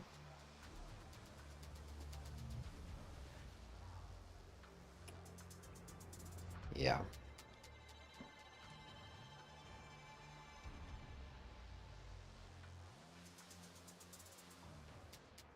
I think I can just hit go without all of you guys being ready, right?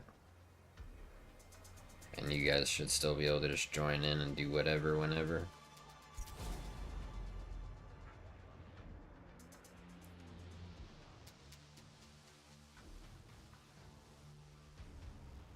You can be in whatever you want, Superfly. We're just doing like a meetup and drifting around and stuff.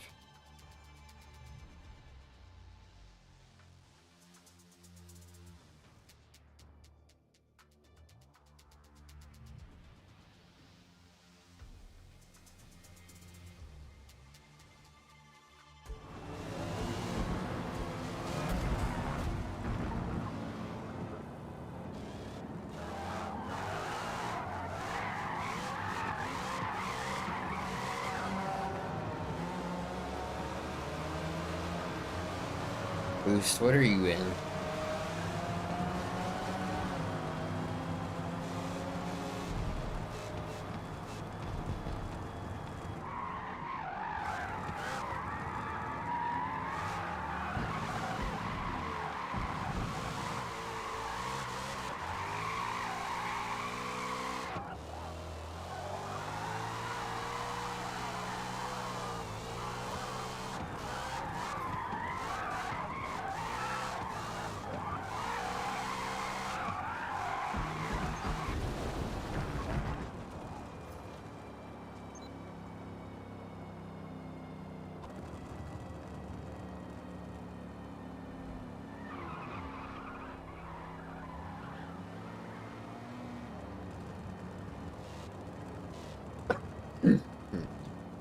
I don't think I have a Kosh, but I'm not worried about any of that, you know? And I know a lot of people, like a lot of dudes, when they get their heart broken, they start doing this whole, like, women are B words and, you know, uh, F that B and, all that stuff. I don't feel any of that, dude.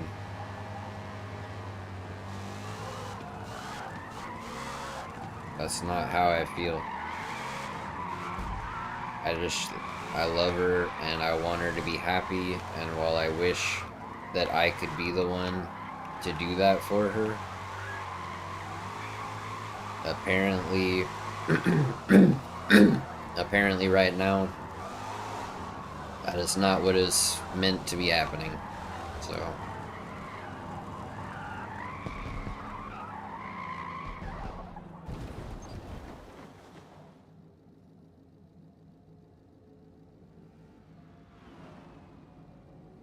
appreciate it, Kogetsudai.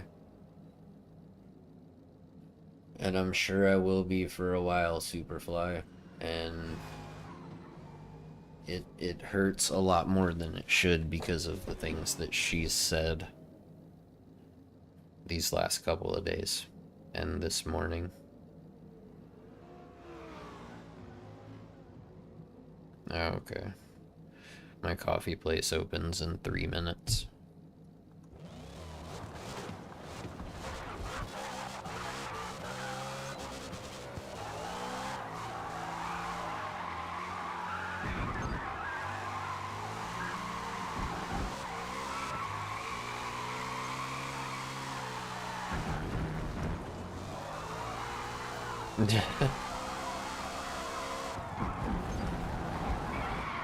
Thank you, Kogetsudai.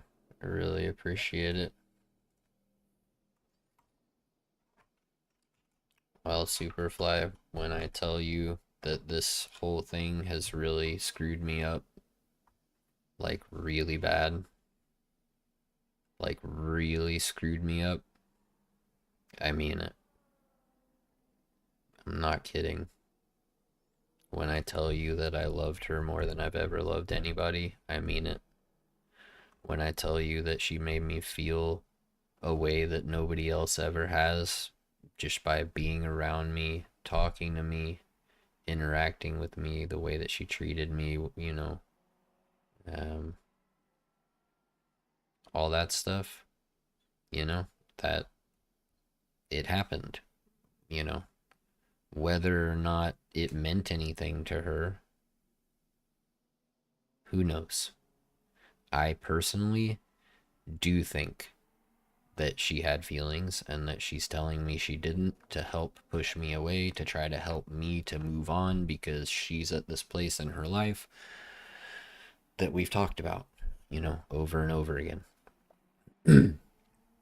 But yeah, she went from being my best friend to being, someone that I really liked and wanted to be around and to talk to every day, right? And that's part of how we became best friends. And you know, again, like, I value and cherish the fact that we became best friends before we ever did anything physical together. That's so important to me. And it really meant a lot. Um, and, you know, like I said, just the time and energy she put in to see me, and the interest she showed in my life, and the, you know, her wanting to talk to me and spend time with me and putting in so much time and effort into me, you know, whether it meant anything or was real to her or not, it was super real for me. And the amount of time and effort she put in, and the way she treated me and cared for me and cheered me on and encouraged me and supported me and all these things,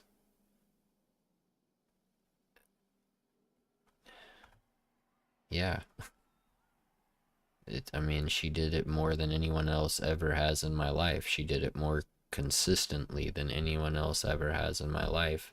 She showed more interest in my day-to-day life and in me and what I was doing and how I felt than anybody else ever has in my day-to-day life. You know? She's the only one that talked to me every single day, besides my daughter, who is just like a good morning, a quick good morning phone call and a quick good night phone call, typically, when I don't have her, you know? But with Caitlin, it was hours, hours on the phone at a time. At one point, we talked for 14 hours straight.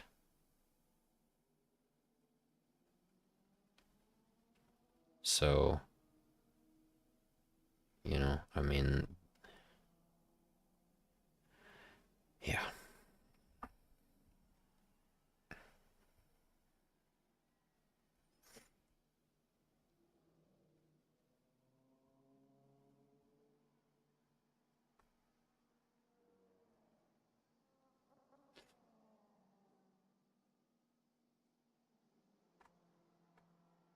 Well, and that's what I'm saying, Box. I really do think that she meant it. I really do think that she had feelings. And while I do think it's possible that as a result of the distance, she,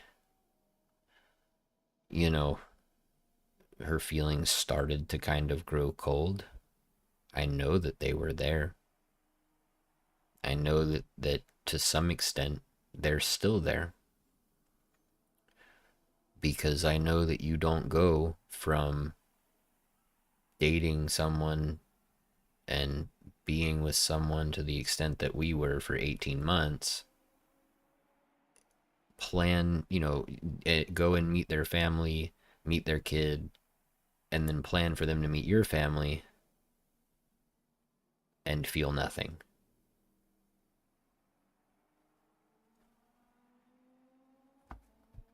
What's up, Neon? But, you know, how do you go from like, why, you know, if you knew you didn't want me to meet your family and you knew that you were already thinking about, you know, talking to whoever it is that you're seeing now or whatever, like, if you knew all of that stuff, because you had to have known it for a while, right? I mean, people don't just wake up one day and you know, they're like, um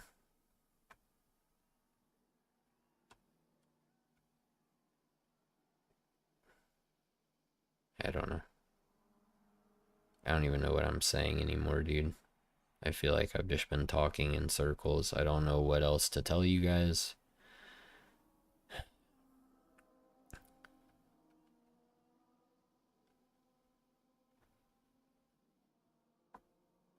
No, she chose me over her ex-husband, who she was with for 8 years. And while I don't think that she chose anyone over me, again, I feel like this is a situation where she just wants to see what being single adult is like. And when I say single, I mean like not being in a committed relationship. So if she's seeing someone, especially this soon after this whole thing went on, she's just sleeping with them.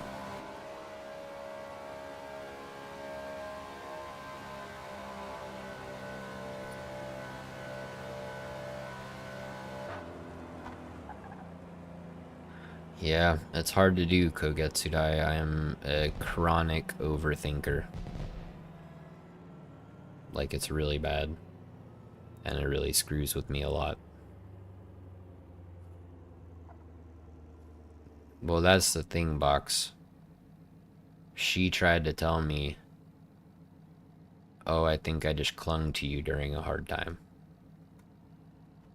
And, you know, then it turned into, you know, I miss you too much and I don't know if we should talk anymore.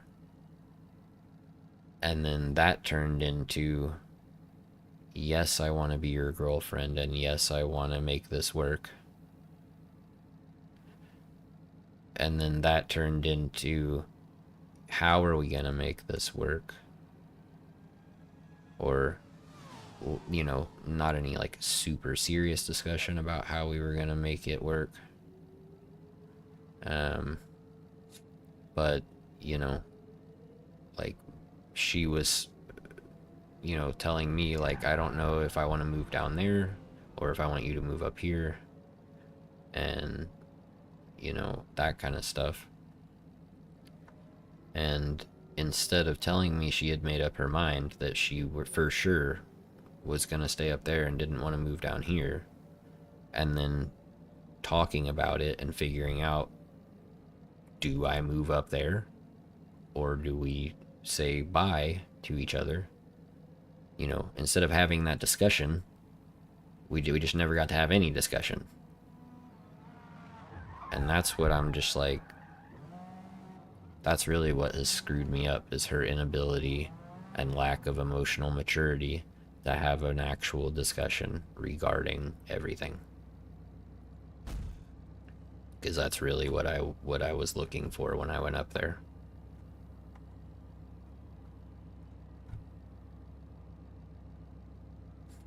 Yeah, it was a little over 1,000 miles or so, you know. That's the thing though, Superfly. I don't think it was so sudden. I think that it seems sudden to me because I was not expecting it at all. But I think that this is something she's been thinking about for a long time. You know? Well, and I mean, that's the other thing, Akash. If that's the case, then that's a really stupid way of thinking. Especially when all I've done the whole time we've been together is lift her up and tell her how much she does deserve. Yeah, it's probably 1,000 miles, Craig. I don't know. It's like just under a 3-hour plane ride.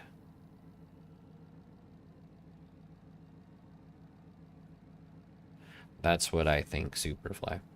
I think she was talking to whoever she's seeing before she decided to break it off with me, because she needed to have somebody, I guess, to get under to help get over me. Or she had to have somebody to whatever. Like she's afraid to be alone. See, I don't think that's true. Again, I'm telling you, I don't think this is a competition between, you know, if someone's better than me or not. That's not what I think. I think that A, she's single for the first time ever in her adult life. And B, she has no idea what she wants. She has no idea what's out there. So she's starting to explore. And I don't think it has anything to do with looking for someone better than me or thinking someone's better than me. I think in addition to all that stuff, it also had to do with the distance, you know? And I think that she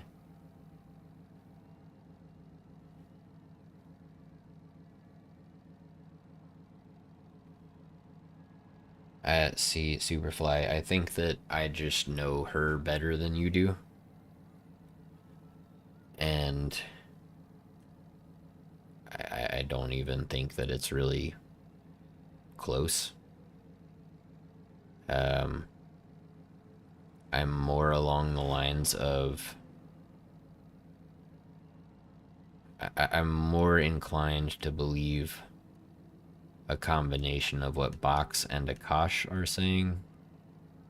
And I know that what you're saying is similar to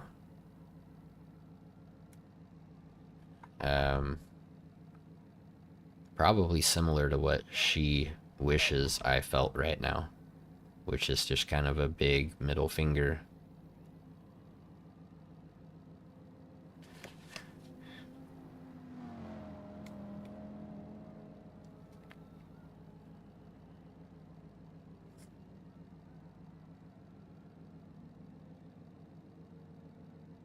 Well, to be fair, Kogetsudai, when it comes to blame in this situation, the only things we can blame are her and the distance.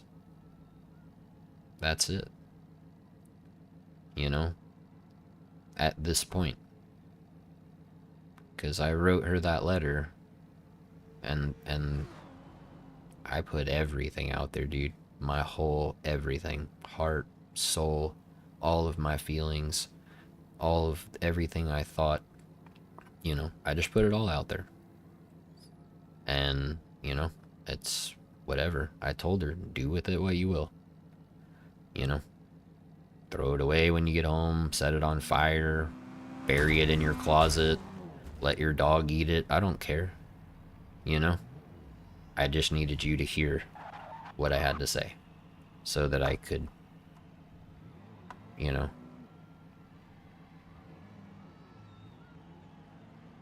yeah, just, I don't know.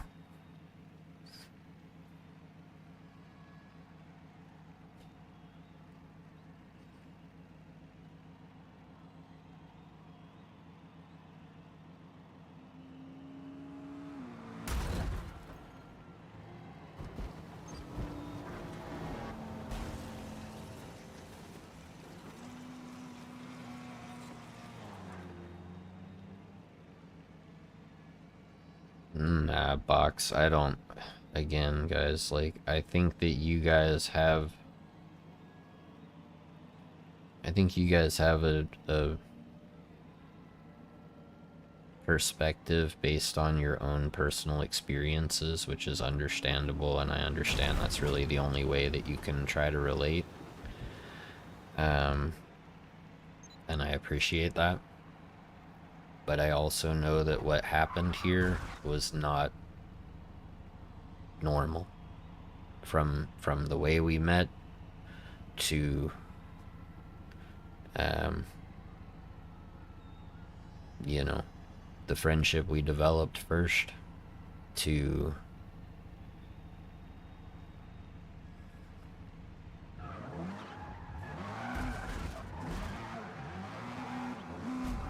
but that's the thing, Mario. Nothing had gone bad. You know, it just happened. Something happened with her on her end. You know? And she, because of a lack of ability to meaningfully communicate her thoughts, feelings, what she wants, that kind of stuff, she and this is by her own admission, and I can promise you this is the truth, she doesn't know how to do that. And so even though nothing went bad, I think that she, because of her inability to communicate, she just did the next best thing she knew how to do, which was, rather than talk about and addressing feelings, she just wants to cut it off. And it's like, you know what, dude? Like, that's fine. Anyway, I ordered my coffee. I know this stream has been weird and boring and depressing, and I'm sorry for that. Hopefully I can, now that I've gotten a lot of this off, hopefully we can do and talk about some other stuff, you know? Maybe actually do some racing, that kind of stuff, so.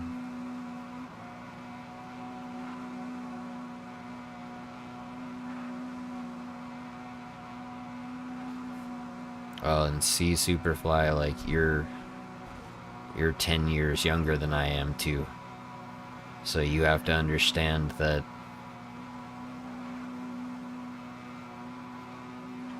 like I've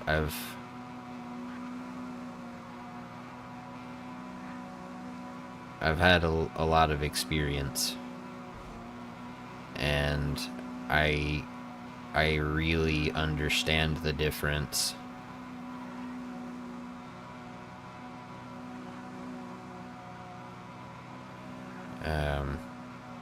between most relationships and most women and most connections versus what I had with this woman. I mean, you have to trust me. I've had a lot of experience, and I just know that this was different. Does that necessarily mean she was the right one for me? No. Is that how I really feel? Yes. I do feel like she is.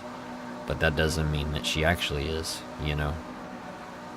But I know for a fact that this was different. That what she and I had was different. That the way everything happened was different. It's not normal. It wasn't normal. So that's what and that's just a promise. It's just a guarantee. It's just the way that it is, you know. I understand that you might think that it's real life stats that she's being this way, and you know that that's real life or whatever, but I know who you're talking about. I know those types of women. I've met them, right? Thankfully, I never really fell for any of them or got attached to any of them or anything like that, you know. But just like my ex-wife wasn't one of those women, we just really weren't compatible and really shouldn't have ever been married or anything to begin with, you know. And I think it just took time for us to realize that that this was different. It just was. I don't know how to explain it. It was just different. And, you know,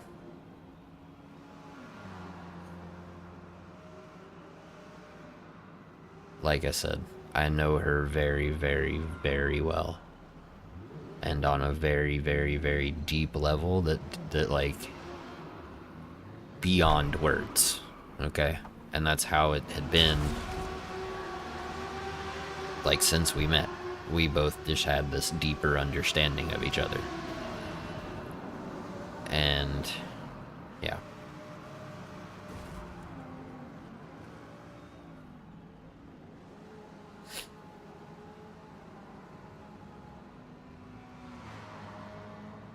But we're here now. It is what it is. And while there will always be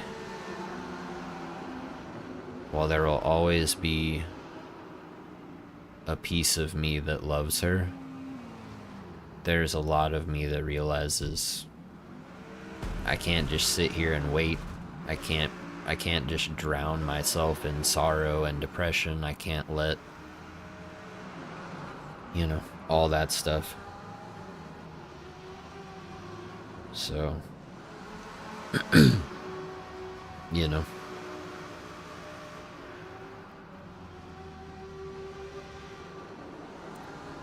in good news, my favorite football team won the biggest annual rivalry game that they play in every year, and they're ranked #1 in the country. So that's cool.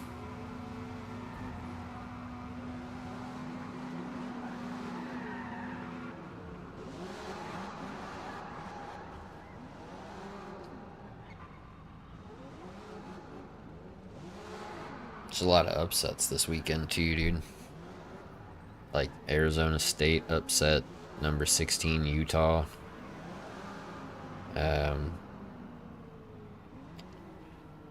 Oh, who was it? There was another one, or maybe it was close. Too many close calls, but yeah. Then #13 LSU upset #9 Ole Miss. #3 Oregon upset #2 Ohio State. So like, especially at the top, there were some big games. But Texas is ranked #1, and they smashed #18 Oklahoma 34-3.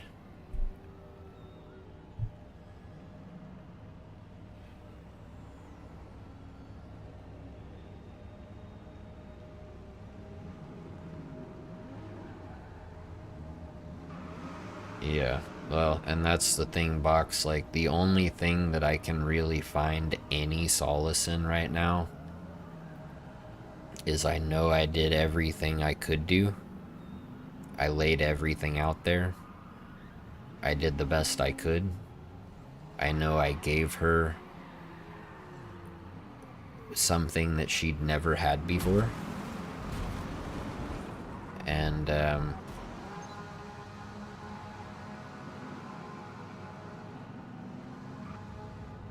that's what it is.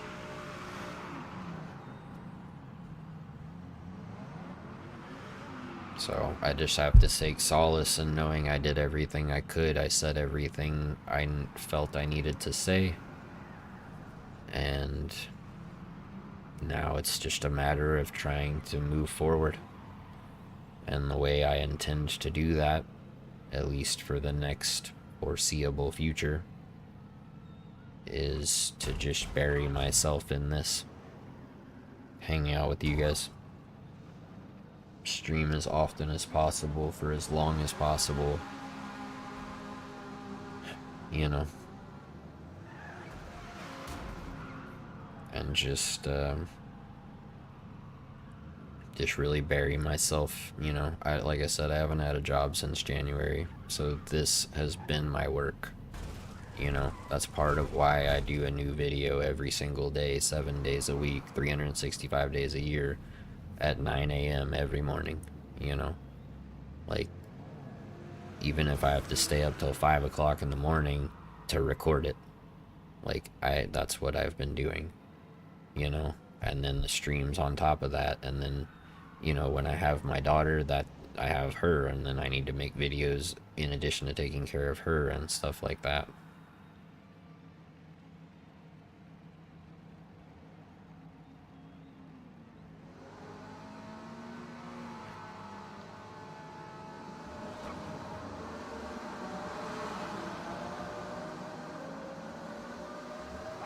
Well, that's the thing, Box. Like,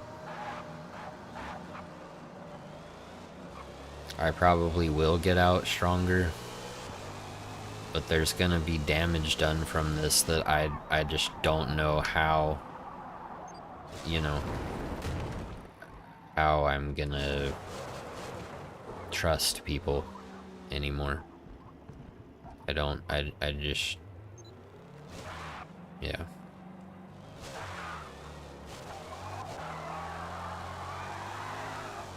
Nah, you wanna know what really sums it up, Kogetsudai?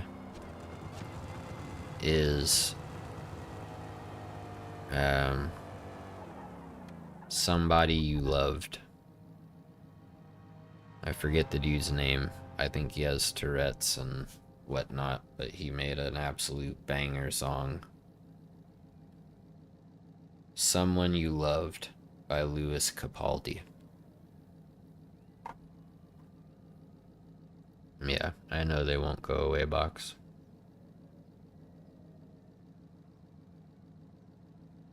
Well, to be honest, sometimes they do go away. Because I was hurt when I got that divorce. But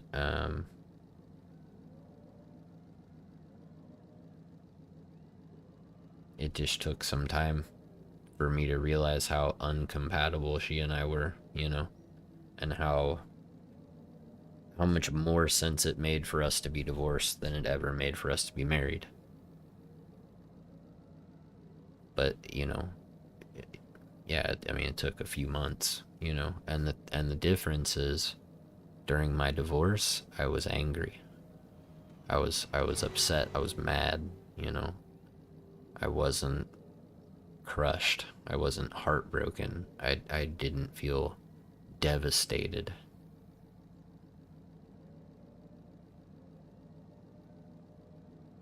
Well, that's the thing, Jace. You guys are the only people I have around and that I can talk to. So, you know, that's part of why I'll be burying myself in this, and I am gonna try to get back in the gym a little bit. Um, it's hard to be consistent with an inconsistent. I mean, it's a consistent schedule with my daughter, but with it alternating Saturdays every week and whatever, it's hard to find like a good time for both of us that works well and whatever. But, you know, I think I need to get back in the gym. I want to get, I want to start getting some ink done because it's always been a nice therapeutic thing to do. And,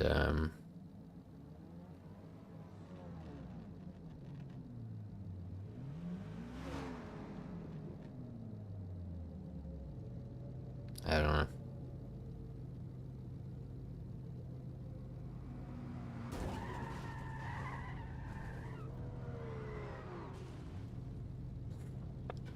You guys want to do some kind of... Oh, hey, you know what? I know what we're gonna do, guys.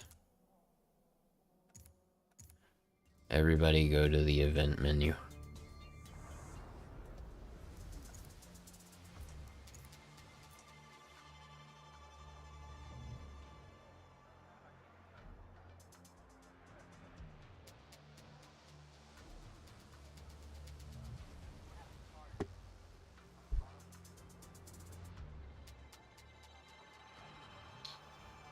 Alright. My coffee's being picked up.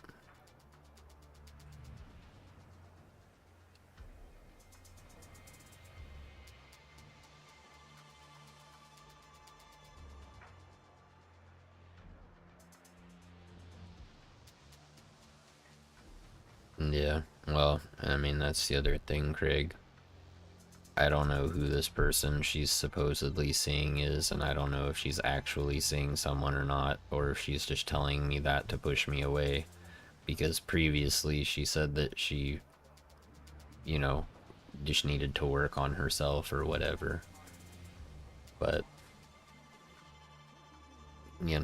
whatever. It doesn't matter. Even if she is seeing somebody, like, are you happy? If you are, cool.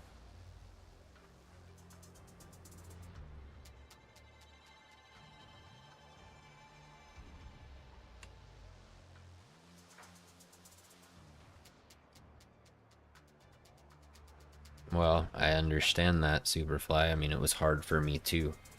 But I was also willing to erase the distance. I was also willing to be there so that it didn't have to be long distance anymore. But she wouldn't let me do that, you know. I didn't know I needed to do that because she, like I said, was bad at communicating. But yeah. Hey, Savage, can you back out to the event menu, bro?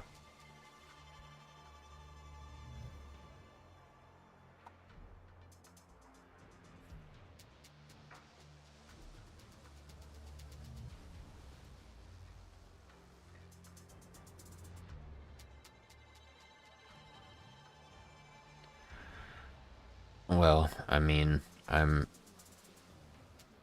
yeah. I mean, honestly, Box, what she does from here really doesn't matter anymore.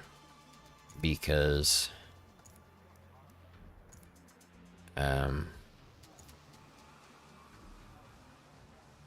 like I said, dude, I love her, and if letting her go is the only way to show her that, then that's what I'll do. You know? And it's the thing, Mario, I don't care, dude. Like, she said she's seeing someone. What does that mean? It means she found someone who's more convenient to sleep with. That's what that means. And like, sorry, just because you started seeing someone less than a month after you told me you wanted to break up, just because you started having casual sex with someone less than a month after you told me you wanted to break up, I don't care, dude. You think that I'm sitting here thinking that whatever she's doing with whoever she's doing it with is meaningful? It absolutely isn't. So do whatever you want to do. You know, I don't care. Do whatever you think is going to make you happy. But when you realize that what you're doing isn't going to make you happy, I don't know what to tell you. It's the route you chose, you know? So yeah, I don't care what she does. I don't care what she's doing. I don't care who she does. Like, it doesn't matter. I don't care. Do I care about her? Yes. Do I love her? Yes. Do I want her to be happy? Yes. But do I care what she does to make that happen? No. I don't.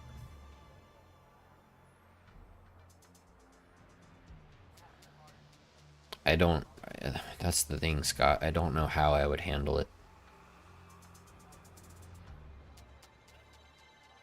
Well, and that's what I'm saying, Box.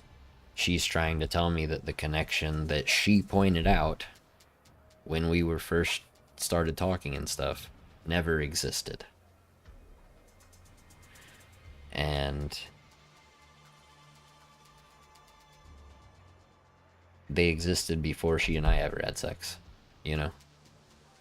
And you're right, sex is just sex. Connection is much deeper.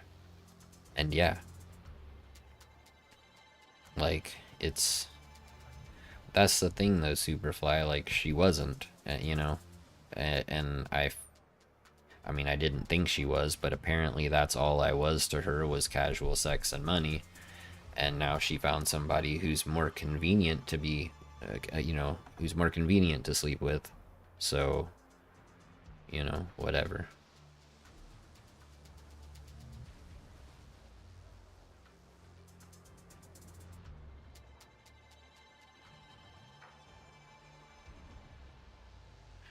It's not, though, dude. Like, that's, like I said, dude, I was her best friend before we ever did anything physical. I don't think it's all about sex either, Mario, but I do think that that's why she's jumped to the next thing so quickly, is because she, you know, well, there's a kid involved, but it wasn't gonna be, you know, I don't, hang on, my coffee's almost here.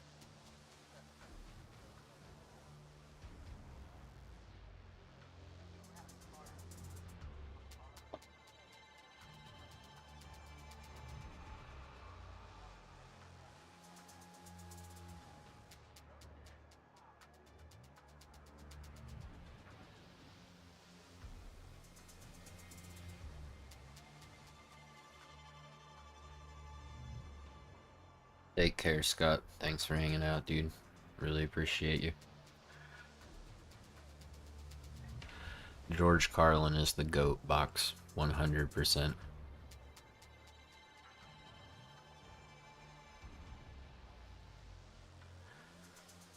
Yep. And that is, that's the thing, Superfly. It does take two people to want to make it work in order for it to work. And I can accept that he's, she didn't want to put in the work anymore. So, whatever. You know, like, it hurts. And, you know, like I said, I feel blindsided. I feel,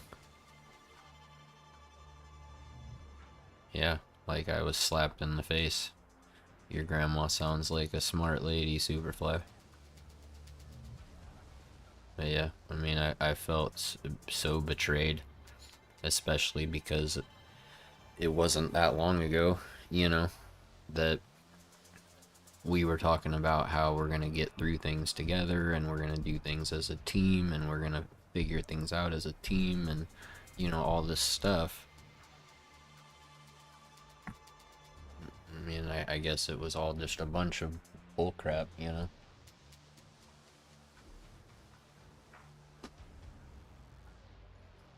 So, I don't know, dudes. Alright,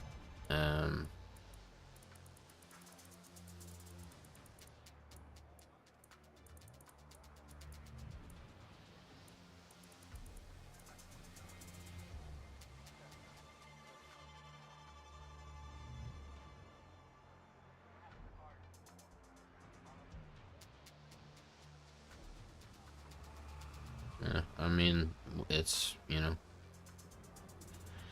it's whatever, you know, Superfly. I mean, like I said, dude, I said everything I could,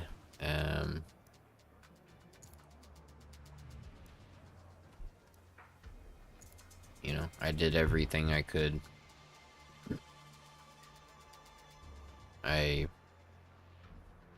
feel like I did the best I could given the long distance nature. And, you know, when I say I did everything I could, guys, y'all have to understand. I'm talking about... Alright, see you, Clam. Thanks for hanging out, dude. I'll be live for another 6 hours on this stream. And then I'll start a new one. And we'll keep going.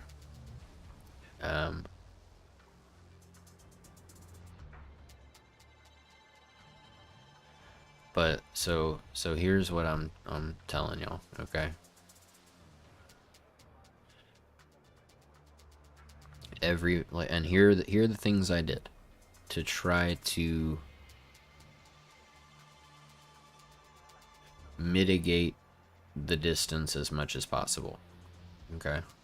So not only did, you know, was I the one constantly paying for flights and, you know, that kind of stuff.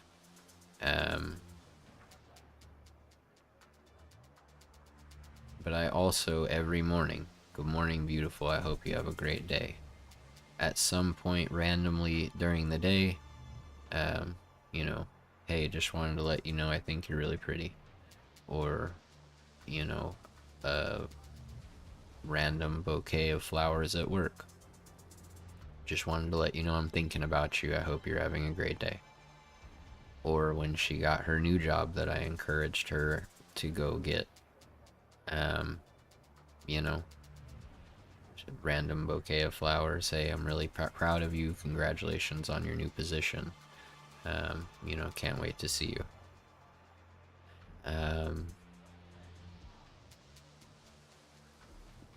You know, all the talking we did, letting her know how proud I was of her all the time, letting her know, you know, I mean, just all kinds of stuff, dude. Like, I did a lot of things that I know a lot of people do early in dating,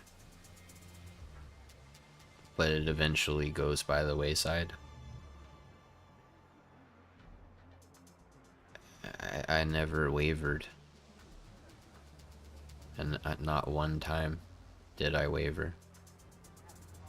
And I can take some solace in that, you know? And that's what I mean when I say, like, I really did everything I could. I was paying for all the trips, I was paying for all the food, I was paying for, you know, all of the other stuff we talked about. I was you know, and then all that other stuff, you know, daily affirmations, words of encouragement, being a cheerleader, um, you know, being there as the ear, you know, when things got hard, um, just everything. I did everything I could do. I did it to the best of my ability. And I really think that this is a combination of distance and, when she drove over, what, here to here from El Paso to stay with me for one night that was less time than it took her to actually drive over there. I think she paid for the gas, but that's because I paid to fix her car, you know, which was more expensive, I can assure you. But when it came to plane tickets, I bought them, you know, and that's another thing. Why would she why would she do something like that with no feelings? Why would you drive 10 or 10 and a half hours from El Paso to Houston to spend less than 10 and a half hours with me?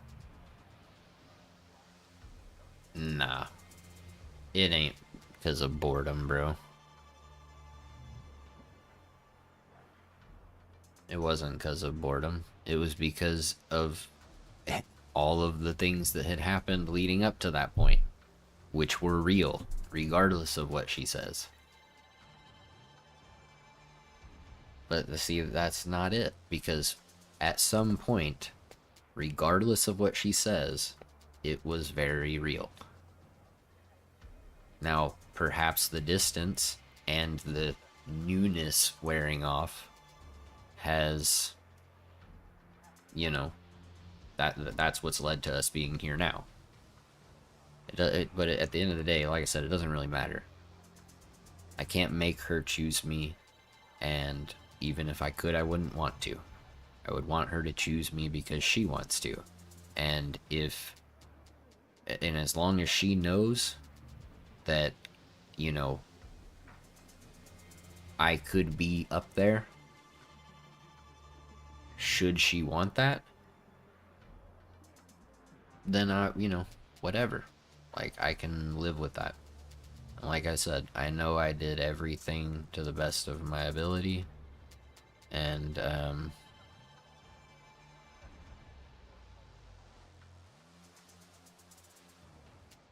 I mean, I really don't think that I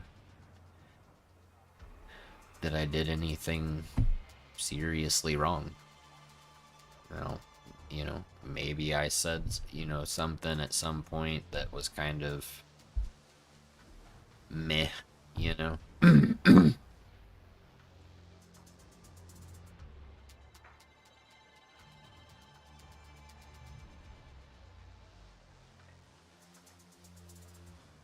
Yeah. Well, I mean, that's kind of what she, you know, I clung to you during a hard time. So you knew that you know, had been single for 3 years. You knew that I was lonely. You saw my generosity when it came to gifted memberships on that stream, that we met in. You knew that, or assumed that I had the financial means to help get you out of your situation, so you did everything you could to convince me that you liked me a whole bunch, so that you know what I'm saying? But I don't believe that. That's not what I think happened, you know? And I really do think that at some point, regardless of what she says, it's real. Okay, guys, everybody get in the car I'm in and download my tune. If you don't have it, buy it.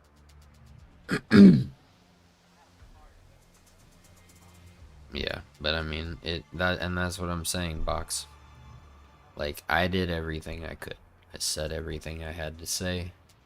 I I I did everything that I could, short of just straight up moving up there, which I informed her I was willing to do. I left it there, you know? And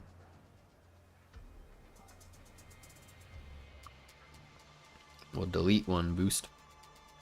I mean, box.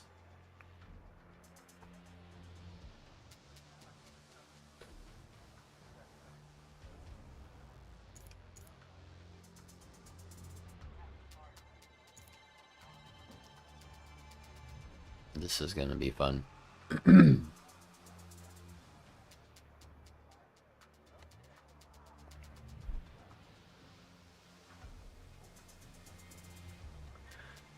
Read the pinned comment, Major Fluffy, and if you want details, rewind the stream about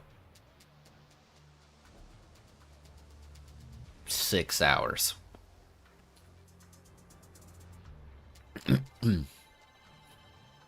What do you mean car restrictions does not allow it? Everybody else is doing it, Box.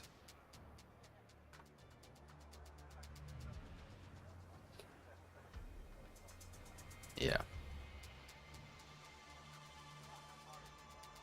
So, yeah. If you want all the details, we've been talking about it for about 6 hours. So if you want to be able to access all the information pretty quickly, I would say start at the beginning of the stream and then catch back up once you get the gist.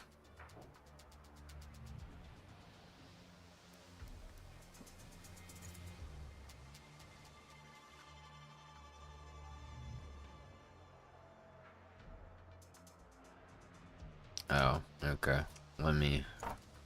I got what you're saying.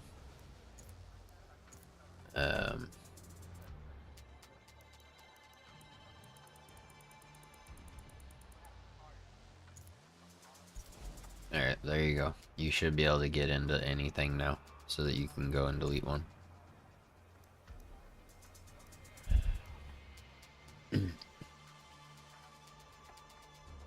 Nah, you can purchase the points and stuff in the lobby.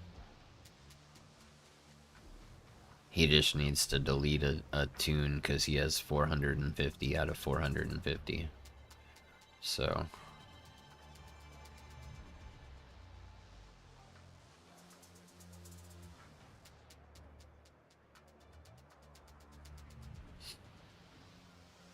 yeah, he just has to load into another car that he has tunes for that he doesn't care about. And then he'll just delete one of those and then he can go get back in this car and download my tune for it. And if you guys want to have fun, you should join real quick. We're gonna race, Superfly. That's what we're doing. Your goal is to race.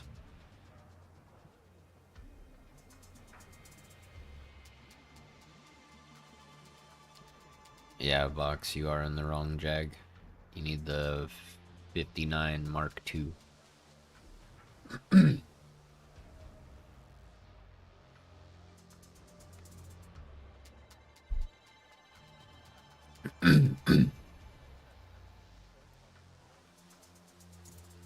What do you mean, does it have 200 brake pressure? No. Boost, don't worry about anything like that, brother. Just wait until you drive this car, and then you will understand. We just need box to get in the right one and load the tune. And then Superfly, you can ready up, and Boost, you can ready up.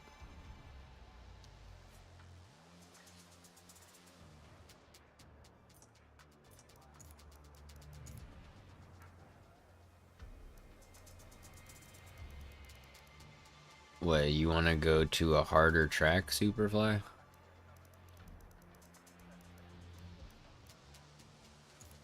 Okay. Say less.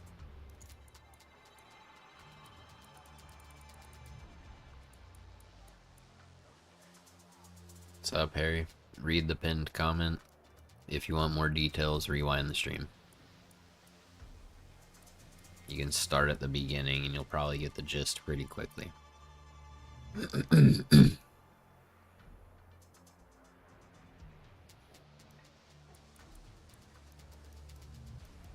Alright. Which layout is worse? Grand East or Grand West? I think Grand West looks harder, doesn't it?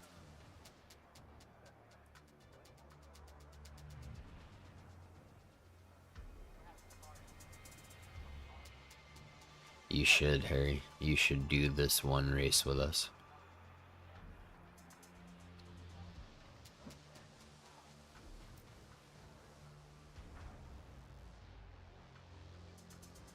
I should.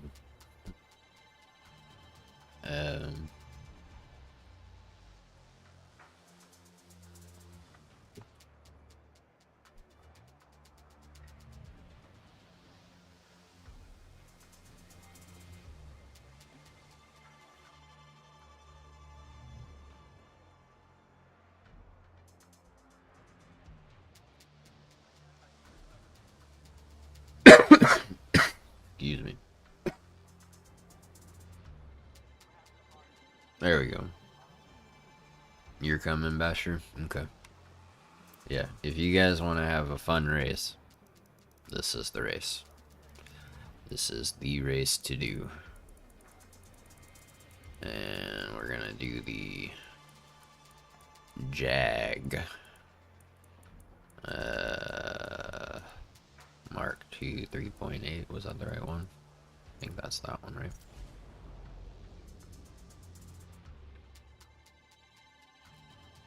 Alright. If you guys want to have fun, this is gonna be fun. It's gonna be a good time.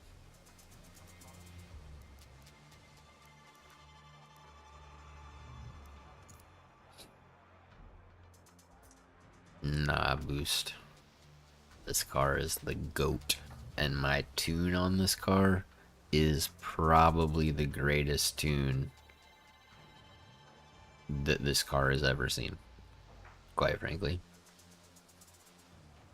Like this, you guys are going to be shocked by my tune.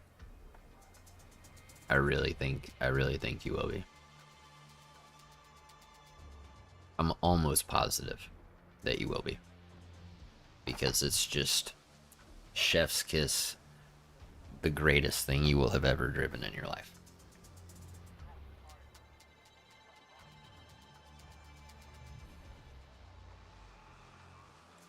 Yeah, we're just waiting for Superfly to ready up and for Basher to get in here. And anybody else that wants to have a fun time.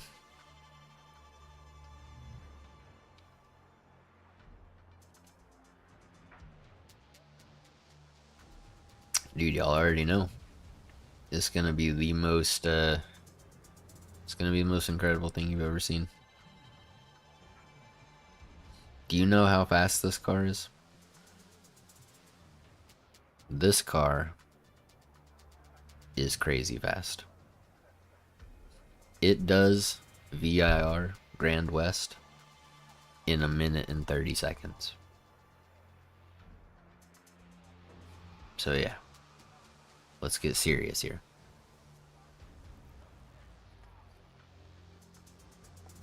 Yep. Gonna be 1 mile an hour boost. You got it. You are already on top of it. You already know the deal. I'm glad. Alright. Yeah. Basher, all you gotta do is download my tune, and we'll be good to go.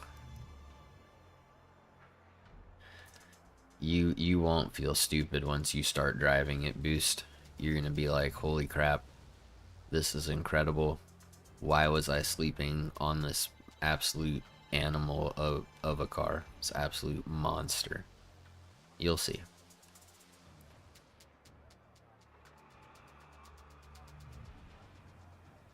Nah, Harry, I'm telling you, I have this thing dialed in to perfection. This is the best build of this car that Forza has ever seen.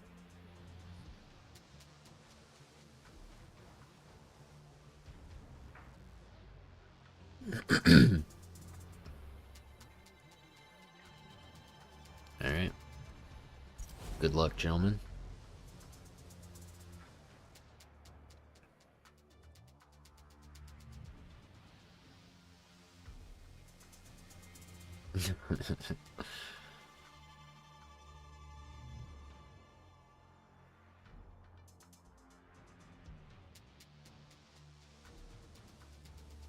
Yeah, you guys are about to see, dude. This is the greatest, the greatest tune ever made. Look, that's got me starting up front just so I can show you guys what's up, you know, how amazing this is.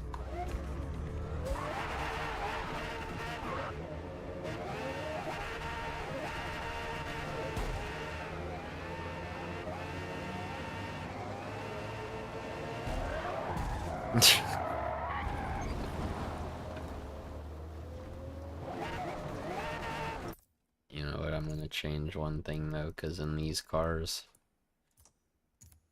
yeah, that doesn't work very well.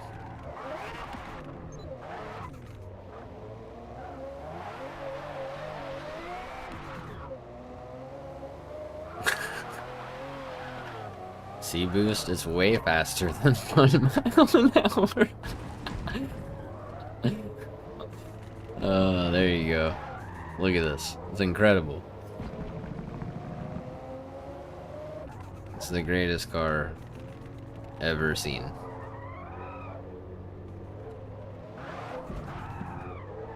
We got a V12.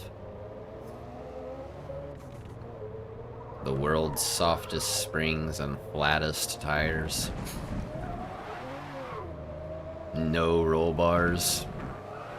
Well, it has roll bars, but they're all the way down.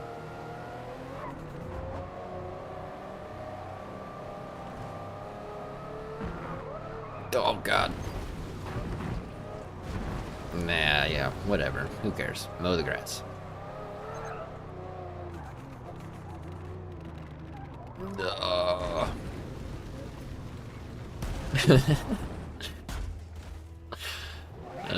There we go. Dude, look at this. Look at it bounce. What's up, Ben?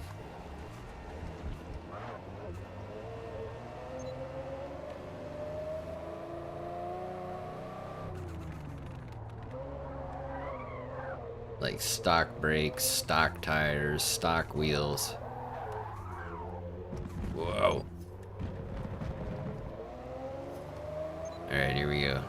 Look at Savage. No penalties. 30 seconds ahead of everybody else. How are you keeping it on the track, dude?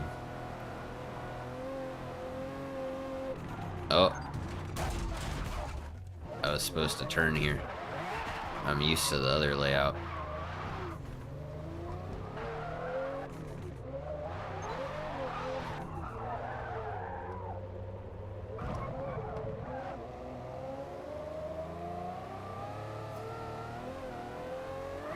It's just the world's worst tune ever, Jace, on a terrible car with a V12 in it.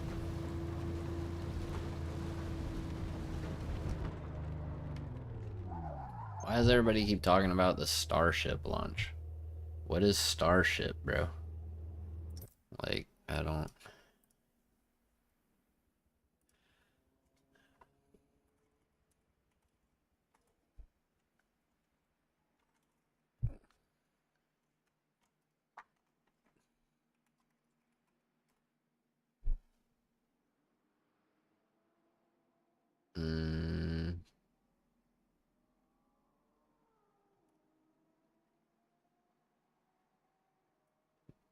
guess it's over now.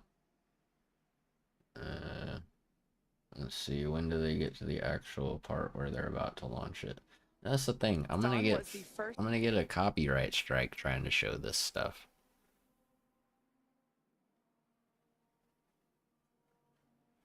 You know, because I mean, it's gonna be from whoever, the Washington Post or some news station.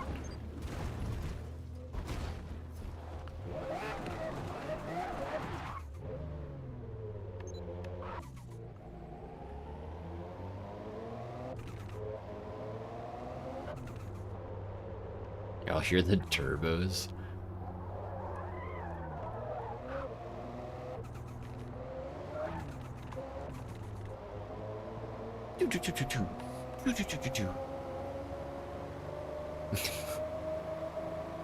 Boost is just doing flips to have fun.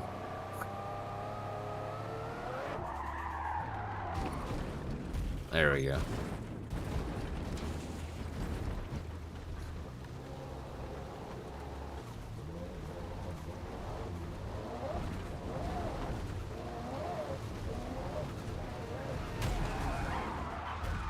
Aha, you didn't flip me that time, nerd.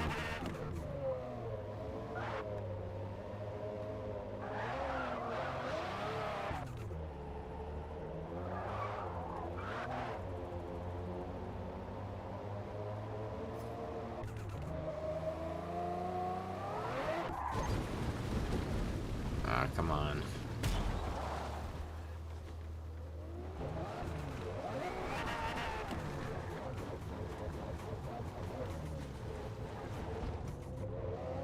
Yeah, I just, like I said, I don't want to get a copyright strike or something watching a live stream on another channel. You know what I mean?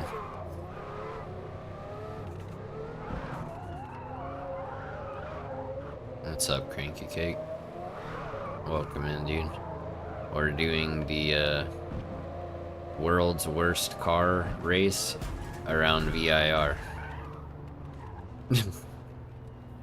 I was trying to flip you, Basher. I was trying to get you to roll. Boost has been doing that to me, trying to get me to roll over this whole time. He's been successful a couple of times.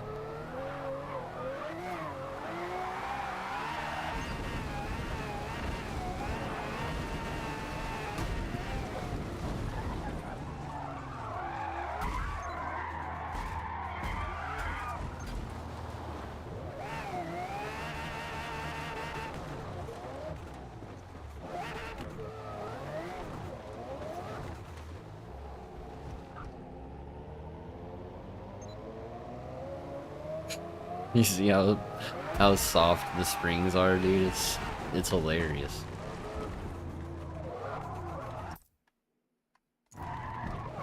Get wrecked, noob.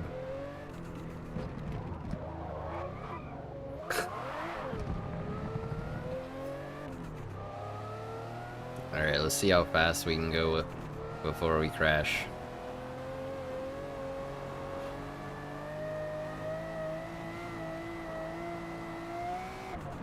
Oh, almost 250. Full on the brakes with downshifts and engine braking. Barely got stopped for this corner.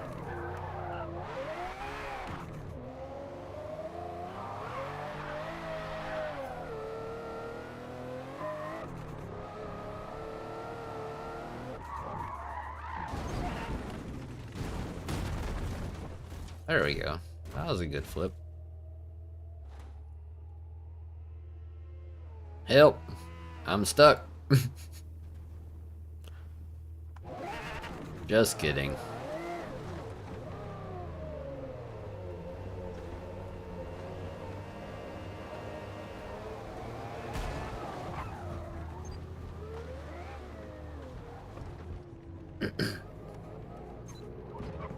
Yeah, but see, the thing is, Craig, this one, look at the suspension.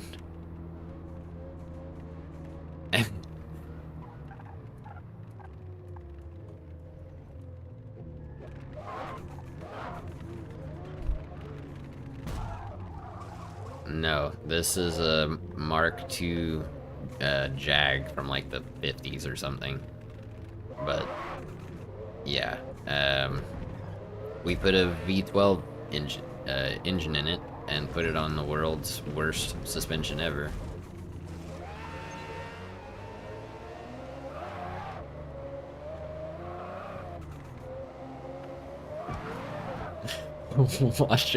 Watch Boost in the rearview mirror, dudes.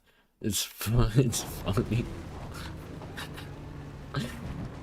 That's what I'm saying. He's a wiggle, wiggle, wiggle. Yeah, it's got a V12 in it.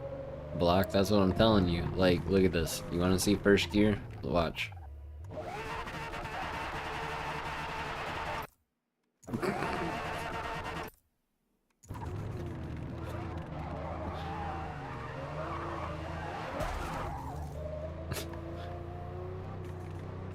I'll show you on the straight here. I'll see how fast I can get since this will be the longest straight to test it. You have to be so ridiculously careful with this car, though.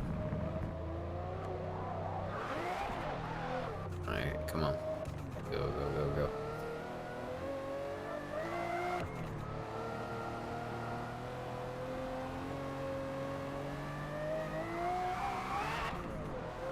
Just go straight. I want to see how fast I can go.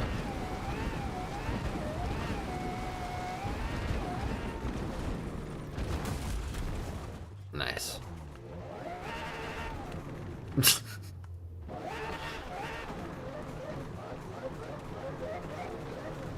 Alright. Last lap. Let's go.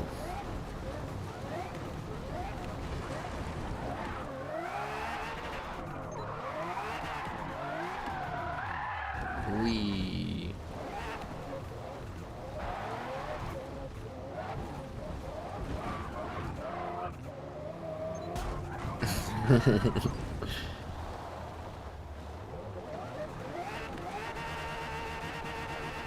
Oh, dang. We're not going to be able to finish. Owl took it too seriously.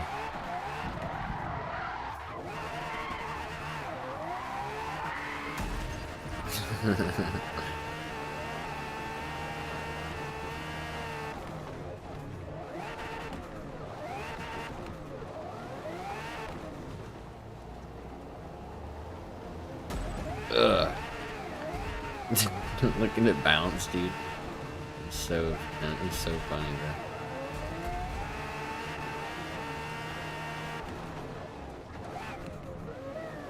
That's what I'm telling you. Like, imagine a full lobby. Like, alright, what do you think? You guys want to try to make it around the Nords? Just a full on the whole thing?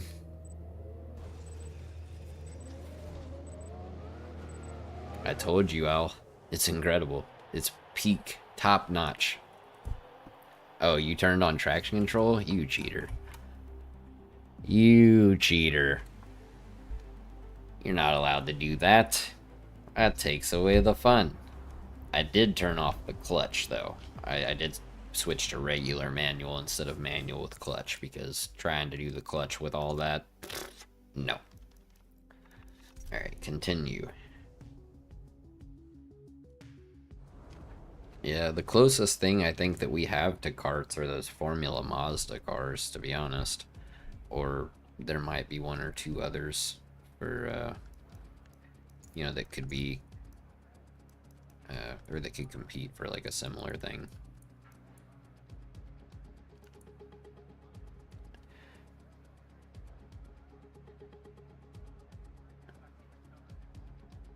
Yeah, we should probably only make this one lap of Nords because it's gonna take a really long time. What, try to make like our own? Yeah, I mean, we could, I don't know, can you even get a Formula Mazda to 1,000 horsepower?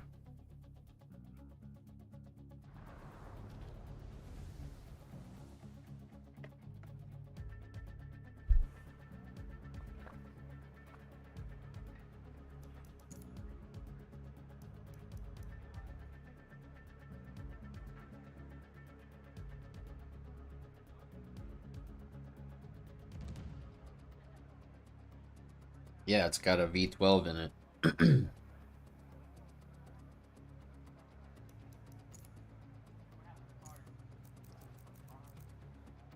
See? 6.5 liter V12. Twin turbos. No aero. No transmission stuff. No wheels. No tires. But we got the springs, the roll bars, and the roll cage. Because we had to make those worse. Stock brakes.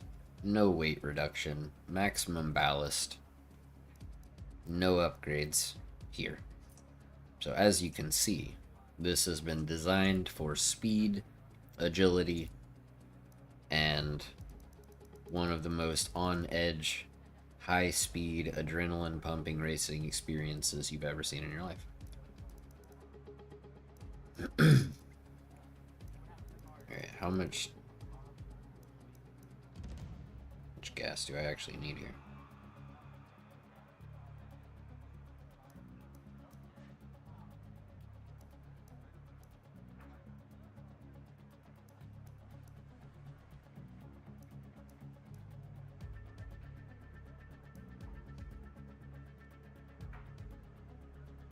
That's what we're doing, Craig.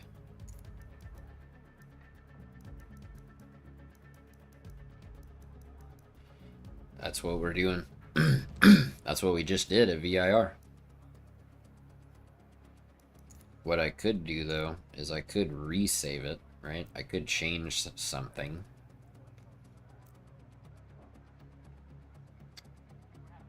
You know, maybe I put us on drag tires. There's an idea. And, you said differential.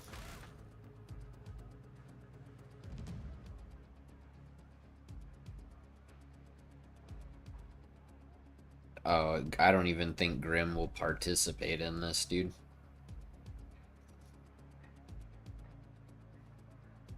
I think that he would be like, nah, that's dumb.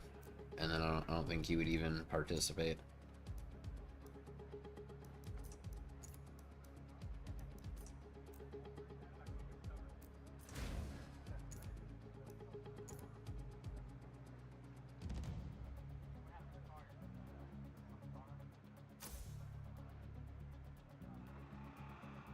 Well, look, Box. Okay, so why my tires are up that high, I don't know. Yeah, so why my tires are up that high, I don't know, but... Or wait, that was the max tire pressure of the previous tires. These are drag tires. They go higher. So there you go. Max tire pressure. Here's the gearing. Lovely.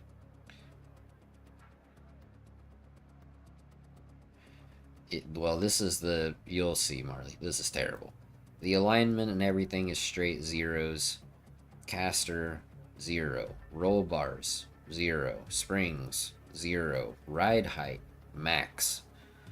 You know, 1, 1, 1. All the way on one end, all the way on the other. Same here, right? No arrow, no brakes. And then what? We should put this at like 100 and 100 or 100 and 0? What? Or 0 and 100? I don't know. No, I'll save it and then you guys will have to go download it again.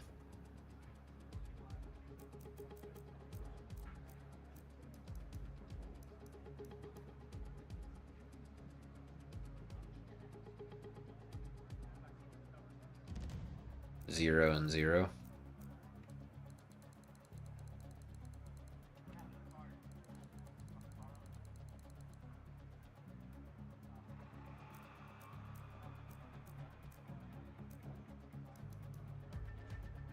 In or out, Harry? In, probably.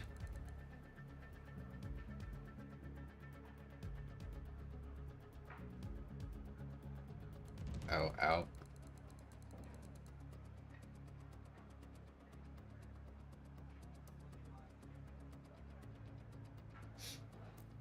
Perfect. It was already horribly unstable. I just gave it higher tire pressure tires and all that kind of stuff.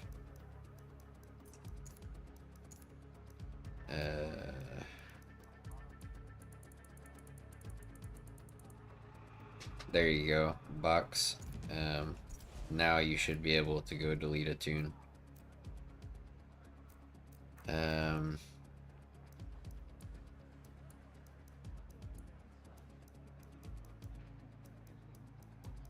there you go. End of race timer. Who knows how long we'll need. What's up, Tony? Hopefully we don't need more than like 5 minutes, but we'll see. Alright.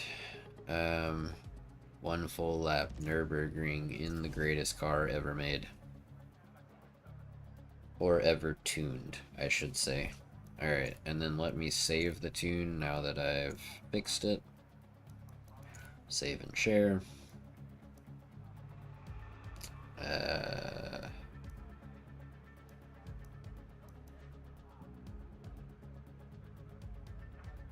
Yeah, right here. We'll just save it over this.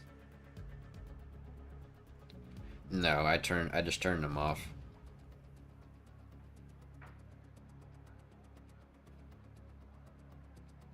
Because it's so fast, Akash.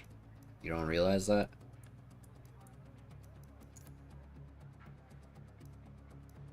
How can you not recognize this brilliance?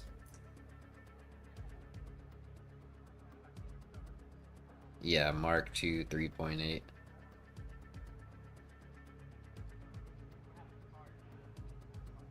Convenient excuse to not do Nords, owl. Nah, I'm just kidding. Appreciate you joining, dude. I'm sure this will be interesting. Oh yeah, we have unlimited fuel now, so you can just like...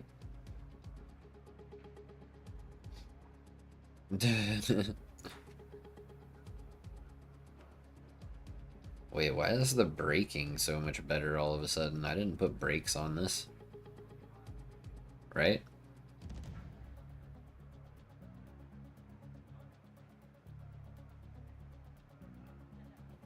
I didn't upgrade the brakes. Ah, drag tires. Yeah. Yeah, handling is still at a 1, so that's good. I'm not trying to get the upper hand. Everybody's downloading my tune, bro. Boost, get in the right car.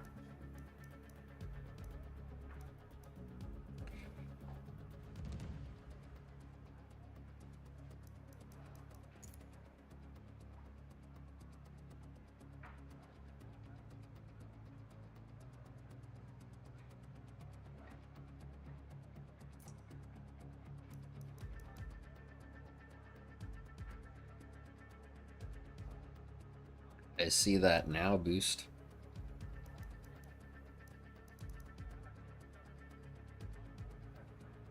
Yeah, no worries, Box. Yeah, Blockburner, just download my tune and ready up. And Boost, same thing, and then Superfly ready up. Oh.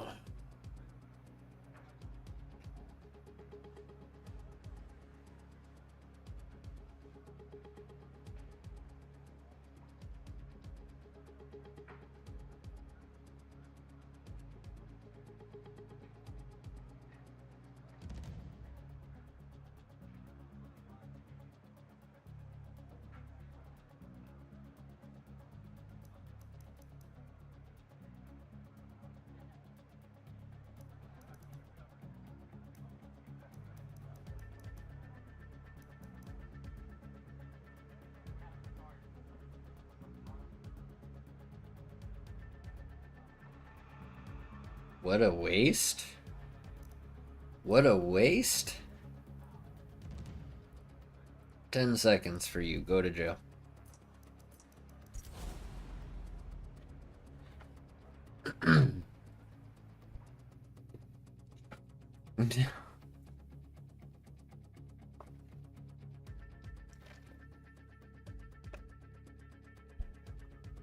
How dare you call my brilliant tuning car a waste?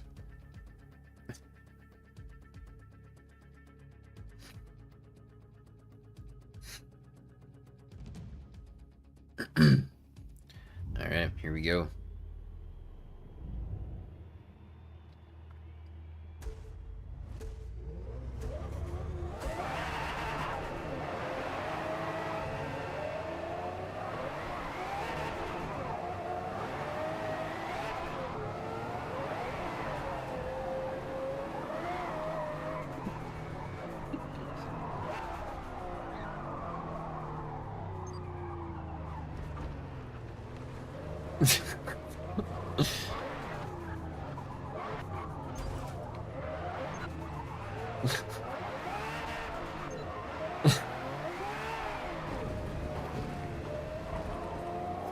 I just tried to pick the dumbest car I could find, like the dumbest looking car I could find, and then I just tried to make it as bad as I possibly could.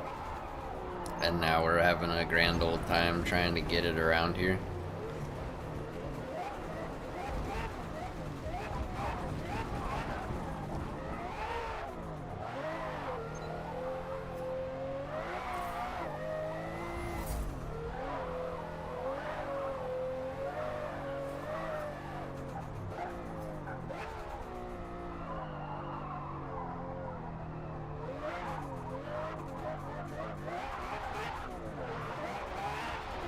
Yeah, you say that, Tony, but do you not see these springs, dude? Do you not see this? You can't drift this. You'll just flip it.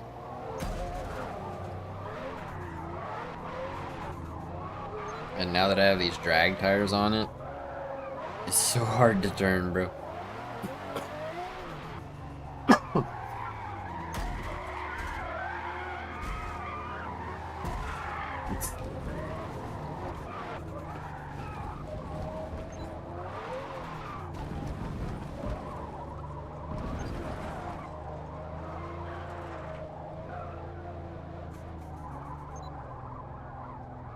Turn, car.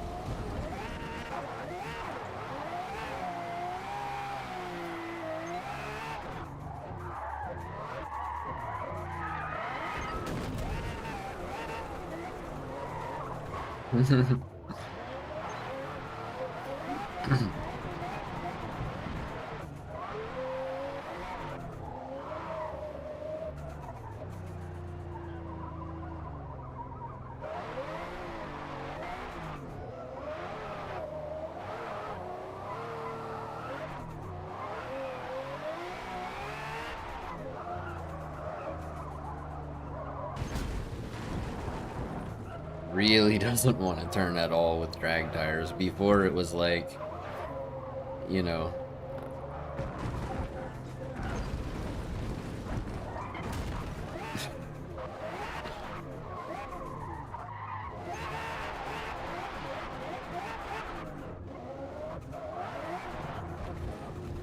watching the rear view mirror, you see people crashing, and you look ahead and they're either driving super slow or crashing. It's beautiful. It's a beautiful thing.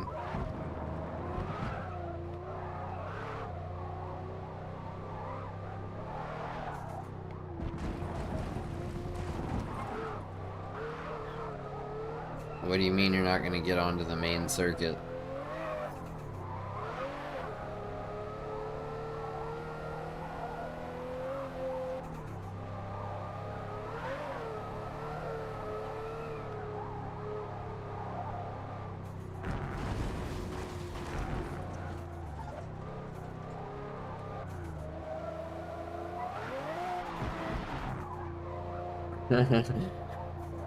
That's what I'm saying, dude.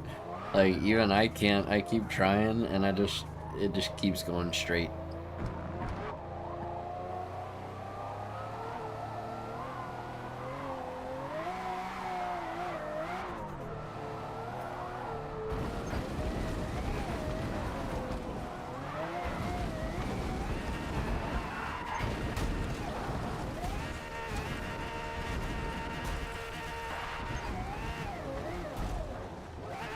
Nice.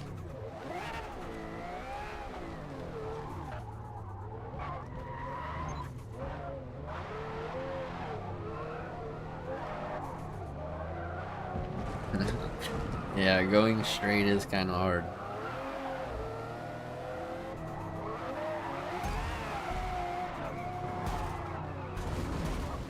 Oh, you're lucky the wall saved you.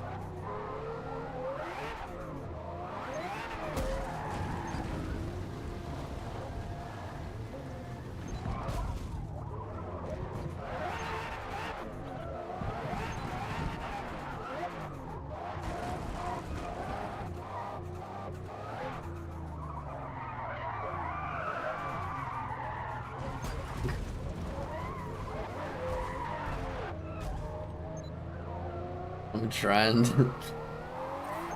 Oh, dude. This is so bad. And yet, it's so much fun.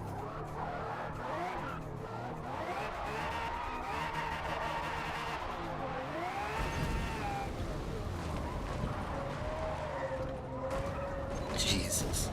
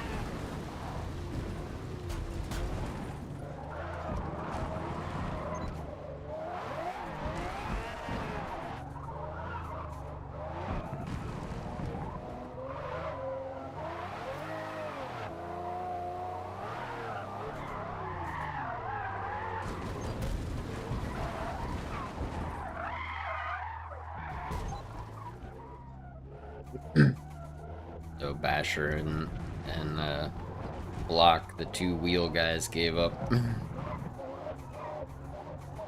They said, nah, bro.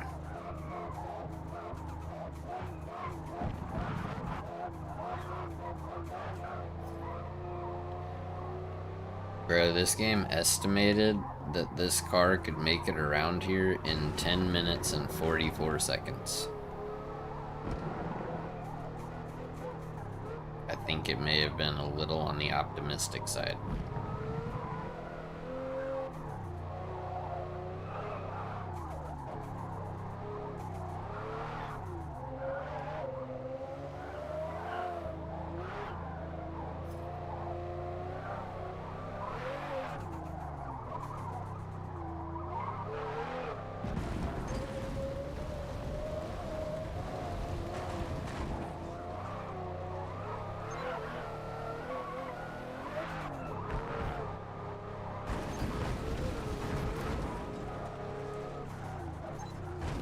Well, Tony, if I can keep it in a straight line long enough to show you that, I will try to on the final straight.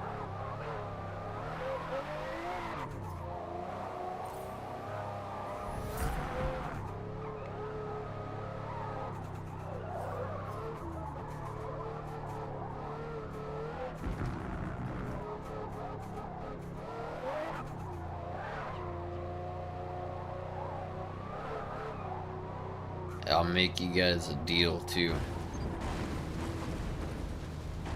Because of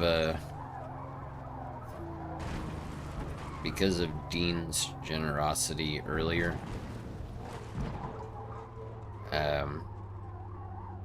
But he's try-harding Basher. But because Dean was so generous earlier with you know, those super chats, and then Clam gave 5 and Hubris became a member, and you know, Clam gave 5 gifted members and Hubris became a member, and Kogetsudai tipped. I'm gonna turn off ads for the rest of this stream.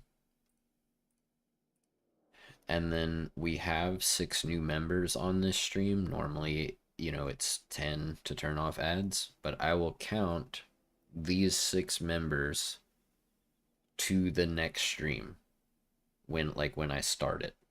So if we get 4 when I start the next stream, I'll turn ads off for the rest of the stream. That way I can kind of balance it out, because Dean went a little crazy.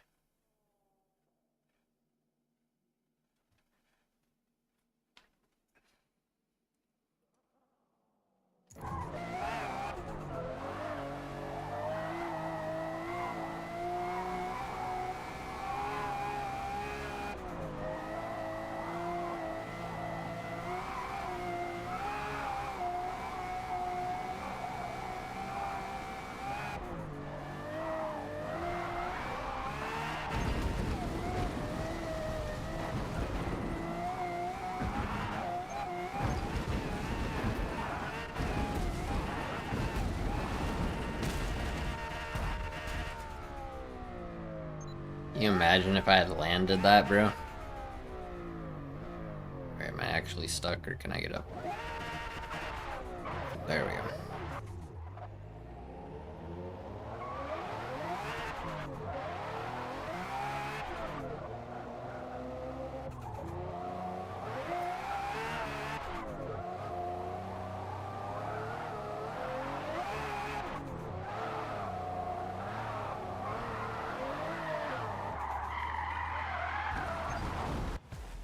There we go. And a couple of flips across the line. Nice. Yeah, dude. That was fun.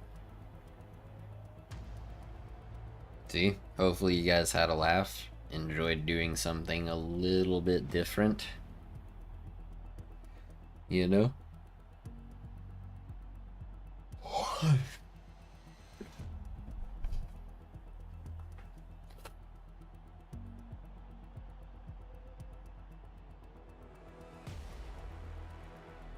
Yeah, Tony.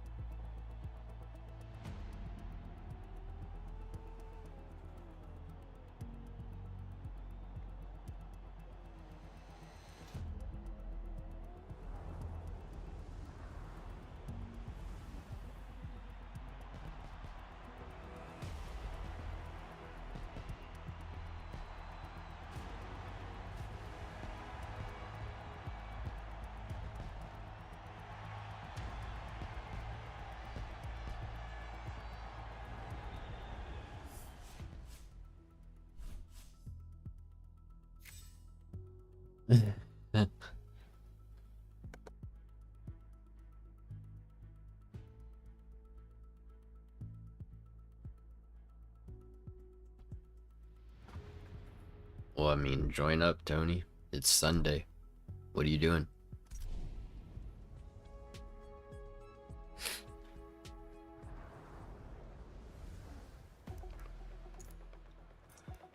Um,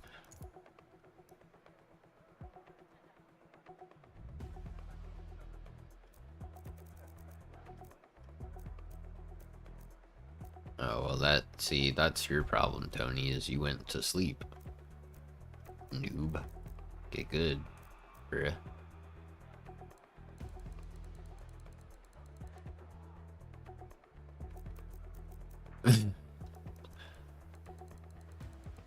Alright, I'm gonna try to make it a tiny bit drivable, okay?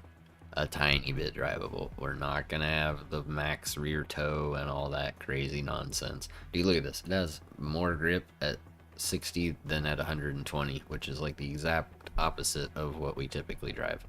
So yeah.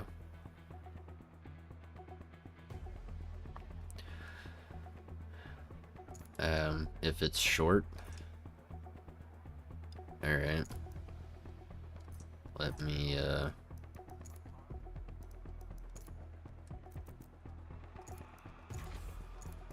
I'll go back to stock. Alright.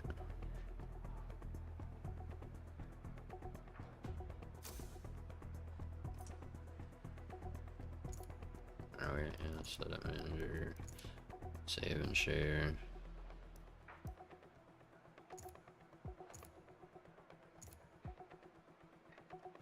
Alright.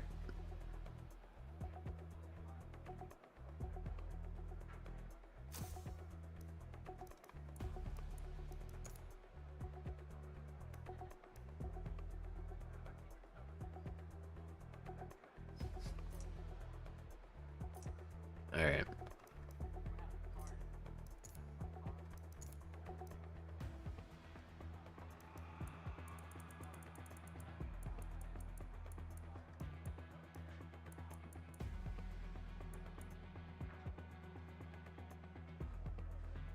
Alright, Mario, have a nice Sunday, dude.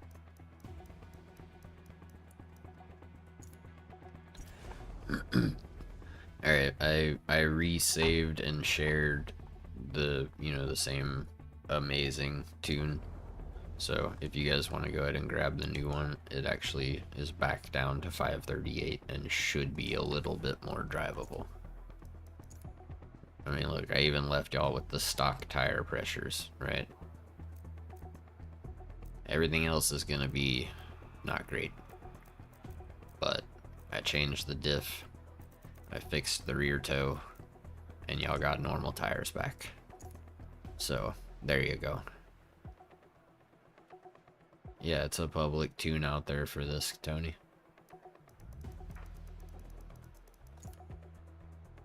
That's what everybody's doing. They're all getting the same tune. That's like what we're doing here.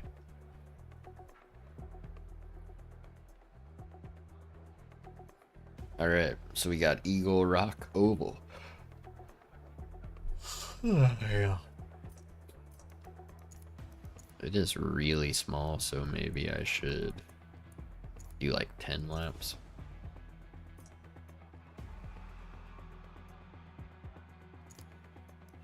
No boost.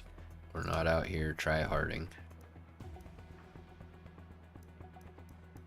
We're having fun. Harry, you don't have the tune on.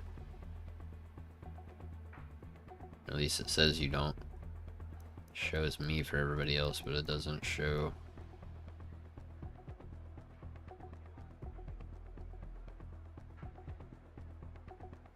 But see, the drag tires wouldn't turn.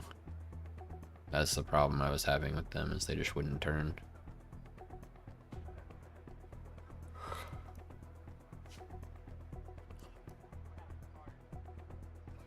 Yeah, there you go. I got the, well, it's not even showing my thing, but whatever.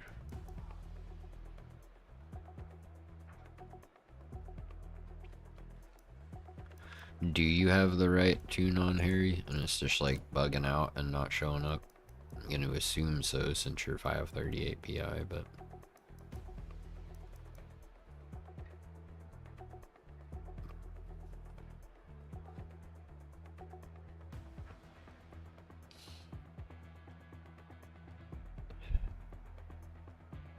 Okay. Yeah, block, we just need block to load his, and then boost to ready up.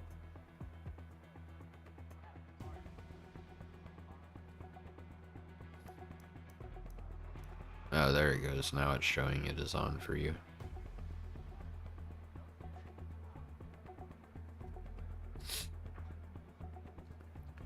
I mean, would you rather spectate, or would you rather just watch the stream? It's up to you. You can spectate, I don't care. What's up, Ruthless?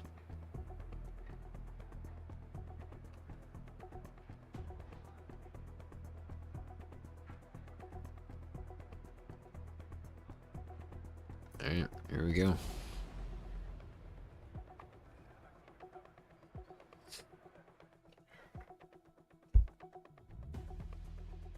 Oh, yeah.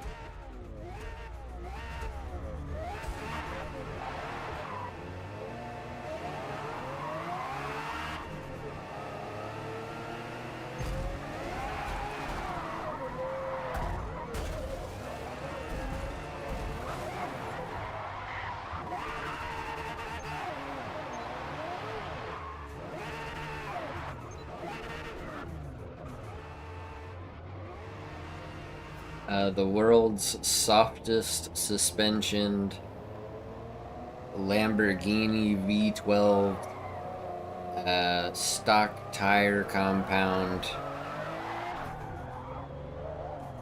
Pretty much the greatest car ever made.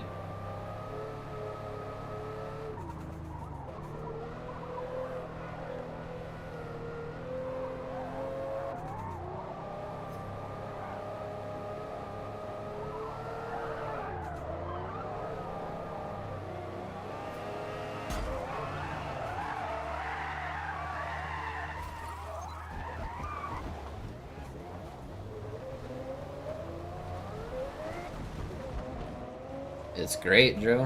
What's up, dude? Welcome in. If you want to join, feel free. This isn't a really easy car to drive. Flawless tune. Obviously, because I made it.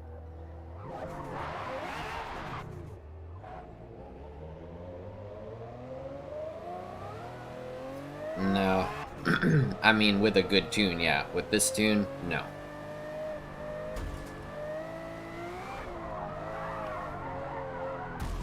Oof. Oh. Eat.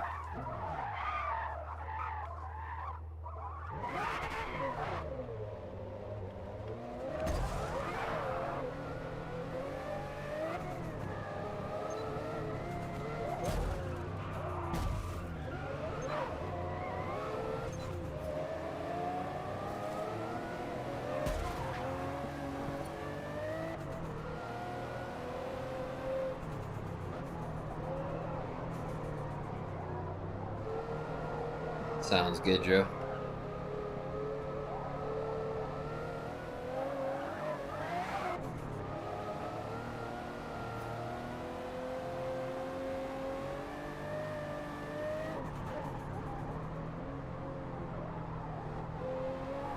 Yeah, y'all better not have traction control on, you cheaters. You're supposed to be rocking this thing, you know.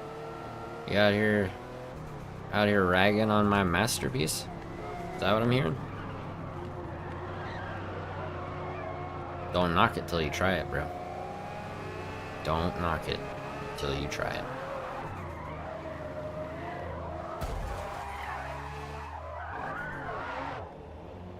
Everything is intentional, you know.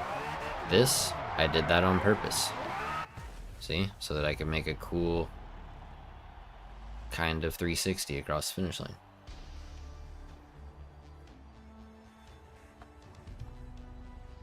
I'm telling you, Bucks. Ugh.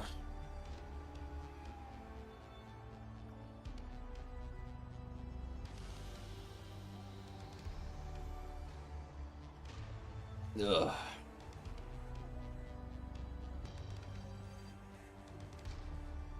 Time to go to sleep.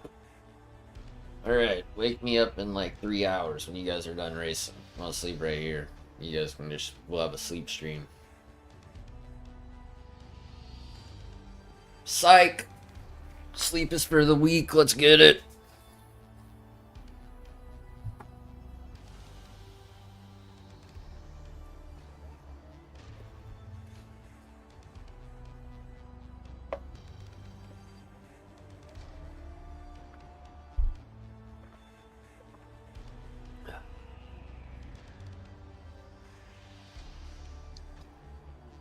Alright, Harry, are you still gonna do another one, or was that it for you?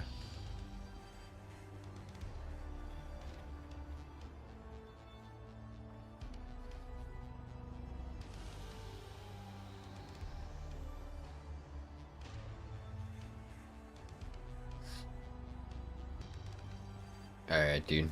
Have a good day at work, man. Catch you later. Well, Boomer, get in here. You need this car, and you need to download my tune. And my tune is called Amazing, because that's exactly what it is. Toge, same thing.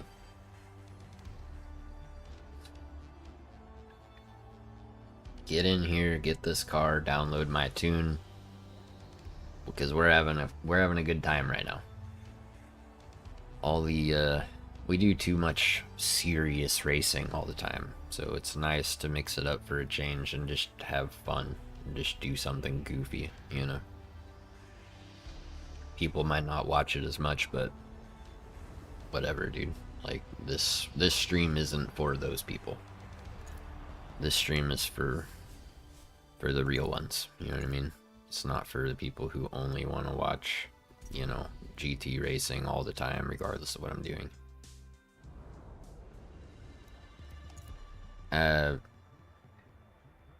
No, there's definitely ways to make it worse, Toge, because as of right now, it's perfection.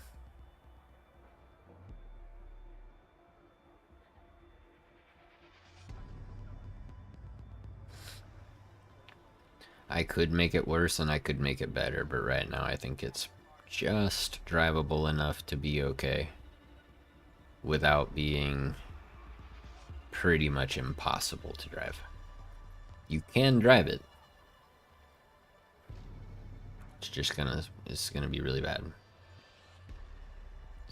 Boomer, you haven't even tried my perfection build yet.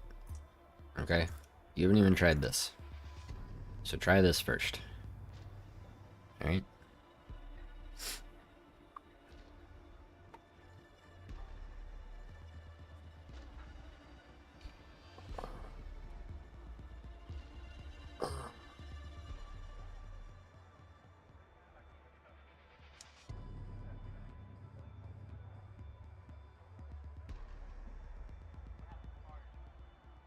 I mean,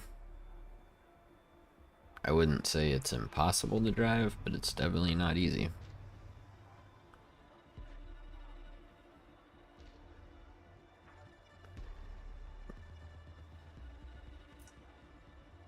Yeah, don't drive around backwards on the track this time. Just keep going the same direction.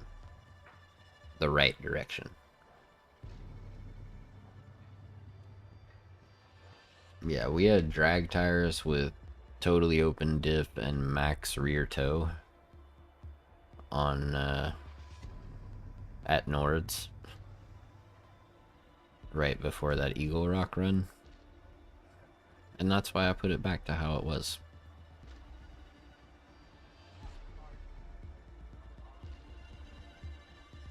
We did VIR earlier. That was fun. Alright, what do we do this time? Oops.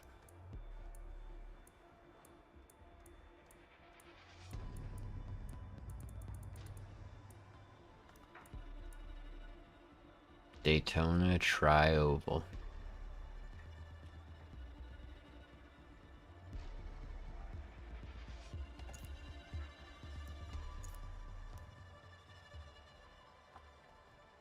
After this one, Ruthless? Yeah. Approximately 700 feet, Joe. I gotta run the restroom real quick, guys.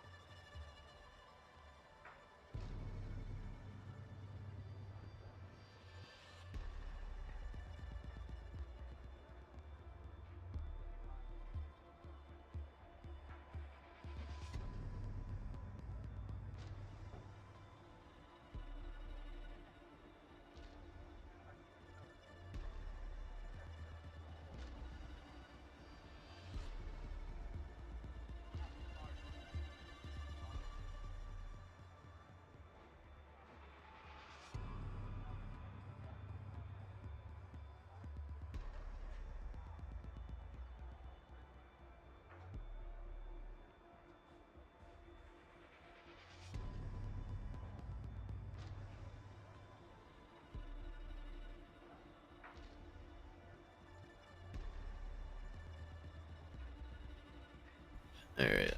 I went and finished off my the rest of my cereal.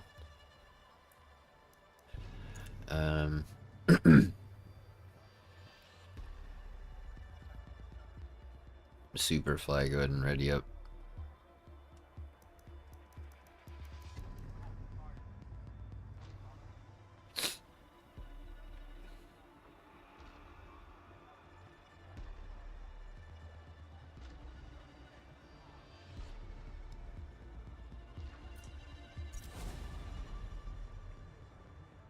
Alright, here we go.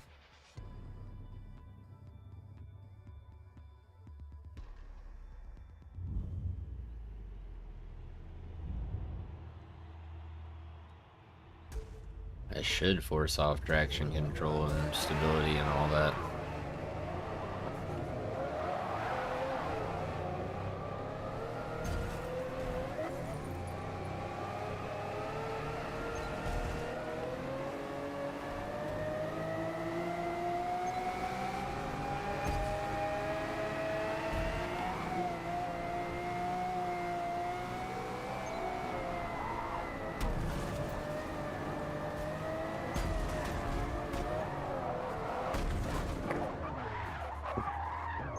Oh god.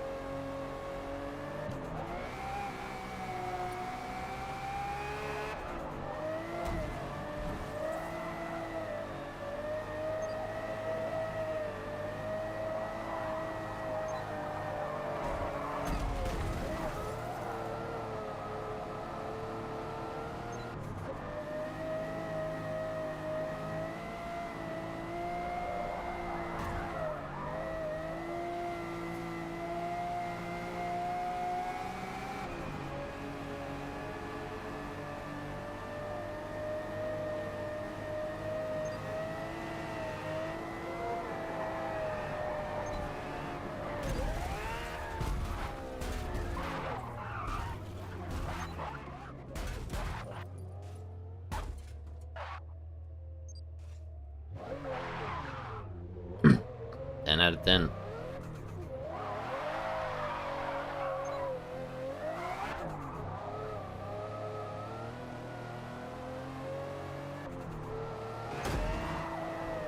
Get wrecked, nerd.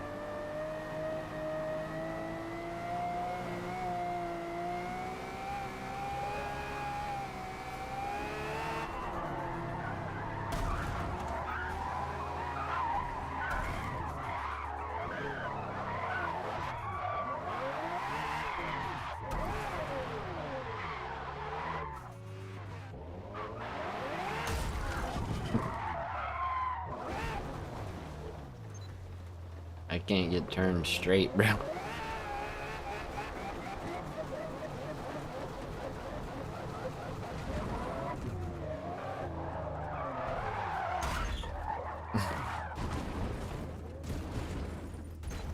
Oh, dude.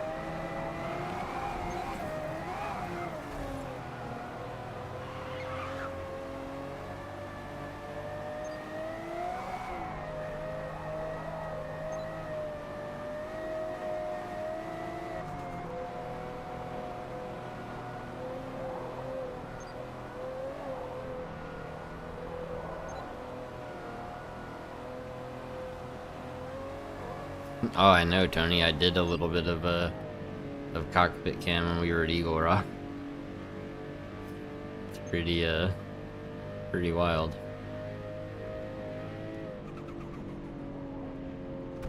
Oh.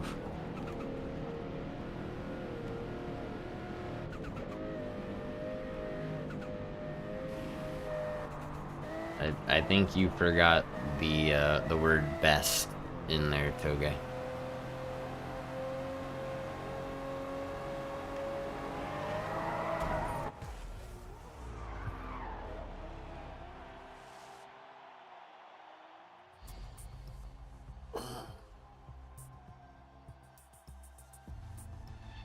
Your tune doesn't look like it got reset, Akash. It's showing you as 538 PI, like everybody else.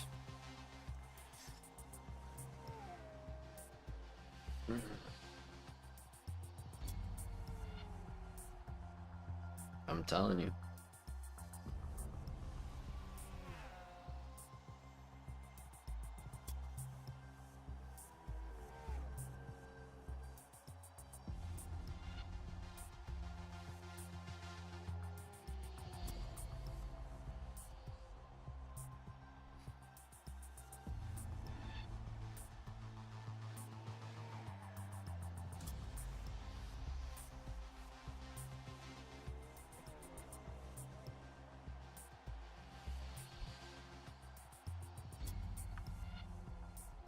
That's weird, Akash. I don't know, dude.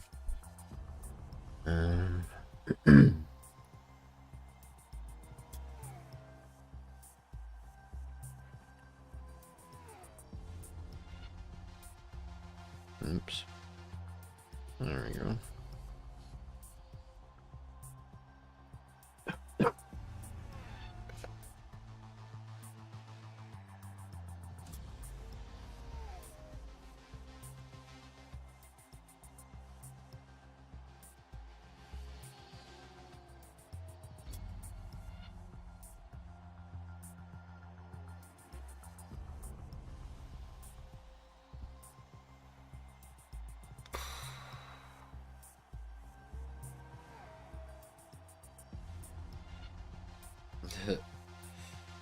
Sure did, Boomer.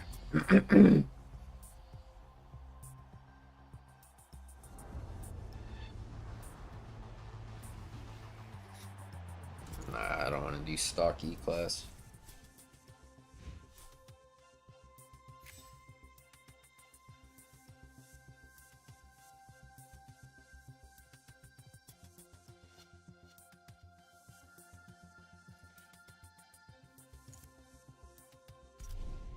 Ugh.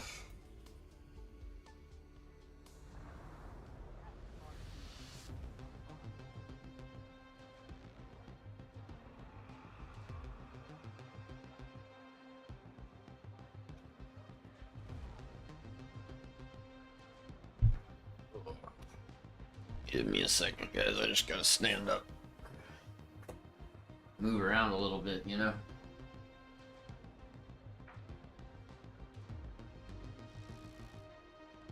Sitting on the plane all day and sitting around the Airbnb all morning and sitting in an Uber all day and then, you know, being here. My hips and stuff are really starting to get tight.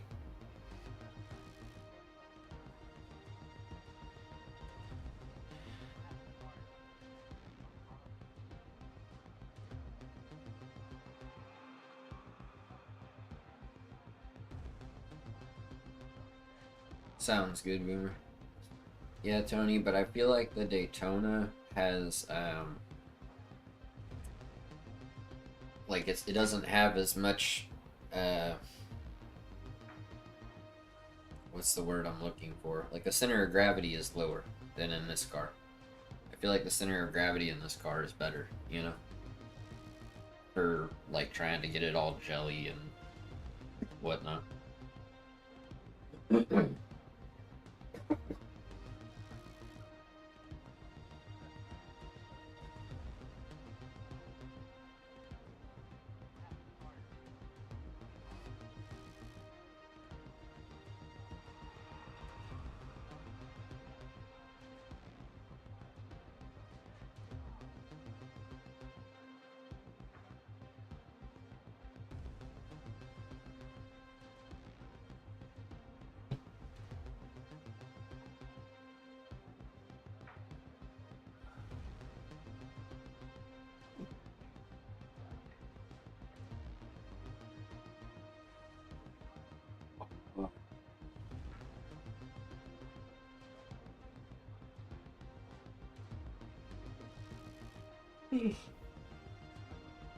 Yeah.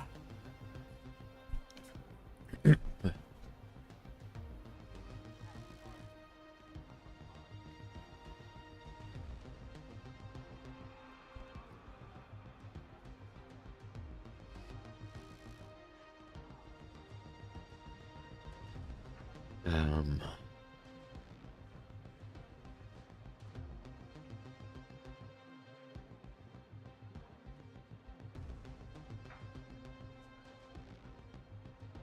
Yeah.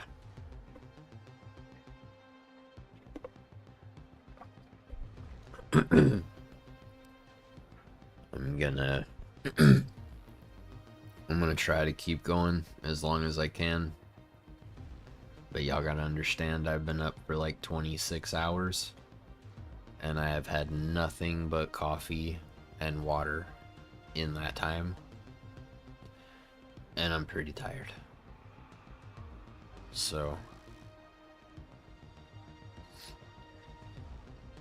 yeah. Nah, I'm gonna keep going for now, Toge. We got 6 new members and like we had a big tip earlier, you know. So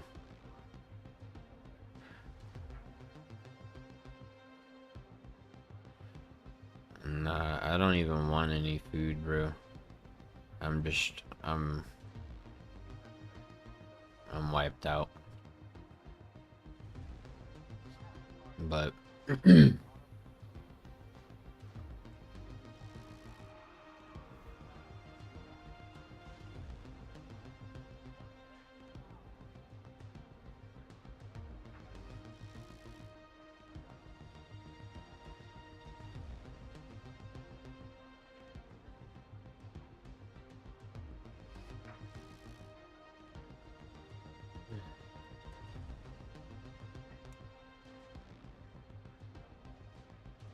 Yeah, I'm just not hungry, dude.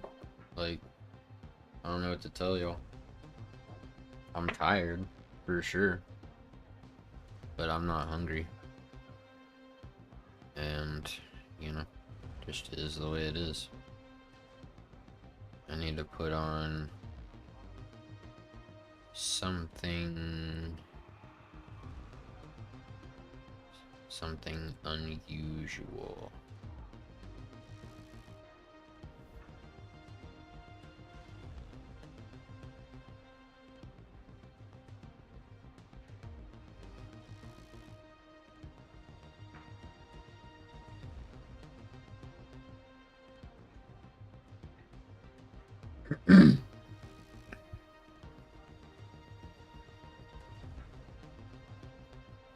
um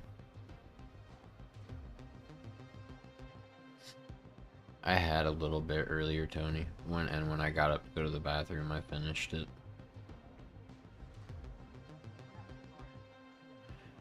Well, that's the thing, Savage.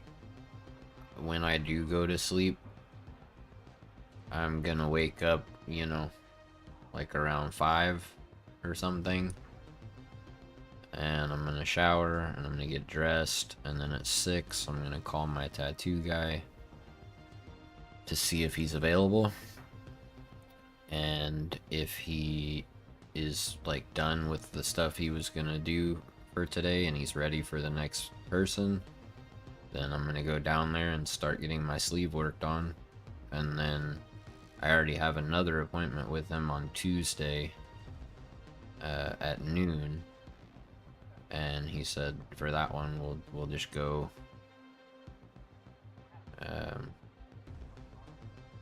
until I can't take it anymore, basically.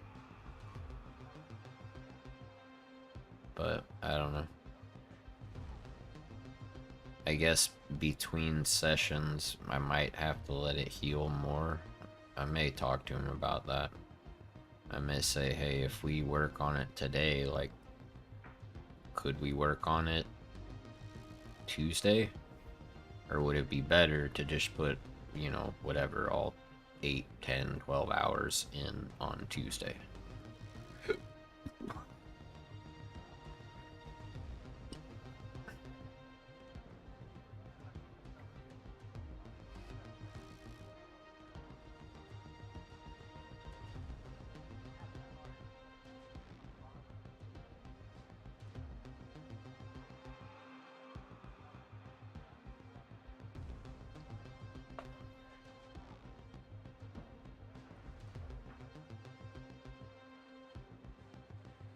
Yeah, I was trying to figure out what to listen to.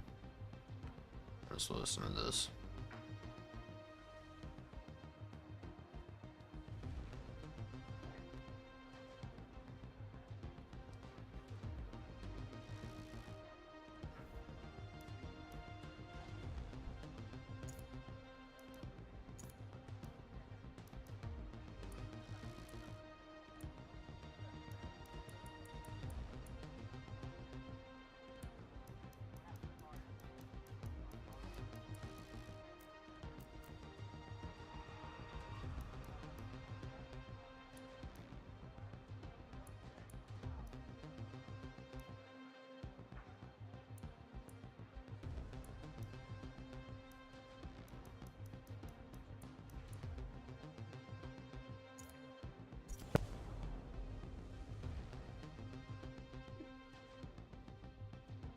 Now I'm listening to The Real Samson, the Donut Fryer.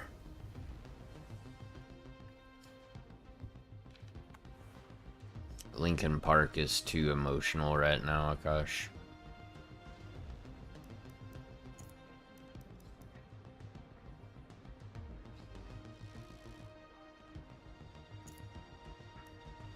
Mm, 256.9. That's funny, bro. That's funny.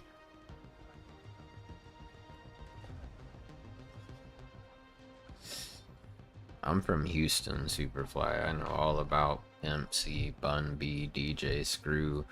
Like, I've heard it, Akash. I know My Way by Limp Bizkit. I know Rollin'. I know You know, the one where he talks at break stuff. Like, I saw Limp Bizkit in concert with 3 Days Grace at a big festival back when I was like 20.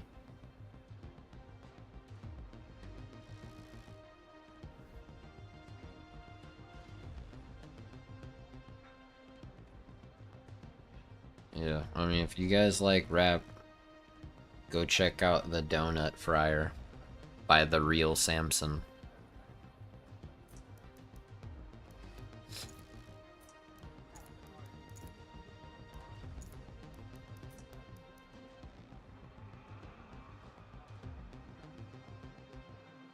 Akash.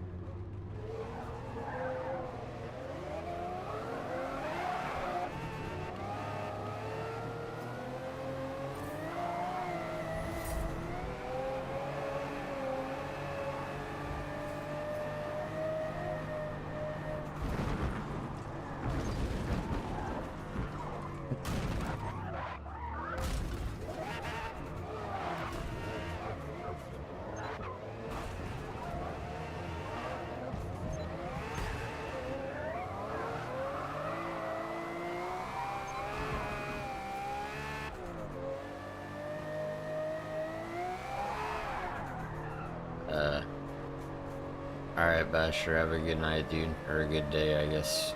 Evening. Thanks for hanging out, man. Appreciate you.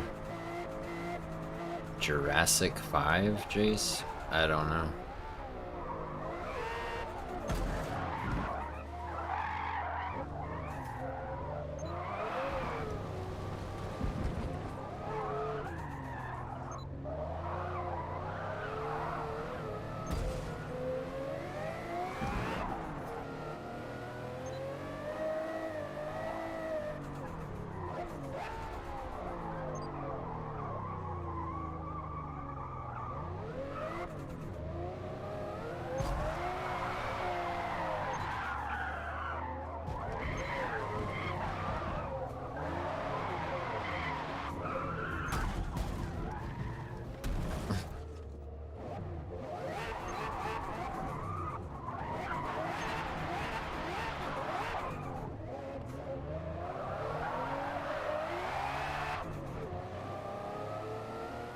I did.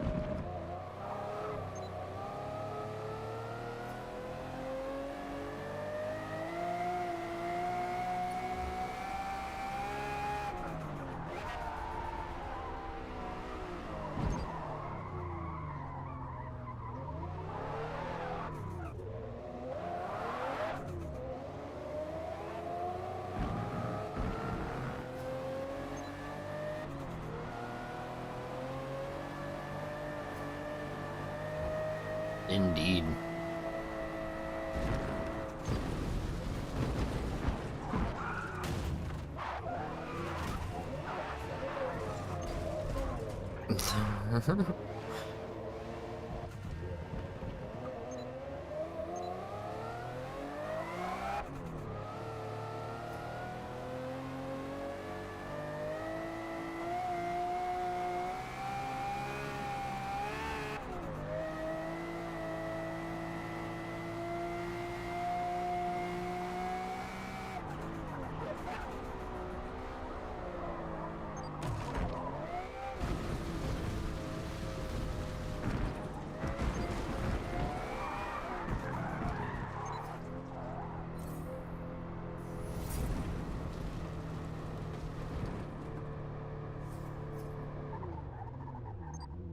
Well, I can't do it in a public lobby. And I turned off penalties because we're just messing around. But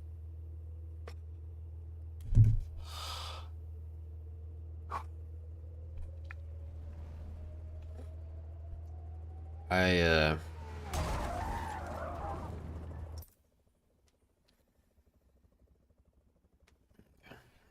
this isn't it.